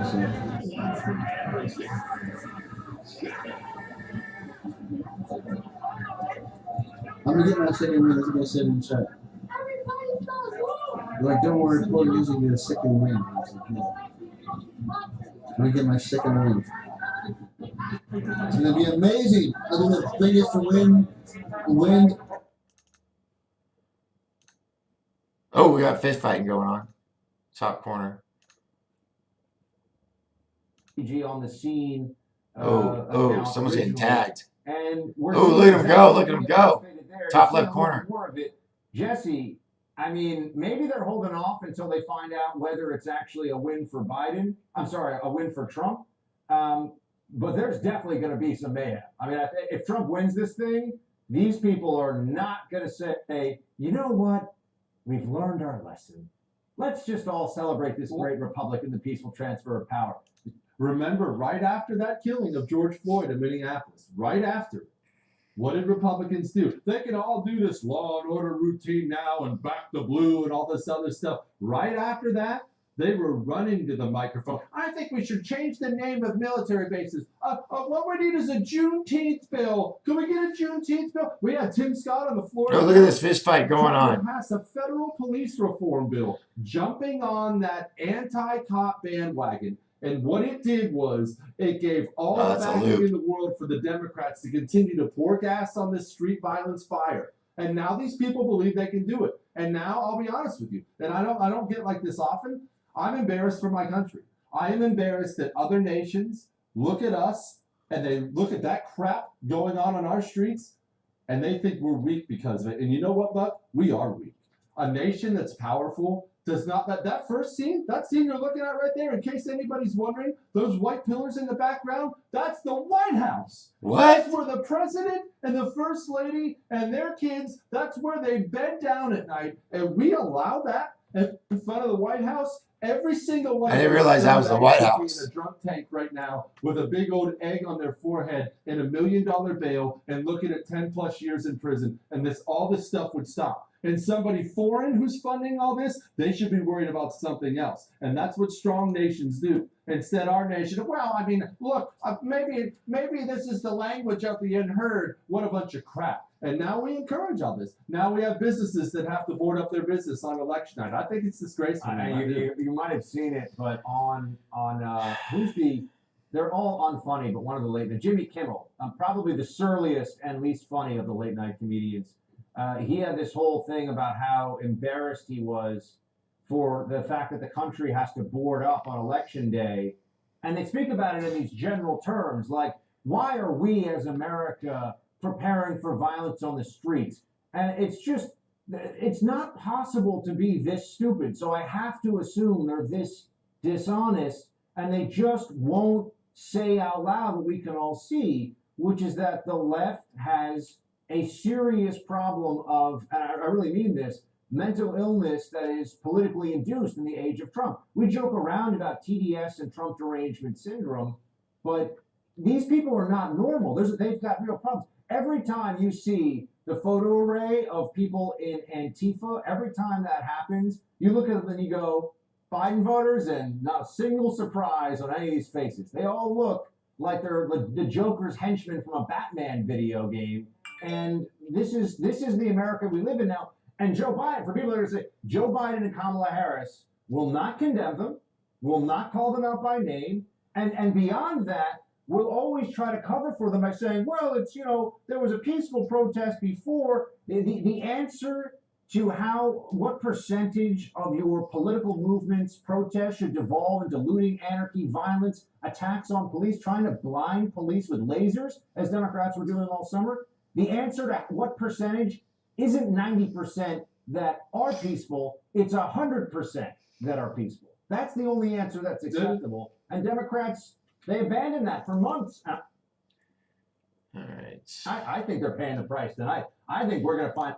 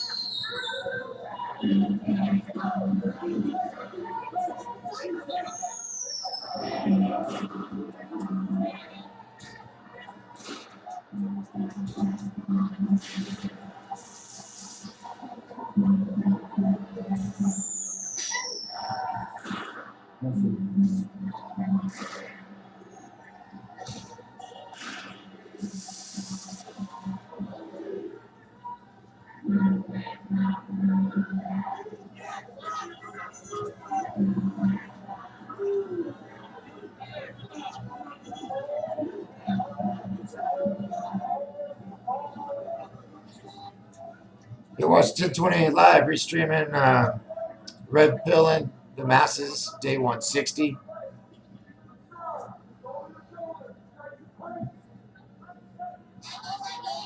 What?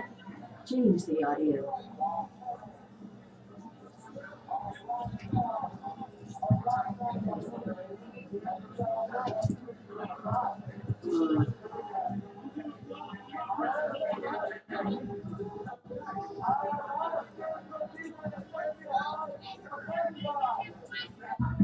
Well, Millie, not everybody voted for the black man to be president. Think about who's in office now. Black man. Do you not feel like at least a little bit of that pushback was racially oriented? Now, I mean, don't get me wrong. I'll be the first to tell you that, like, I had plenty of issues with Obama, and I think that most of the reason that Trump got elected was economic issues. Stuff in the Rust Belt, people thinking they were going to lose their factory jobs and stuff, et cetera, et cetera. But aside from, with that being said, though,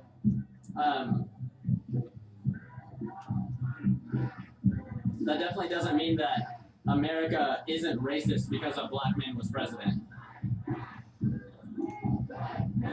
Midnight to give us an update. That's the next kind of ballot drop number that we're expecting to hear from them. But here's the thing. It's just going to take a long time. I've heard you say this tonight repeatedly, George. People are just going to have to be patient. This is a slow process.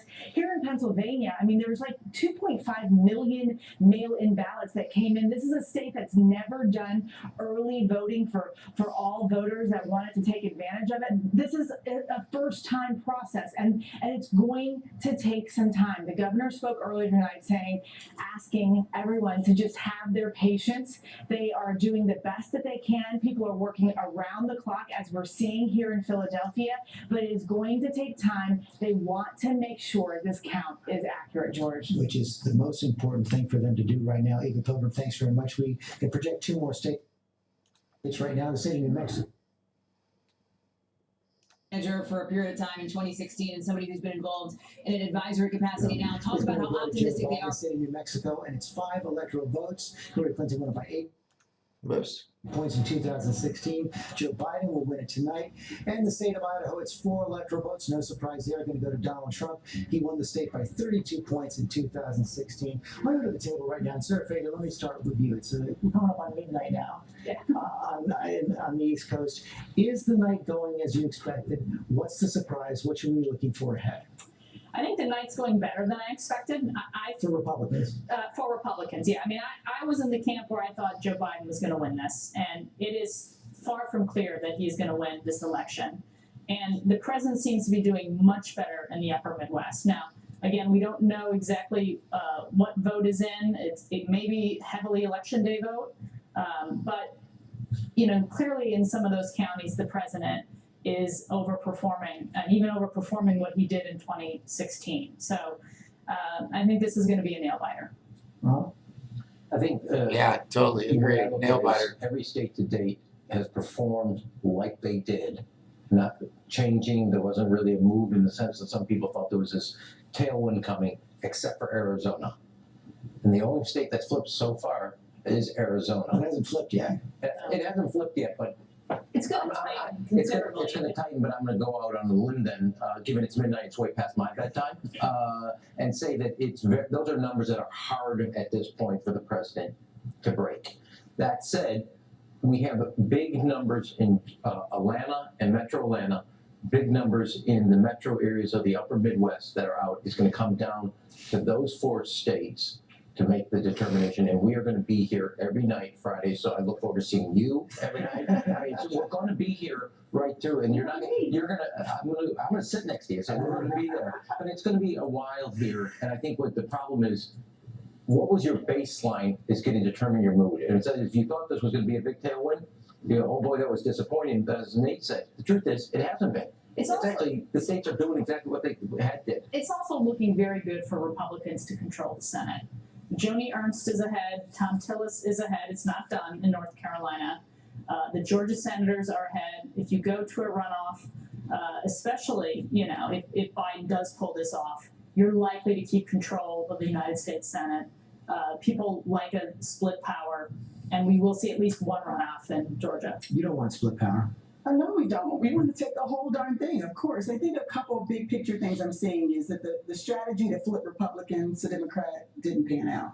And so now we're all hoping that enough Democrats came out, particularly in urban centers and some suburban areas, to really carry the day. And I think that was the big surprise aha, I think, for a lot of us who were expecting, particularly with what happened at the convention and Lincoln Project, that all these Republicans were going to flip. But we're seeing Donald Trump win in big margins where he won before. So are there enough Democrats, particularly in these areas where we're seeing Joe Biden actually overperform Hillary Clinton in 2016? Will that be enough to carry the day? Donald Trump's overperforming Donald Trump. And that's part of the problem for Democrats right now. And for President is enormously competitive in Wisconsin, where he was not supposed to be competitive according to the polls. He's competitive in Michigan, where he was not supposed to be competitive according to the polls. And he's winning in Florida and winning in North Carolina. And so, you know, I think it's going to come down to Pennsylvania. At the end of the day, I think if the president wins Pennsylvania, he's going to be reelected. And if he doesn't, he won't. Matt Dowd. Well, I'm going to go along with Ram on this one because look at every single state and they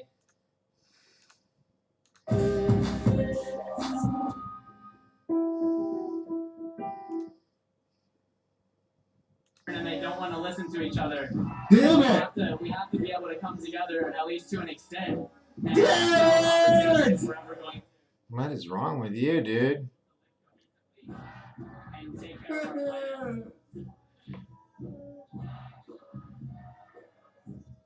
Texas is 38. Okay, we're good. Trump's at 283. Thank you so much. Woo! Okay.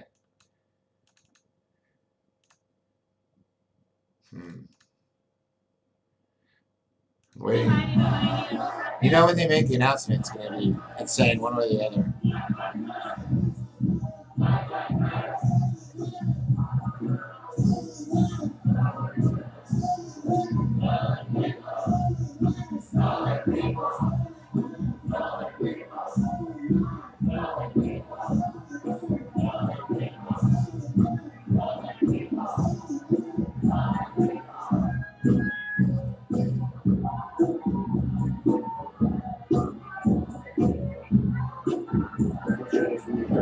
Who was out, working the polls and taking people's votes and putting the ballots in.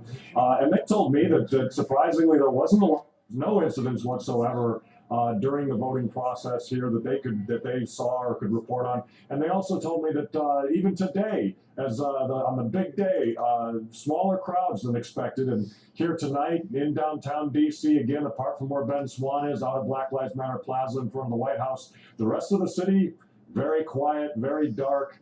Even the police presence here in Freedom Plaza has really disappeared in the last hour or so. Not very many squad cars going by with the lights on. So things are real quiet on this side of town. Great stuff, Tyrell, as usual. Thanks so much for your contribution. And joining us now is Tyrell's co-host. We actually have Amisha Cross. She's going to be joining us here. Amisha, a question for you as far as what we're seeing right now looking at the map. It looks like there is a possibility that we might not know tonight who this winner is. We're still waiting on a number of these states, obviously, but for example, we all know usually Texas by this hour is already called red. We're still waiting on this. Amisha, what say you? No, you're absolutely correct. We can't underscore enough the mail-in absentee ballots.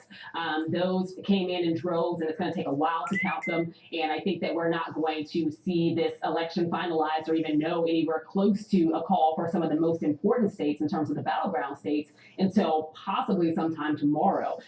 It's going to be, again, a nail biter, but we're definitely in for a long haul. I don't think that tonight or even over the next few hours we're going to be able to 100% accuracy say that anyone has made their match to that 270 route. It's going to be a while. I do see that Fox News is projecting that that Donald Trump just won Ohio. So that's interesting. But until I see other stations break it, I'm going to wait and see what happens. But yeah, we're seeing that from them right now. I'm looking at Ohio right now, as a matter of fact. As soon as you said that, I'm looking at the map. The problem with that projection, and I'm not quibbling with Fox News, dare I say that. They usually do a very good job in the prognostications. But Cleveland, Toledo, Columbus, Cincinnati, parts of those have not come in yet. So those are usually pretty blue. So there's still a possibility that those could come in. Just to underscore the fact that we're not yet ready to call Ohio, and the Associated Press, who we usually partner up with, has not called Ohio yet either. It does say something, though, Amisha, that at this point we're still waiting on both Florida, Georgia, North Carolina. And the fact of the matter is, we know that places like Pennsylvania have been saying, look, folks, we're not going to be ready to make our announcement on this night because we just have too many votes because of the way the system is.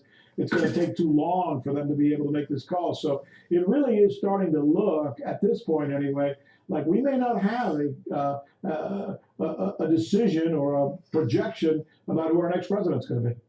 No, you're absolutely correct, Rick. And I think that going into this, looking at the sheer amount of mail-in ballots that were cast, this shouldn't actually be a surprising scenario. I would actually be frustrated if people were trying to call it tonight, meanwhile knowing that there are millions of ballots across the country that were still yet to have been counted. I think that for now it is, making sure that every single vote is counted. We know how important that is, and waiting to make those prognostications until we actually see those things come through. Because the issue with calling it early is that you could be entirely wrong 3, 4, 5, even 6 hours from now. So I definitely think that we just need to hold our horses, wait and see what happens. Well, let me tell you what the issue is with calling it late. It becomes a matter for lawyers. Scotty Nell Hughes joining us now, along with Holland as well, to continue this conversation. I am not a L.L.C fan. Shout out Holland. If it ain't Dutch, it ain't much.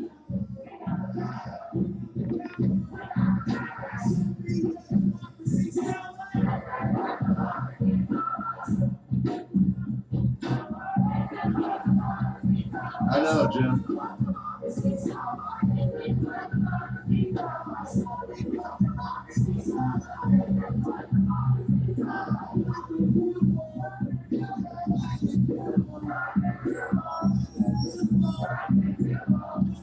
All right, this is Doc Skinner, 1028 Live. We're just rebroadcasting Portland Andy and red pilling the masses day 160. We're jumping in on RT, Fox News, and a few other places. Let's see where we're at here. That in those three states, those upper Midwestern states, we're still looking at primarily day of vote, election day vote, which we know from all the polling and all the indications that heavily favors Donald Trump. So the Biden campaign is hoping to close that. And again, you can't say this enough. I mean, we're also looking deep into where the vote is coming from. But both campaigns always expected the day of vote in those three states to favor Donald Trump. Precisely. We knew that Joe Biden built up a lead in just about every state with any kind of early vote. Going into Election Day, the question was, can Donald Trump overcome that? And he has overperformed his margins in a bunch of states, and he has just about hit the expectations. There's a range of states, George, where it's almost uncanny, where talking to Democrats and Republicans both, they knew there were numbers that Donald Trump had to hit to be competitive, and he's there almost to a 1/10 of a percentage point. Dan Abrams, thank you. Rick, Dan Abrams, we talked about this moments ago. You guys are getting more relevant by the minute. Just walk people through what to expect in the coming hours and days. Well, look, I don't think anything in the coming hours apart from preparation, right? I think that what you're going to see in the next few hours is the legal teams gathering and sort of playing it out as to all the various possibilities that could occur. What happens if there's a fight in Pennsylvania? What happens if there's a fight in Michigan? What are the laws in Wisconsin? What are the recount laws? I mean, that's the first place we got to be looking at. Should right they now, know that stuff which is already? the automatic recounts. For example, in the state of Pennsylvania, if it's within half a point, there's an automatic recount that will take place in the state. Those are going to be the first round of sort of legal issues. Round two is going to be, okay, now there's been a recount. Let's get down to the very specifics of ballot by ballot. But we're not there yet. So there's no question the lawyers are on hold. The lawyers are preparing. The lawyers are learning the laws, particularly in those three states. I'm sure they already know them, but they're going to be brushing up on the laws in those three states as they prepare for what could be litigation, getting down to the point of ballot by ballot in some of these states. That's the point I wanted to bring to Kate Shaw. Remember back in 2000, it was Justice Scalia on his own who actually stopped accounting in the state of Florida. That's right. And obviously that's a nightmare scenario, that it all comes down to one state, and there is the possibility of the Supreme Court intervening in a state process, right? Remember, elections are typically run at the state and local level, right? That is the sort of design of our system. So it was, I mean, unusual doesn't even begin to capture it for the Supreme Court to essentially halt the state process in Bush versus Gore, and then ultimately, essentially, to hand the victory by, stopping continuing counting to George W. Bush. So I don't think anyone, I think probably most, John Roberts, the Chief Justice, wants to see a replay of that this time. Kate Shaw, thanks very much. We're going to take another break. Some stations are going to leave us now for late local news. For the rest of the country, our coverage continues. All right. Let's see what we got up here. Interesting, very interesting. That's getting pretty close to that 270 mark, y'all.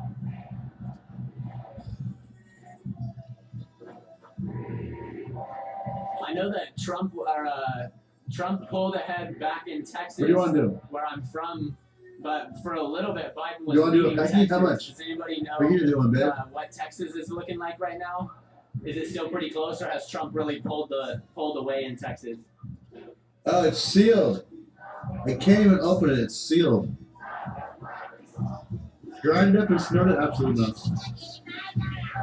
Hi, Joke. We're going to be at a podium in about 2 hours. All right. Let's go. Okay, if I could vote in any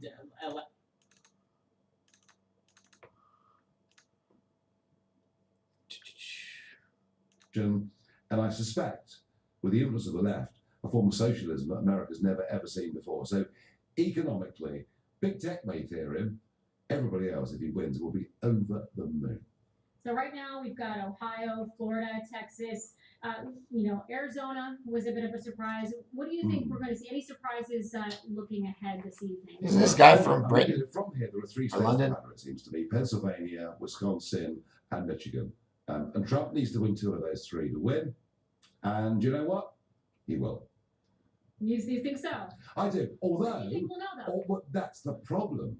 That all three of them are saying we may not know till Friday, which is so Friday. unfair on voters, so unfair on America, so unfair. How can it be that local state officials are not capable of counting results on the same night? It's beyond me. Nigel, you've been downstairs talking with a number of supporters down here at the Trump Hotel in D.C. What are you hearing from people downstairs in terms of how they see things going this evening? Well, they're anxious. Of course they are. Remember this. Most people voted for Biden did so because they were either left or center or didn't like Donald Trump very much. But there was no passion, no conviction. Trump could lose with 67 million votes. I don't think he will, but people who voted for Trump did it out of passion, out of conviction. I've been all over America. I went to Tulsa. I was at the first rally of this campaign. I've been all over America. I am the most outspoken British supporter of Donald Trump. I've never wavered in my All right. But he was right for America, right for the legal free world. Okay. I'm just waiting for this to be over so we can all be friends again.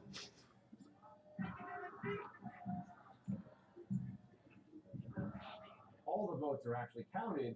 It ended up being the right call, even though it's looking more and more like they went with that one way too early. Because again, that was sort of stunning too. We knew that Arizona was going to be in play, but given what's happened everywhere else tonight, Jesse, really, that's the one that not North Carolina, not Georgia, Arizona's the one that they flip. It just there was a smell test there that it barely passed.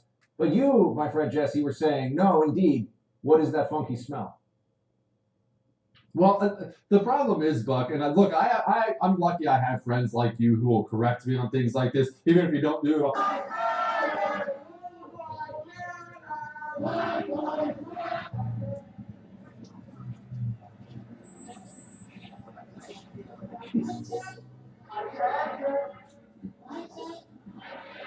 Oh, I hate when people do that. I think they're so cool. Mic check, mic check.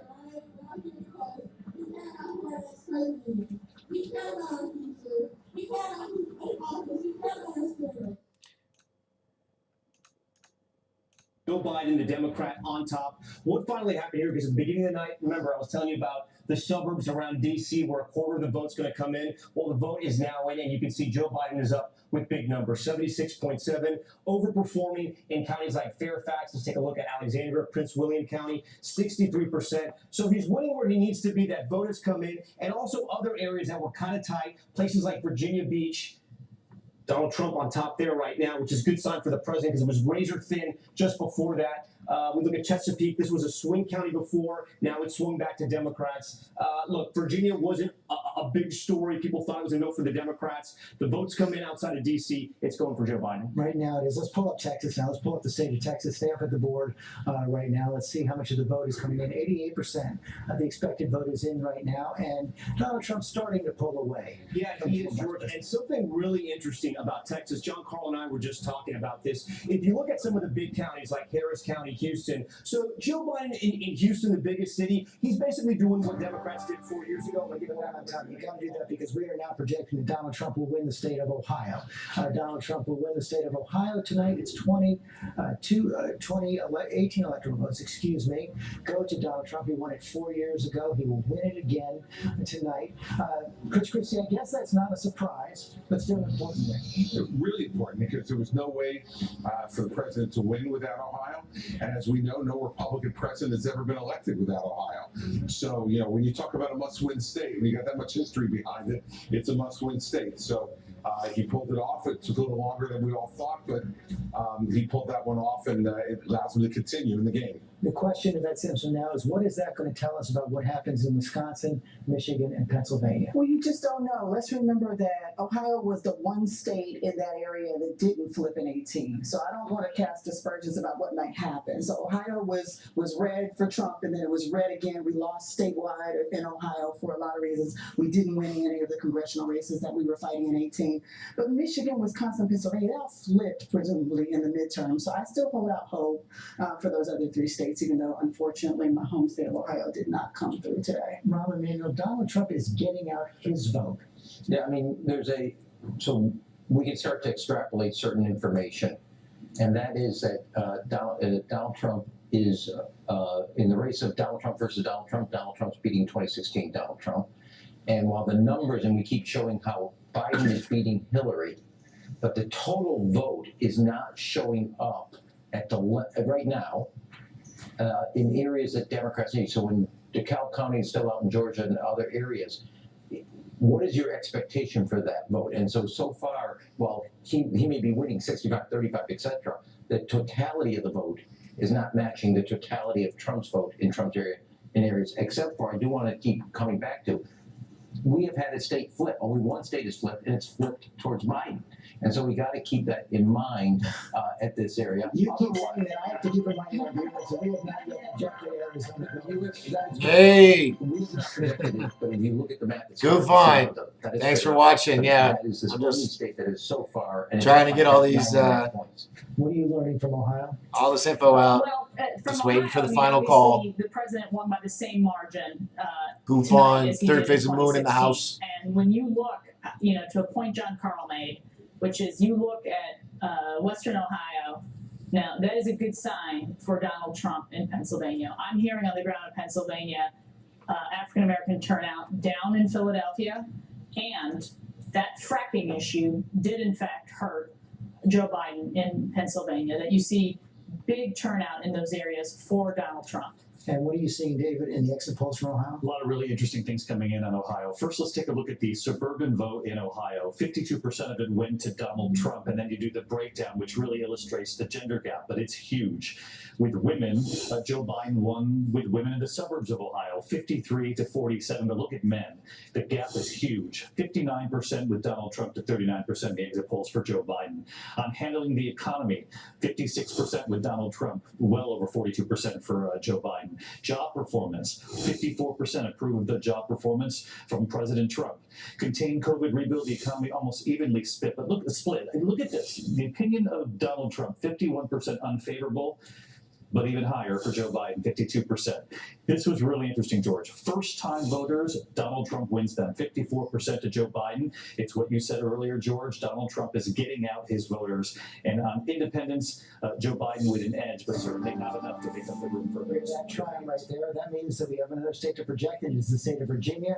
It is going to Joe Biden. It's 13 electoral votes. Again, not a surprise, but now it's been officially projected by ABC News. Joe Biden will win the state of Virginia. The blue states are filling in blue. The red states are filling in red right now. Let's go to the state of Wisconsin. Take a look at that. This is one of the states that Joe Biden will have to flip if he wants to be the next president of the United States. 64% of the expected vote is in right now. Donald Trump is in the lead, Tom. Okay, so I'd like to acknowledge the gentleman from New Jersey on this one. About half an hour ago, you said the Trump campaign was feeling good about Wisconsin, and they should be. We still only have 64% of the vote in, but George, there were 23 counties that swung for President Trump 4 years ago. I did some quick math. I was counting them. He's up in almost 20 of those pivot counties. So let's look at Milwaukee, because this is where most of the votes are going to come from right now. Only 36% in. Look at Joe Biden's numbers, though. Underperforming from 4 years ago. He's got to get that number up. And let me bring this up over here, because we're talking about the WOW counties. These are the suburb counties around Milwaukee. And they're called WOW because of their initials. First, Ozaki here. Donald Trump at 53%. We look at what he did 4 years ago. He's slightly under. Let's go over here to Waukesha, 61%. He's holding steady. And over here, Racine. This is a really interesting county. This is a county that went twice for President Bush, twice for Barack Obama. President Trump barely won it 4 years ago. He's on top in a big way. And we have to talk about Kenosha because it's interesting what's happening here. Half the vote is in, right? But Donald Trump barely won this 4 years ago. There was huge protests because of the shooting of Jacob Blake, social unrest in the streets. It got national attention. Donald Trump right now is up here in a major way. This is not good for Democrats. Like I said, those swing counties aren't going for Democrats right now. One more county I want to talk about, Sauk County. Obama had this. It swung for President Trump 4 years ago. It was very tight. He's up there as well. We also like Sauk County because it's the home of the International Clown Hall of Fame. I have a very important point to make about Wisconsin, and that is this notion of the early vote. What we are told so far in Wisconsin, there's 64% of the vote in statewide. The percentage of early vote that is in Wisconsin right now, we estimate to be 0. They have not begun counting the early vote in Wisconsin. So yes, it's looking good for Donald Trump right now, but that will change dramatically as they open those envelopes, they do the work, the slow counting of counting the mail-in ballot. I want to bring Terry Rainer for more on that. You have more information on this, Terry? That's right. So Wisconsin has one of the most decentralized systems for counting mail-in ballots in the country, but we are told, ABC News has been told repeatedly by officials throughout the state that they expect those big counties to be counted in full by early tomorrow morning, 4 or 5 in the morning Central Time. And so we should have a better picture of those votes that John Carl is talking about by early tomorrow morning. Forgive me, I might have missed you say the percentage. How many of those by 4:35 tomorrow morning? 100%, according to what officials are in Wisconsin are telling ABC News. They should have Milwaukee County, they're telling us, by 5 a.m. Central Time. Brown County, which is Green Bay, sometime around the same time, before dawn tomorrow morning. So Wisconsin should be known, at least as far as the county is concerned, by tomorrow morning. That could be one of the first of those blue wall states to come in. Deborah Roberts, what more are you hearing on that from Wisconsin? Well, George, very much what Terry was just saying. The one thing that still has to be done here is that those absentee and those mail-in ballots still have to be counted. And all the elections officials around the state are saying that they just have not gotten to them yet. We're hearing, as Terry said, 5 a.m. from Milwaukee, 4 a.m. There's a state law that these officials cannot go home until those absentee and mail-in ballots are counted. So they fully expect to have them counted. They say they're deliberately working on these overnight, could very well be into the wee hours of the morning. And to John Carl's point, 2 million of those ballots around the state. So they could make a significant impact on the numbers that you're seeing right now. And again, Wisconsin is always very, very tight. But it is interesting that President Trump won Kenosha by just 200 plus votes last time. And at this point, he seems to be doing very, very well here on the side of those protests and so forth. Apparently his message of strength, he was here a lot in Wisconsin. Apparently that message seems to be resonating, but those absentee and mail-in ballots, I think, are going to tell us a lot, and we won't know that until the wee hours of the morning, if not maybe late tomorrow. Sarah Fagan. Well, we know the absentee and early vote in Wisconsin is about 57% of the vote, and there is a lot out. But looking at model data, it looks like Trump would lose that vote as it's on its own by only 5 points. That is going to make, that to me means Wisconsin's going to either be very close or it's going to move to Trump. Mary Bruce, what are you hearing from the Biden campaign on that?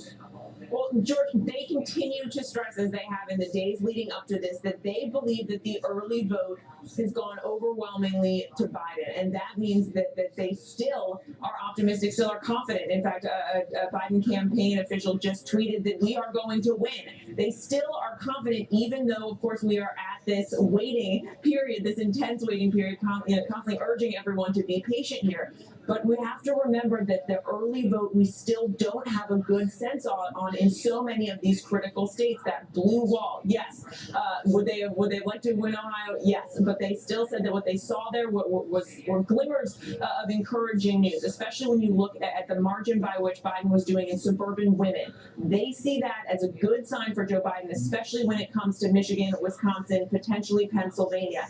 They are urging us to be patient, as all of these other states. come in. I can tell you the supporters behind me here are still holding out hope, very enthusiastic. There's just a lot of cheering and applause and honking because that is how we hold an election night rally in this pandemic. The Biden team here, when they called Virginia, they are now blasting out results here on the screens behind me, but the Biden team, cautious, but still feeling very confident, George. Bruce, thanks very much. Nate Silver, I want to bring you in right now. Just give us a sense, as you're poring over all the data coming in right now, of what you're looking at, what you're thinking, what possibilities are most present in your mind. I mean, the easiest way for Biden to win is to hold Pennsylvania. We won't know that for a while, and also flip back Wisconsin, Michigan when you have more early votes counted, more mail vote counted. But there are other states in play. The New York Times is a model that has Georgia being very competitive once all votes are counted there. Arizona looks pretty good for Biden. I think it would be premature to call it at this point. But, you know, it's not a map where you necessarily have, or not where you have a neat narrative. It's not quite 2016. It might not be 2016. It's not quite 2018 yet. We're somewhere in between. Can you tell yet whether the popular vote is going to come in fairly close to where most of the national polling averages was? I think you had between 8 and 9% at the end. Our best guess is that Biden's going to underperform by somewhere on the order of 2 or 3 points. Oops.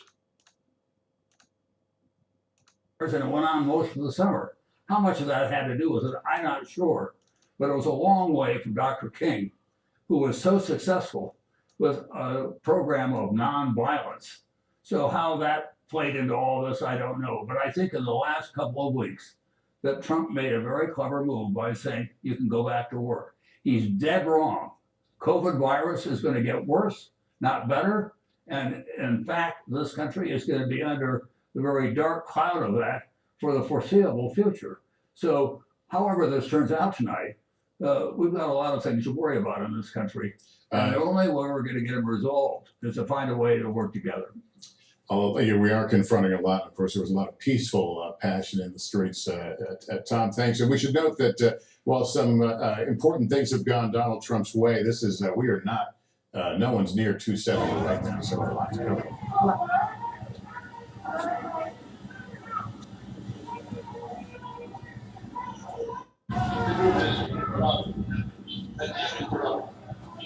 Individual was arrested with a firearm. The individual was arrested with a firearm. The city of Seattle. We are here to support your rights and free speech. A whole lot of people. I think he's here. Yeah, so it's going to be less film in the crowd now.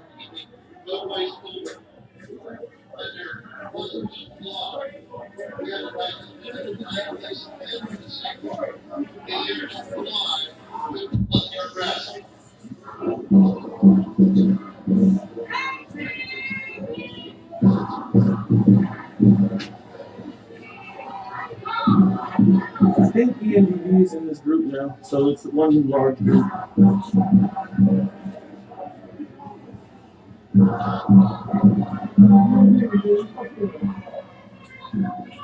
Continue to move. Yo, is it cool if I pass my phone off to you now? Where are you?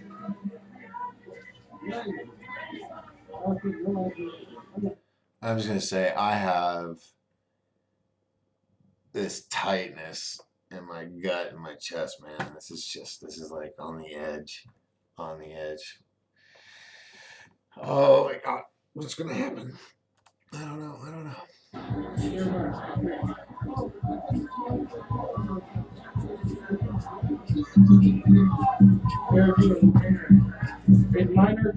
Miners towards Seattle, right? Yo.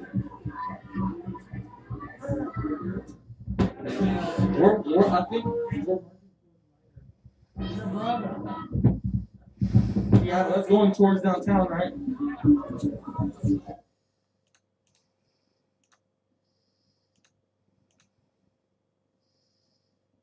electoral votes. Donald Trump has won 19 states, 136 electoral votes. You see that familiar red and blue. Every red state was won by Donald Trump in 2016. Every blue state was won by Hillary Clinton in 2016. So far, a repeat. The big battleground still out there right now. We're going to talk to the former governor from perhaps the most critical state in the country right now, the state of Pennsylvania, Ed Rendell. Thank you for joining us right now. And Governor Rendell, can you just give us a sense of where you think things stand in your home state right now? Well, I still think Joe Biden's going to carry Pennsylvania, George. The vote in the five-county area, which is about 40% of the vote in the state, is astounding. In Philadelphia, this is just the same day voting. It's 254 to 36. In Delaware County, 46,000 to 7,000. In Montgomery County, 110 to 36. And the mail vote, if the mail vote splits, Democrats have voted 1.6 million. Republicans have voted only 550,000. I think Donald Trump will be down in the mail vote about 900,000 votes. So I don't think he can carry Pennsylvania, although he's doing better than most of the polls reflected. What's your sense of how long it's going to take in your state?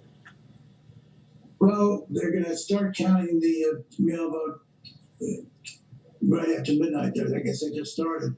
And they're going to go for a few hours, then they're going to pick up in the morning. My guess is it could be done by Thursday night, but it could carry on into Friday morning. Right. You took some time during the primaries. It took an awful long time for Pennsylvania to finish counting.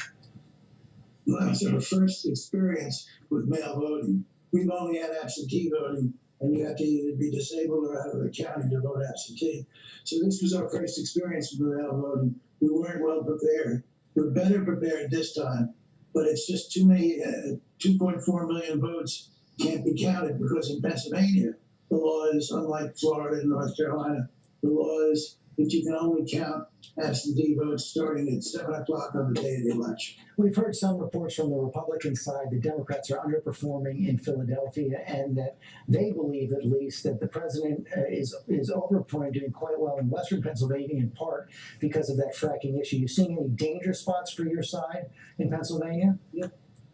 The Republicans made a mistake.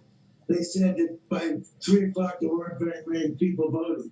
Well, that's because the early voting was so great in Philadelphia, and there were lines around the block twice at 7 in the morning. Okay, so you're still confident. You believe Joe Biden will win, and you think we'll know by Friday or before? Probably either late Thursday night or early Friday morning. And I think he'll win by about 3.5 points.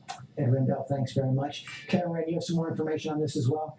I do. So the count in Pennsylvania, as Governor Rendell just said, goes county by county, and they do anticipate not wrapping up tonight, but it could take a couple of days. On the issue of fracking, George, I spent some time in Western Pennsylvania, both the last election and this one, around Beaver County, just outside of Pittsburgh, where Shell is building a gigantic plant because fracking has just transformed that whole part of the state. As you know, as anybody who's been there, know those towns which were really beaten down after the disappearance of the. Okay. Kelly Rasmussen says, "Hey Doc, how do we find out who wins the LD7 section? Trying to find out if Dave Peelman is winning or not. I have no idea. I have no idea." Timothy says, "Nothing against monkeys at all." Carrie is off to bed. Have fun. All right, Carrie. Good night. Thanks for hanging out. I don't know how long I'm gonna last. If they're gonna push this off till tomorrow morning, I don't want to stay up all night and then nothing happened until tomorrow night. That would suck.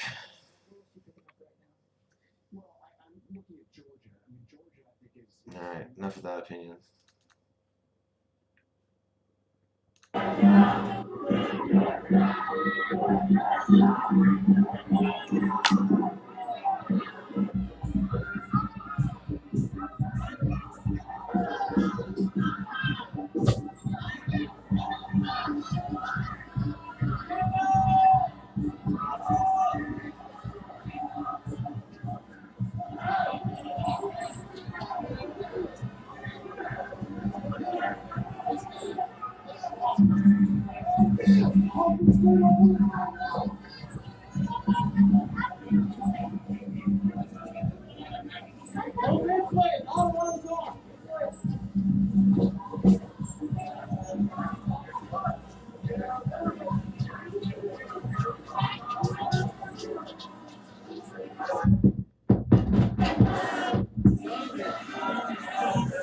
as fuck, dude.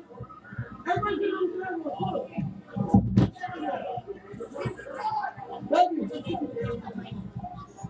on, bro. Oh, they about to fuck congregate. Oh, yeah.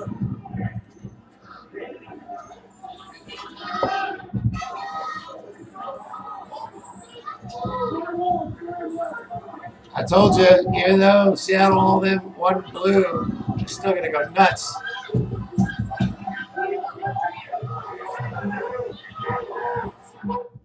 What the hell? Oh yeah, they're taking congregate. Come on, come on, come on, come on, come on, come on, come on. Let's go.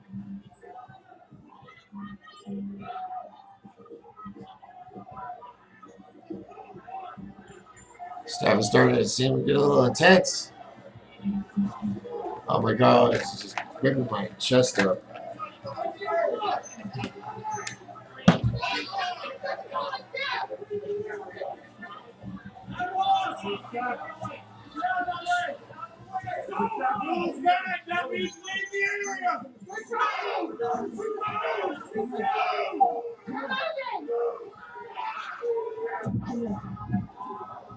They just mad Trump didn't win Washington.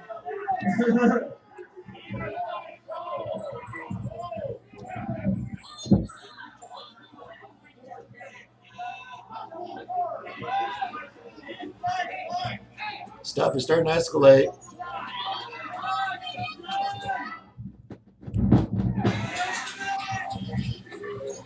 Come on! 46! Get out of here! Bro, it's over for car brigade unless they're in the front. Seattle is starting to get crazy. They got all of. They didn't get all the car brigade. That's bullshit, bro.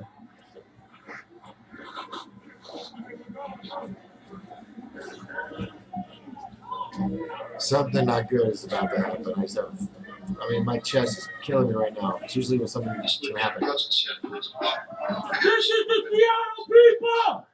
You got us fucked up! This is Trump's America! Y'all complicit to murder! We have to go! The rest of the group is gone. Let's go! Stick together! Hey, streamers! Come on! This is Lieutenant Brooks of the Seattle Police Department. We have already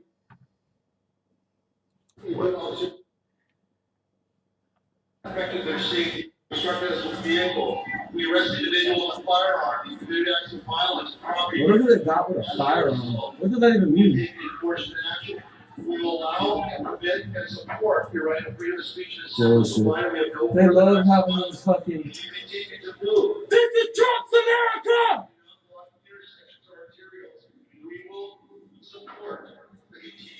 If you don't support Black Lives Matter, you support racism! I hate when people do that. Like, if you don't support this, then you're this. Maybe I just don't want to support a bunch of stuff. There's enough people doing it. I don't know. I mean, why do we have to be so hateful to each other?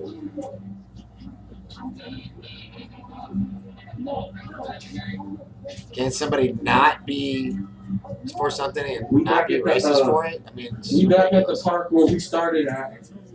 The march is still moving, but. Oh, hey. What do you think would happen if we did White Lives Matter? Oh, that would be a problem, though, right? That would be horrible. Or Redheads Matter. I mean, come on. Anyway, enough of that. Support your rights, but it's just when people say stupid shit and it makes no sense. It's like, really? It's hypocritical. I believe all lives matter.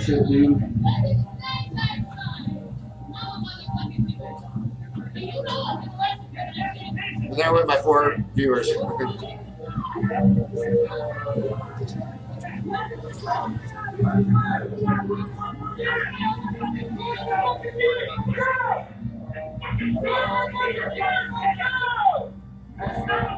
Trump 2020!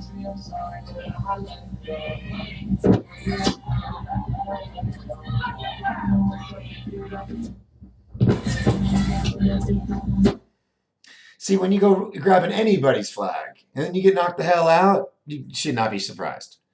I mean, you're taking someone's property, period. I don't care how angry you are. Don't touch other people's stuff. It's common sense.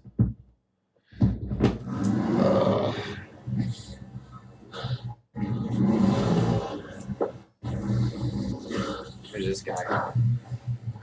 Did he get beat up? Sounds like he got beat up where he was running.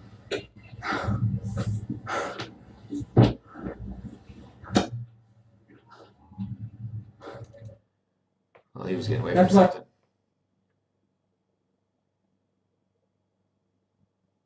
Well, his camera's all messed up.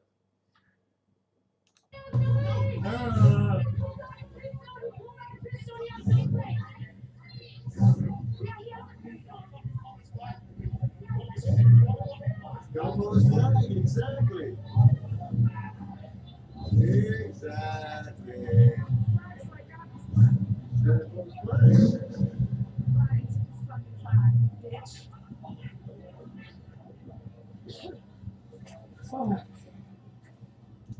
Figure it out.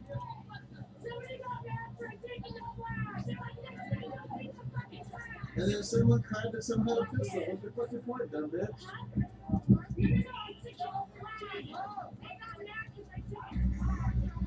Yeah, someone gets mad when you take their stuff. Yes. I mean, oh, you knew, girl. You knew taking someone's flag was wrong, and you did it anyway. No matter if you agree with it or not. Some people are just full of shit.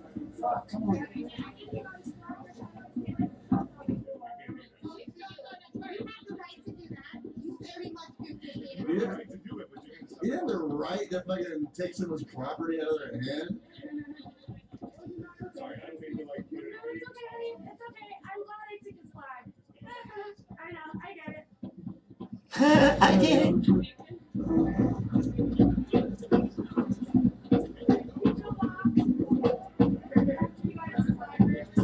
Look at how she's boasting about it. Oh, he's a big baby because I took his flag.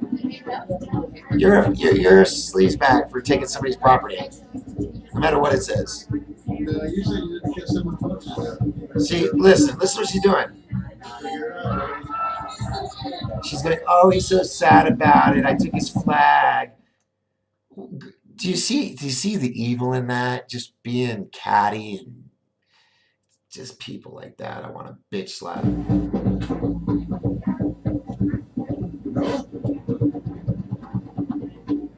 we right back where we started? Yeah. Screw that. A lot of early mail vote is out there yet to be counted. That's what it looks like right now in those three states. Only 53% of the expected vote in Michigan, 70% in Wisconsin, 61% in Pennsylvania. But there's a lot of counting left that we expect.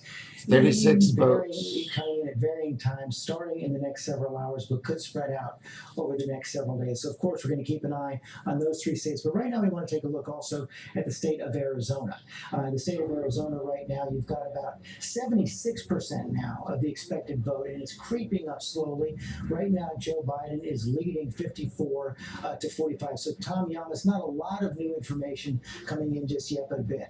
No, but a big number here. George, 4 years ago, President Trump wins Arizona by 100,000 votes. Tonight, right now, with 76% of the vote in, he's behind by 200,000. The big story is Maricopa County. This has the city of Phoenix, city of Scottsdale, 54 to 44. He's up by 10 points, overperforming from Hillary Clinton here. The biggest county. You know, Democrats thought Arizona was in play for several reasons, one of them being President Trump underperformed from Mitt Romney, but also the changing demographics. You have a lot of Californians come in, also a growing Latino population as well. In places like Yuma County, if we see where the race stands right now, President Trump doing pretty well there. They have large agricultural families that are more conservative, so he's overperforming in that area. But when we go to Tucson, Pima County, this is the Democratic stronghold. Joe Biden exactly where he needs to be, overperforming and driving up the vote there. And John, Carl, let's talk a little bit more about the importance of Arizona. The reason Arizona is so important, if Joe Biden is able to flip the state of Arizona, it's not enough for Donald Trump to win the state of Pennsylvania or win the state of Michigan. He's got to find something else. He needs Pennsylvania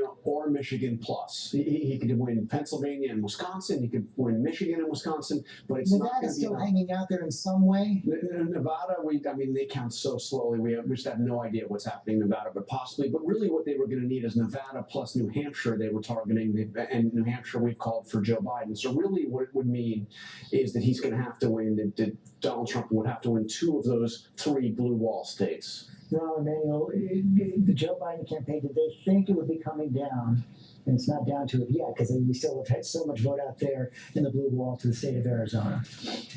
No, I mean, they went there and they thought they had a shot there because of the trend lines you can see. And you have a lot of people from California, from Illinois, other states that have moved in there. I will say one other thing. If this flips, you've cautioned me to be more careful about it. This is the final revenge of John McCain. This is the guy that he wanted to flip on the ACA. He said he was not going to do it. And you have Cindy McCain, also Jeff Flake, the former senator. So you have and he was up 100,000. He's down 200,000 right now. I know we're not allowed to call it, but those trend lines do not look good from him. And Arizona, to be honest, was kind of trending polling-wise where North Carolina and Georgia were. And this has gone better than expected, given the spread is now 10 points, when they were talking about a 2-point race. Chris Christie, when you talk to your sources in the White House, your allies in the White House, what are they saying first about Arizona, and what's their plan B if they lose it? Well, they're still fighting on Arizona, and they still believe they have a chance in Arizona when all the votes are counted. But they're very optimistic about Wisconsin. And I've also spoken to Wisconsin Republican leadership who are saying, given the vote that is out in Wisconsin and the results as they stand now, they feel very confident about Wisconsin. So the approach is going to be Pennsylvania plus Wisconsin. They're also not giving up on Michigan yet. And I think one of the things we're missing tonight, I know a few people have said this around the table a bit tonight, but I want to really emphasize it. The Biden people thought they were going to have to beat 2016 Donald Trump. And what they're now realizing tonight is he has grown his base. He has found voters that didn't vote in 2016 that are now voting for him in 2020. And I will tell you, the last rally that he had in North Carolina, the campaign told me that 20% of the people at that rally did not vote in 2016 at all. And if you go to a rally and stand 5 or 6 hours and wait to see the president, you're voting for him. So I think that's the thing, the Biden campaign, if it goes against Biden, they have grown their numbers above where Hillary was. But they haven't, maybe if they lose, they haven't grown them enough to beat the 2020 Donald Trump. Deja vu for Democrats, is that? You know, I want to reflect really quickly on what the governor said about 2016. I've been thinking about this a little bit, and I'm curious about whether the issue of race is the reason why Donald Trump is actually picking up new folks and holding folks. I would love to see any exit polling around, certain areas where there's been a lot of racial resentment, where the law and order message is playing really, really solid there. And I'm curious about whether that is the key. Whether or not we lost ways, doesn't it? Well, I mean, it depends. Was our message stronger? Was it better, or was his message stronger or better? Are his folks now more motivated? We've actually seen his folks be way more animated, way more out there. When we think about what we expected to happen today, as it relates to polling locations, when we think about the stand by, stand back, and stand by, I'm curious about the role that race is playing, and the fact that we're not seeing the type of change that we expected to see, particularly after 2018 Trump powers. One of the things we've seen is that Republicans were touting before Election Day the places where they had seen increases in registration. Yeah, I mean, look, campaigns matter. And one of the things that we might find after this is all said and done is Donald Trump never shut his campaign down. They registered, 100,000 net more in Florida, 80,000 net more in Pennsylvania, 40,000 net more in North Carolina. In these close races, that is going to make a very big difference. To pick up on what Yvette says, and this is going to require more data, so I don't want to jump. But if you went up and pulled up Kenosha, Wisconsin today, and just pull it up versus Hillary, Right. and obviously if the I don't want to tell the cameraman, but look at the difference. 60 versus 37 versus 47 Yeah, 47. before we don't know if they've counted the early vote. Right, yeah, I said there's a. Yeah. We're told they have not counted the mail-in vote yet. Okay, so we don't know right up, but there's going to be a place that there's a lot of currents in this water. There's not a single current. Well, I don't want to bring That's not just COVID. There's economy. There's race. There's crime. There's a lot of things we're going to have to unpack here. I want to bring Lindsay Davis in on that because that was a big part of the dialogue in the summer, from the killing of George Floyd on Memorial Day through the summer. It seemed to fade as we got into September, as COVID was surging. Perhaps it had some stickiness. You know, I think that there's a lot. I think there was a conversation that happened during the break that I think that it's worthy of discussion, in that if it does bear out that black voters haven't really turned out, I don't think we can conflate the two and say that that means that black voters are voting for Donald Trump, because I don't know many people who were really bowled over by his platinum plan. I mean, President Trump had said in that now infamous speech in Michigan in August of 2016, when he talked to black voters, he was targeting them and said, well, what else do you have to lose, you know, in order to vote for him? And he promised, he said, look, if I win, this was 2016, he said, if I win in 2016, and if I, in 2020, I'm going to get 95% of the black vote. I promise you. You know, at the time in 2016, I believe that he got about 8% of the black vote. Now it seems that he's polling at about 10%. You know, I think that there's a lot of data. I would agree with Ram and Yvette that still. Okay, let's move over to another one. In the state of Georgia to be counted, with the president up about 311,000. So key is how many people are in that last big district of Atlanta that need to be counted. Is it more than 330,000? 140? And that would be huge for the Biden campaign, actually, if they were to pull Georgia. Because, I mean, I'm seeing that everybody is starting to call Florida, to your testament earlier, Dan. Way ahead of the curve. But when it comes to Georgia, that is one of the states that the Trump campaign has to win in order to go through many of these different ways to be competitive. I mean, they could still, for example, end up sweeping the Northwest, the Rust Belt, going through Pennsylvania, Michigan, Wisconsin. But to lose Georgia would be very, very bad for the Trump campaign. Now, he's up big in Michigan, though. Yeah. I tell you, those numbers now just keep 413,000 votes that I'm seeing online. 413,000 in Michigan. Okay, so what do we got going on here? We've got the most nail-biting election in a long time. I have no idea. It says I got a few people watching. I know I haven't been interactive, but I'm just trying to be biased, report what's going on. Right now it's a bunch of mumbo jumbo from people marching in the streets in the Northwest. What's going on here?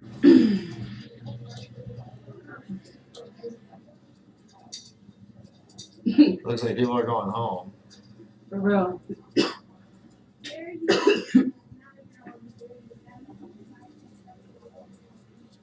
Let's see. What happened? Did it break down?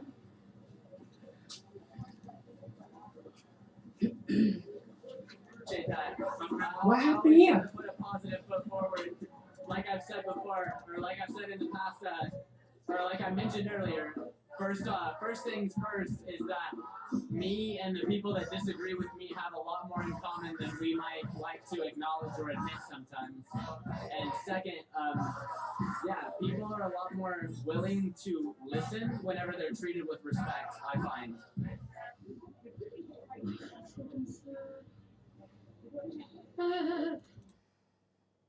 Hey, L.L.C, I know, Kimber. I mean, I was thinking about adding you, but then I thought about it, and you, Yeah, okay, whatever. But that will be another 15 then for him. So that should bump the count up then to, we're getting neck and neck here. It's about 230. It's nerve-wracking, that's what it is. It's about 227 to 225. Yeah. It's about my count. If you pull Arizona out, we're 227, 225. The president only trailing by 2 electoral votes. Again, you throw Arizona in, okay, there's 11 more, so now Biden's up 13. And this one, That's the count I've got. this one was a big one for the Trump campaign early on too, because it set the tone to kind of reaffirming the idea that they are going to be competitive in this race. I never worried about Ohio. Yeah, Never worried, Alex. I never worried. And it's important to note that if Joe Biden were to win this race, he'll be the only president ever to not win Ohio and win the presidency. But if we're looking at Ohio as the bellwether of who's going to take home the presidency, President Trump winning Ohio by a big margin here, nearly 500,000 votes tonight. That's no small win by any margin in the state of Ohio with the population. Yeah, and Ohio folks, let me tell you, I'll brag up my hometown state there. They're pretty sensible, middle of the road people. They're good, salt of the earth, conservative. You got a lot of farming communities, you got a lot of factories, but people are really open-minded. You know, you got Pennsylvania and Hold Michigan. on, folks, we got Biden speaking. Votes is finished, and it ain't over till every vote is counted, every ballot is counted.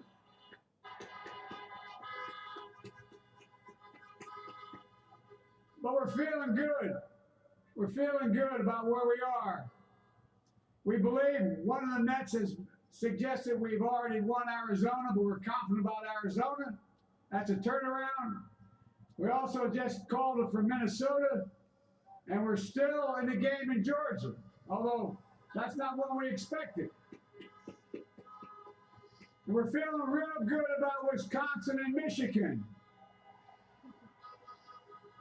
And by the way, it's going to take time to count the votes. We're going to win Pennsylvania. I've been talking to folks in Philly, Allegheny County, Scranton, and they're really encouraged by the turnout and what they see. Look, you know, we can know the results as early as tomorrow morning, but it may take a little longer. As I've said all along, it's not my place or Donald Trump's place to declare who's won this election. That's the decision of the American people. But I'm optimistic about this outcome. I want to thank every one of you who came out and voted in this election. And by the way, Chris Coons and the Democrats, congratulations here in Delaware. Wait, did he win in Delaware? John, the Gov, yeah, the whole team, man. You've done a great job. I'm grateful to the poll workers, to our volunteers, our canvassers, everyone who participated in this democratic process. And I'm grateful to all my supporters here in Delaware and all across the nation. Thank you, thank you, thank you. And folks, you heard me say it before. Every time I walk out of my grandpa's house up in Scranton, he'd yell, Joey, keep the faith. And my grandma, when she was alive, he'll know, Joey, spread it. Keep the faith, guys. We're going to win this. Thank you, thank you, thank you. Your patience is great. Let's walk over here.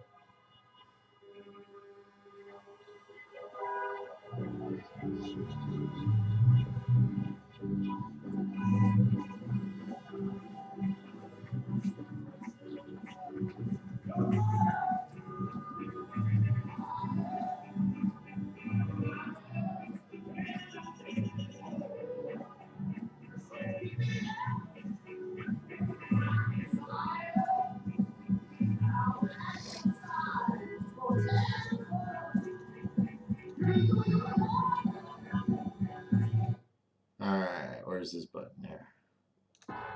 So that's his little party. Hey, John, the Gov, yeah, the whole team, man. You've Yeah, done I already a great watched all job. that. I'm grateful to the poll workers, to our volunteers, our canvassers, everyone who participated in this democratic process. And I'm grateful to all my supporters here in Delaware and all across the Where's nation. the volume on this? Thank you, thank you, thank you. And folks, Alright. Saw that already.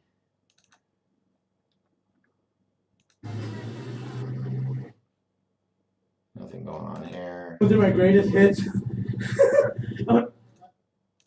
Also on for years. Lars. A lot of the same. You know, by all means, you don't need to, you know. But I really do appreciate you offering them, and you know, we can talk about it after. It's about okay. the molding has been cast, and I think waiting and not waiting for the president to move on this mercy, and also to give people some sense that this is going to take a while, but that he sees, like I've been in communication with the campaign, and they do see Arizona going that way. Lift the veil for everybody a little bit. You've worked in campaigns. I'll bring Matt down on this as well. When he comes out and does that, how much is spin? How much is what they know? Tell us what they know, what they're seeing, what they're looking at that all of us may not know. At about 10:30, it's a little less spin and a little more direction. At about midnight, it's a little more spin. I mean, it switches side. It depends on the time.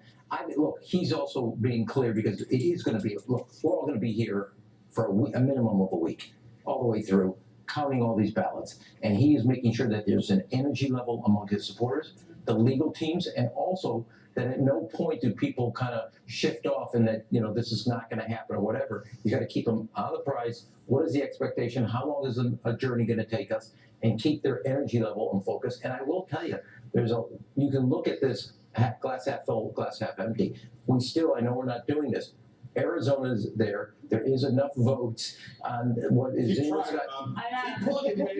Listen, are you guys listening? He thinks Arizona is the Democrats. A broken watch is right twice a day. So here's the thing, and I do think when you see the early votes come in, or rather the absentee ballots in the upper parts of the states, of the Midwest, you have trend lines that you can extrapolate out of Ohio and out of Illinois that can be projected into both Wisconsin, Michigan, and Pennsylvania. Sarah Fagan, that did have a different tone. I remember 4 years ago right now, Hillary Clinton did not come out. Right. She sent John Podesta, campaign chairman, to come out telling people basically just hold on, don't do anything yet. That's not the tone that Joe Biden struck tonight. No, I mean, I think Georgia is still out, and there is a scenario if Georgia got called. We don't think it'll get called tonight, but all of a sudden it's a totally different game, and people are reporting that this election is over, even though there'll be more counting to happen.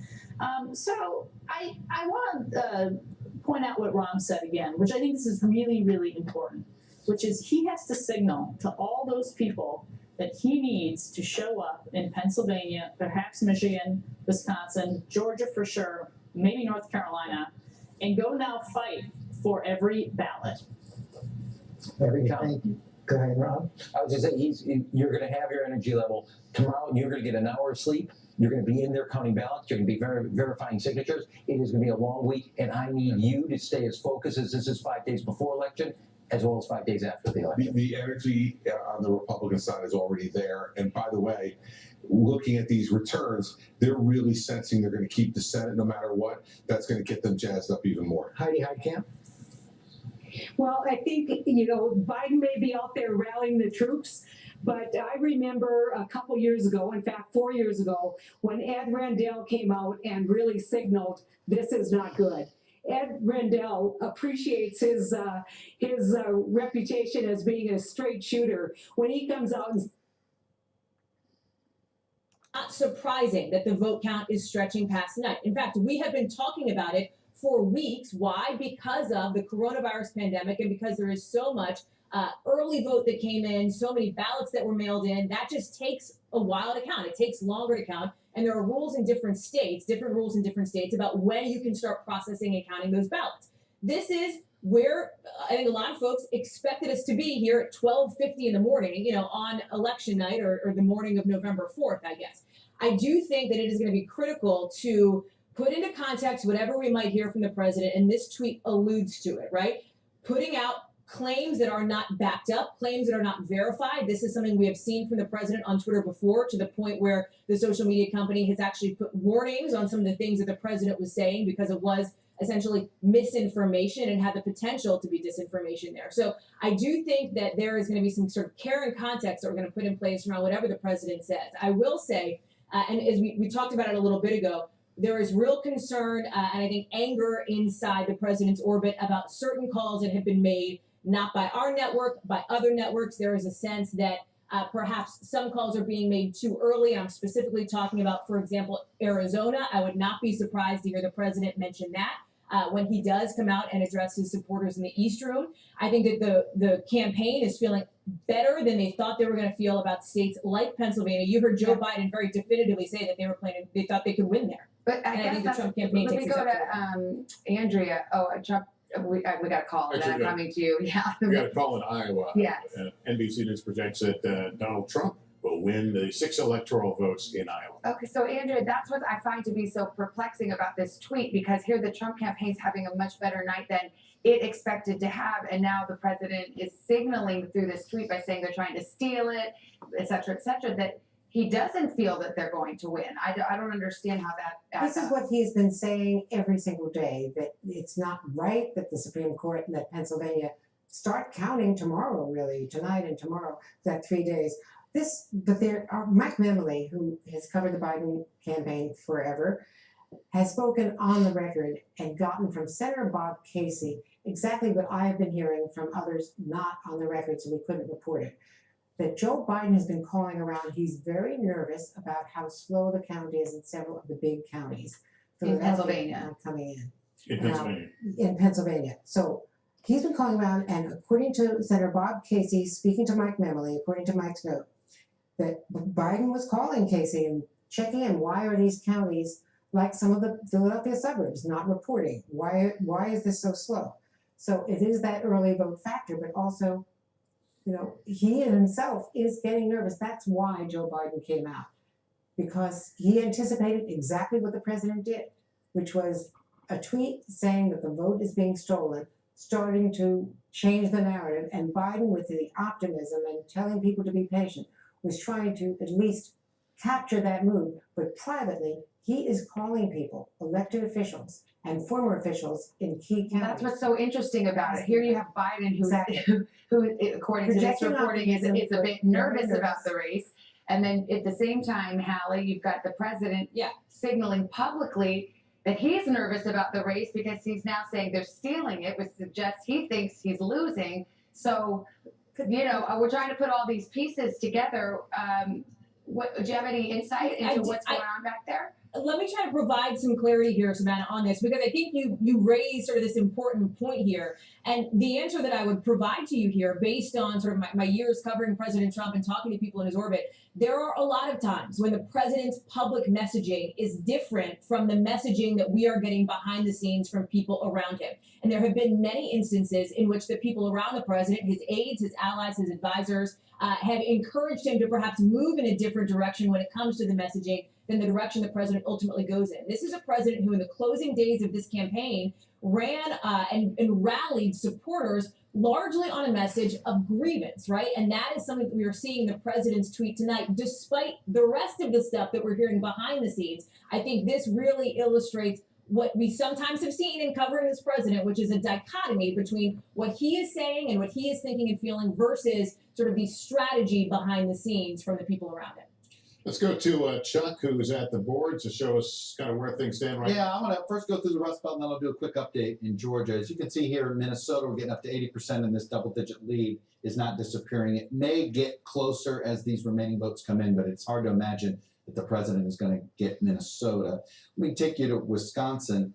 What's interesting here is that our models indicate if the early vote goes the way we think it's going to go, we certainly don't believe this is going to be a race that somehow Joe Biden could win by 7 or 9 points, which is most of the polling. But we're looking at a race that we think is going to be in the 2-point range, but we'll see. And I'll look at here, he's got a 113,000 vote lead. And again, let me just take you to one county here, Milwaukee. We still have 2/3 of the vote that's coming out. And it's our understanding, I think we've talked about this, sometime after 4 a.m., we're going to get the Milwaukee County dump. And that's going to tell us a lot. But again, this has all been election day vote so far in Milwaukee, and a lot of it there. Now we'll go to Michigan, and we have the same issue here. And I'll just bring it up again. Still mostly same day vote, not as much of that early vote yet. And as you've seen, as stuff just trickled in, the Trump lead has narrowed a little bit. And then I'll quickly, let me go over here to Pennsylvania. As you can see here, we're still, and let me just show you here, this is almost all today vote, or now at this point, sorry, yesterday vote. We only have a little bit of that early vote. And look, let's go around here. You can see here's Chester County. It's got 70% in. This is Swing County. We'll see when it all comes in. Here, Andrea, Montgomery County, we still got a lot of vote there. Delaware County, 59% reporting. And of course, Philadelphia County, we still have half of the vote to come in. So this is why, very quietly, the Democrats are actually, I don't want to say they're not, they're nervous, but they feel like they know, they think they know they're going to win these states. They feel good about their early vote, but they also felt good about North Carolina. Let me take you to Georgia.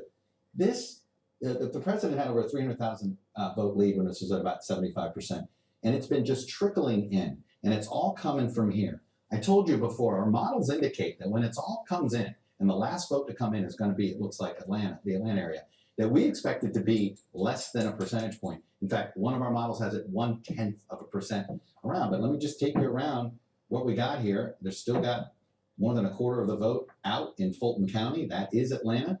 Here's DeKalb. You still got 2/3 of the vote out there. We expect Joe Biden to really run up the score here in these counties. Here's Gwinnett. Still about a quarter of the vote, a little less than that. Where are we here? I just gave you to Fulton. There's Cobb. We still got 20% of the vote here. So this is why we haven't called Georgia, and this is why you don't hear people ready to spike the football on the Republican side either. Everybody knows Atlanta's coming in, and the question is, is it gonna shrink and just make it really close, or could we be looking at recount territory? I can tell you this: we're looking at the recount rules. What is? I was about to ask you. I'm in the middle of it. My team What's was the on it. threshold? I just they're all over this. Okay. In fact, maybe by the time I get back here, I'll find out. So there. Because if a race is in any given state is within a certain threshold, you have to Not recount. automatic here. I can tell you, our initial folks here, it's not automatic. Someone just somebody would have to. someone just put up their phone showing that Arizona has gone blue, but we'll see. NBC News political analyst and former White House press secretary under President Obama, and Rich Lowry, an NBC News political analyst, editor of the National Review. Robert, let me start with you. You're a former press secretary. Let me let you step into our shoes. Write the headline of this night so far. Well, I think the headline is we know a lot less than we thought or hoped we'd know at this point. The race is still very much up in the air, but look, I'm where Biden is right now. I think there's a lot more paths for him to win this race. I think there's two big states that you just talked about, Arizona and Georgia. That those open up very decidedly different paths and multiple paths for Biden. They really, really push Trump into having to really run the table. And I don't know. I think those two states are going to be the big two next states. We're going to see these upper Midwestern states come in, as Chuck and others have talked about, maybe ahead of the Today Show, but it's going to be a while. Drink when someone says the Today Show. I'm leaving hammered at this point. That's not a good idea. I know. Rich, what do you think? We saw Joe Biden come out. We've seen a tweet from President Trump, and he's also indicated that he will also address the cameras. The battle of perception right now.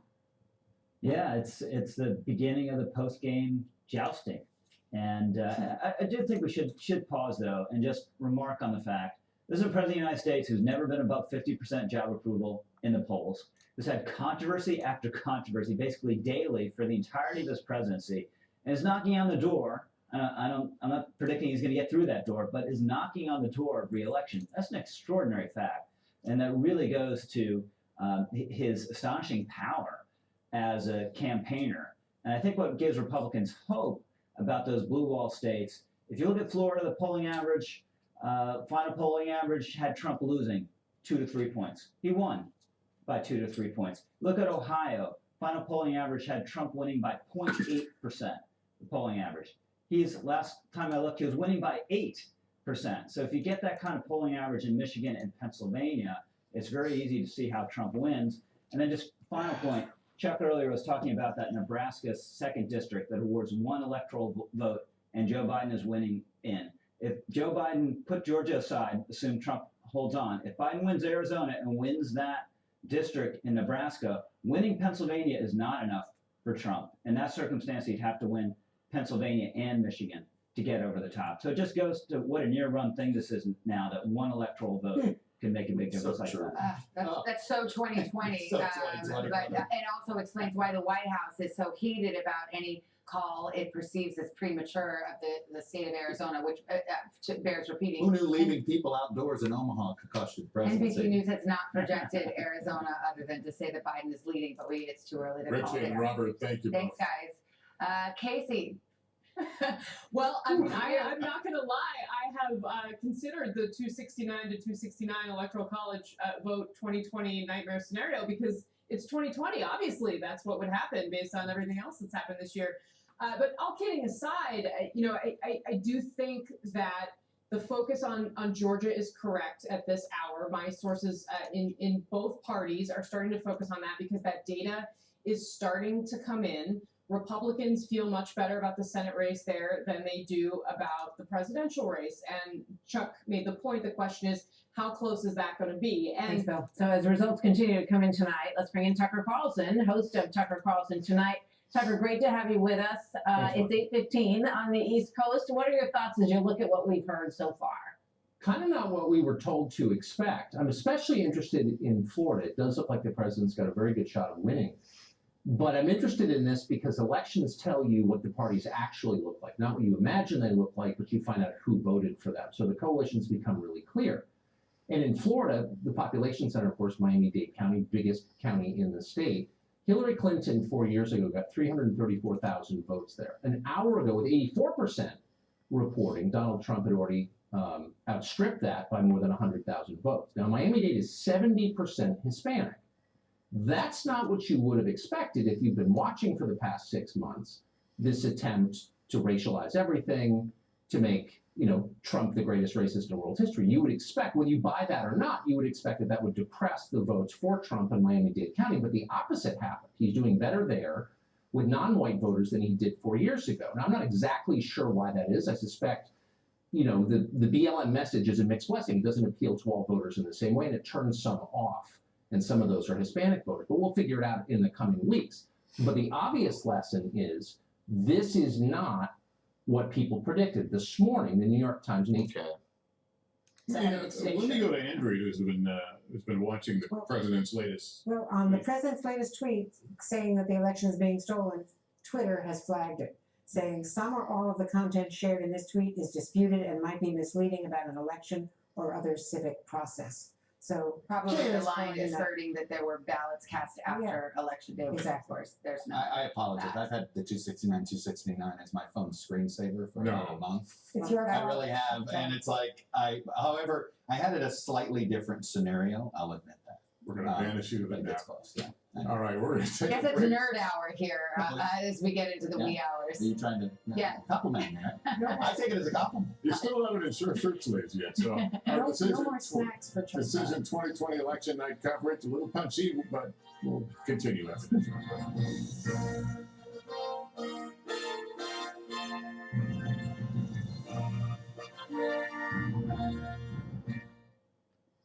We coming down from headquarters, but then then later you saw a lot of little mom and pop shops and more independent business owners putting boards up today around town, and then definitely in places that you wouldn't normally expect. Like you kind of expected downtown, but even when you got out into some of the outer ring suburbs and things like that, you saw a lot of the gas stations, CVS's, pharmacies, places like that putting boards up.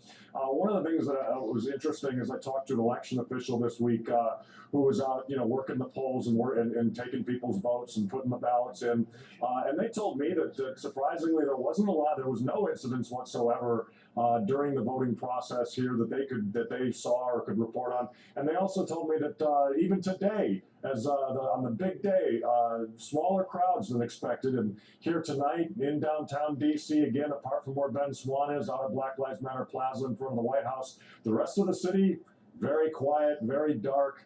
Even the police presence here in Freedom Plaza has really disappeared in the last hour or so. Not very many squad cars going by with the lights on. So things are real quiet on this side of town. Well, it is Donald Porter asks now whether in the past 4 years Donald Trump has managed to unite the nation as he promised he would.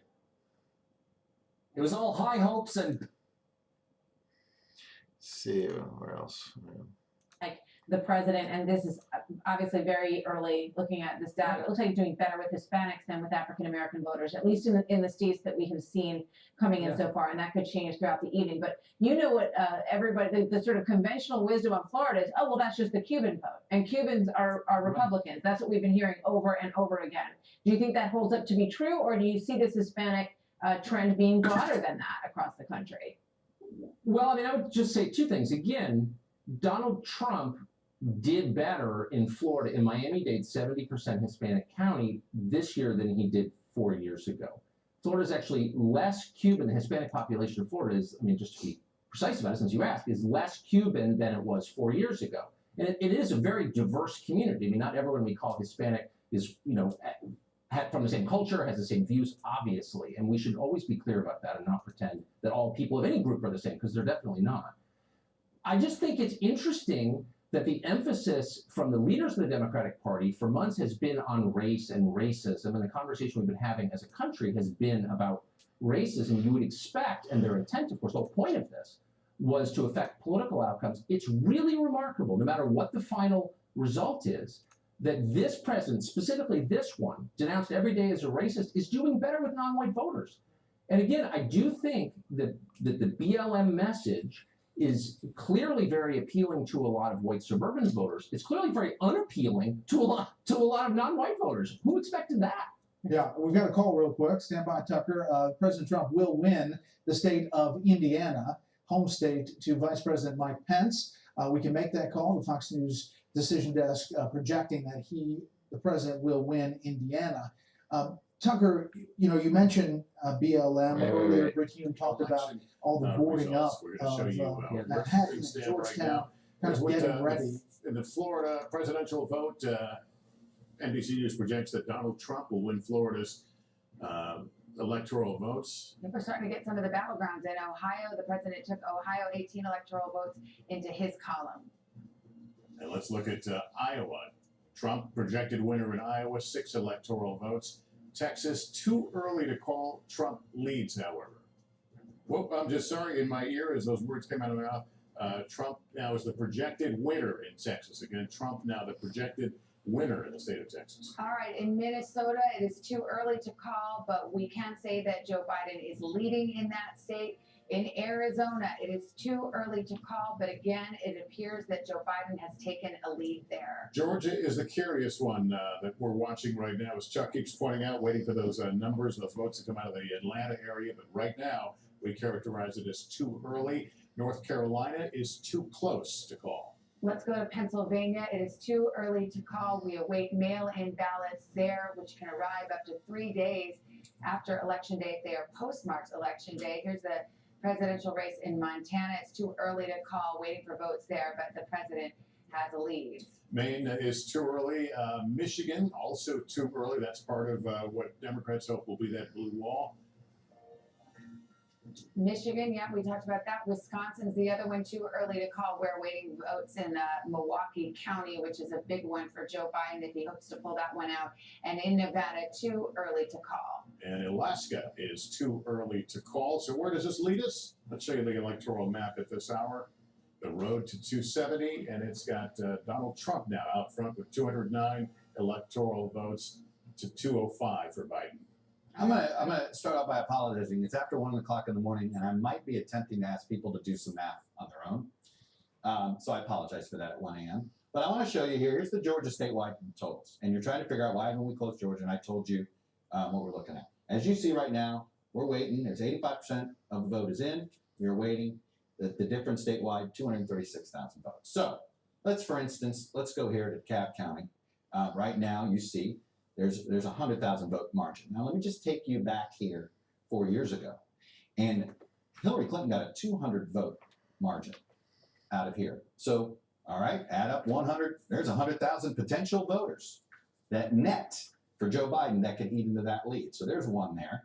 I'll give you that. Let's go to Fulton County.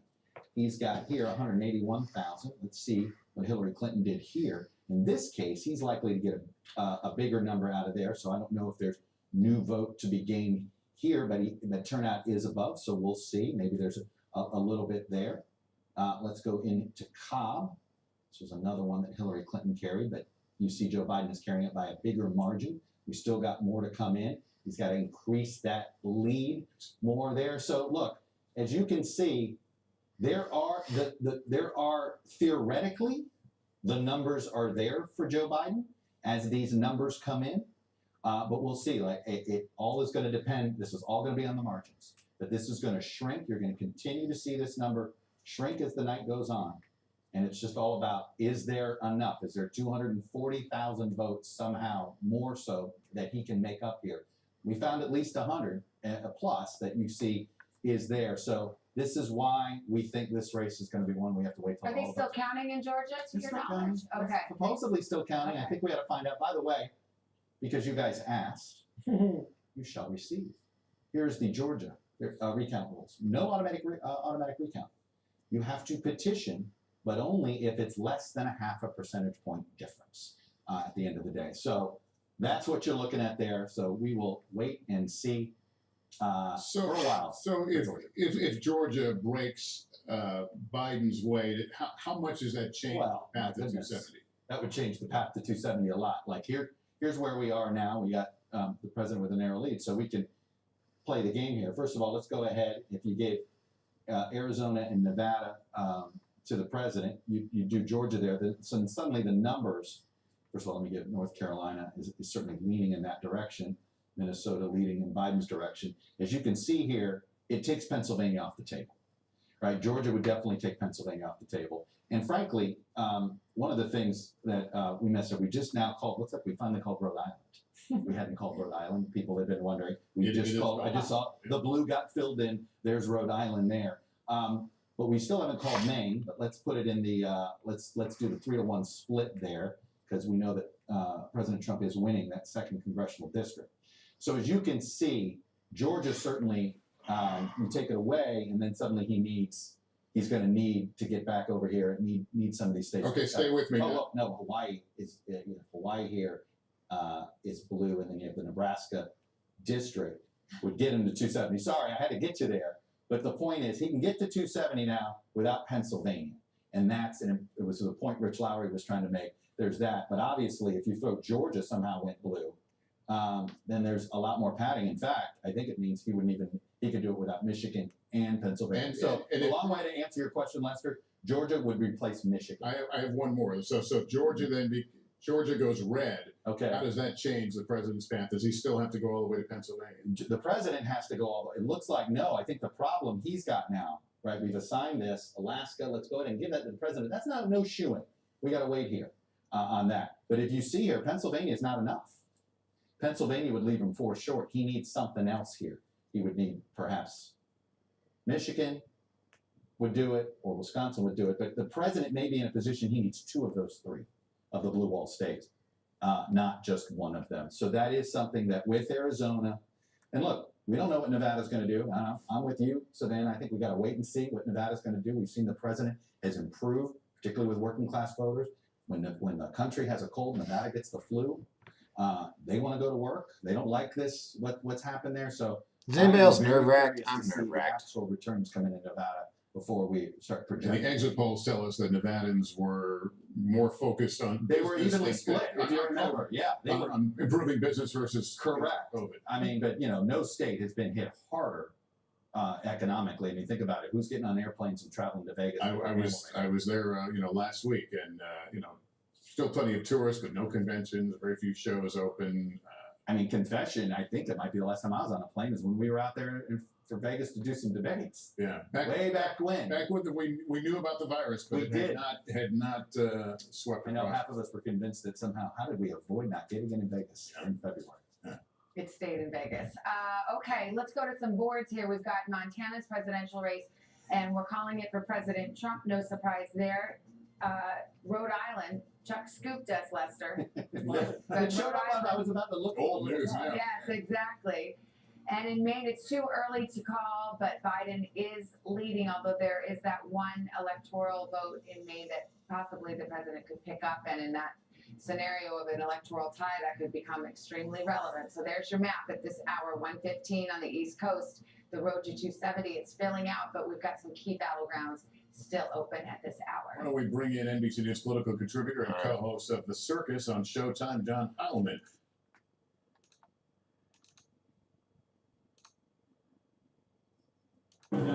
Go for it. Go for it. Enter the streamer's corner. Yeah, you too. It's not safe. It's not safe. The police are kettling the.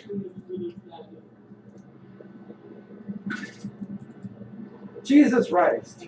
So as results continue to come in tonight, let's. Where am I going? I'm going over here.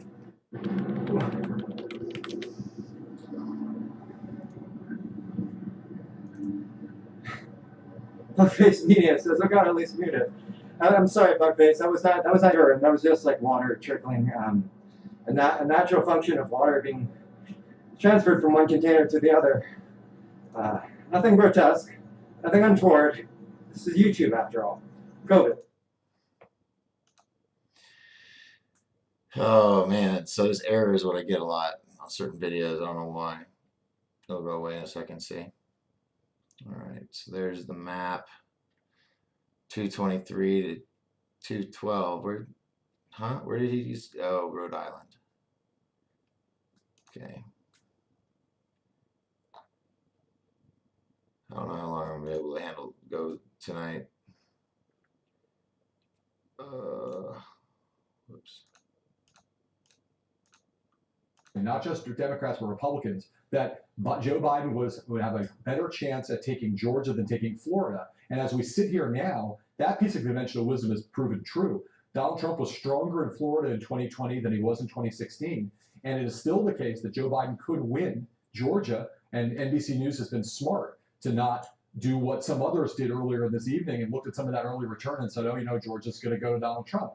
We're seeing that the longer this night goes on, the better that state looks for Joe Biden. And that's not to say he's going to win it, but he's still in it. And we might not know about that one, just like we're not going to know possibly about Wisconsin, Michigan, and Pennsylvania for at least another 24 hours, maybe longer. Speaking of, we've also held our fire on Arizona because we're awaiting vote there. And Doug Ducey, who is the governor of Arizona, tweeted a little earlier this evening, it's far too early to call the election in Arizona. Election day votes are not fully reported, and we haven't even started to count early ballots that were dropped off at the polls. In Arizona, we protected election day. Let's count the votes, all the votes, before making declarations. So interesting to see. It looks like it's going to be a pause in Arizona, potentially no call tonight. But the governor there indicating not only are they counting election day votes, but when people brought their early ballots straight to the polls, that they still need to count those as well. John, thanks very much. Good to talk to you. We're going to take a break. Be back with more Decision 2020 election night coverage after this show. All right, folks. It is 11:20 Arizona time. I know I haven't been doing a lot of speaking because we've just been watching together. I'll be back in the morning sometime to see where the results are. But, yeah, they're saying we're not going to have them tonight. Yeah. Why are they playing this commercial? Voting's over.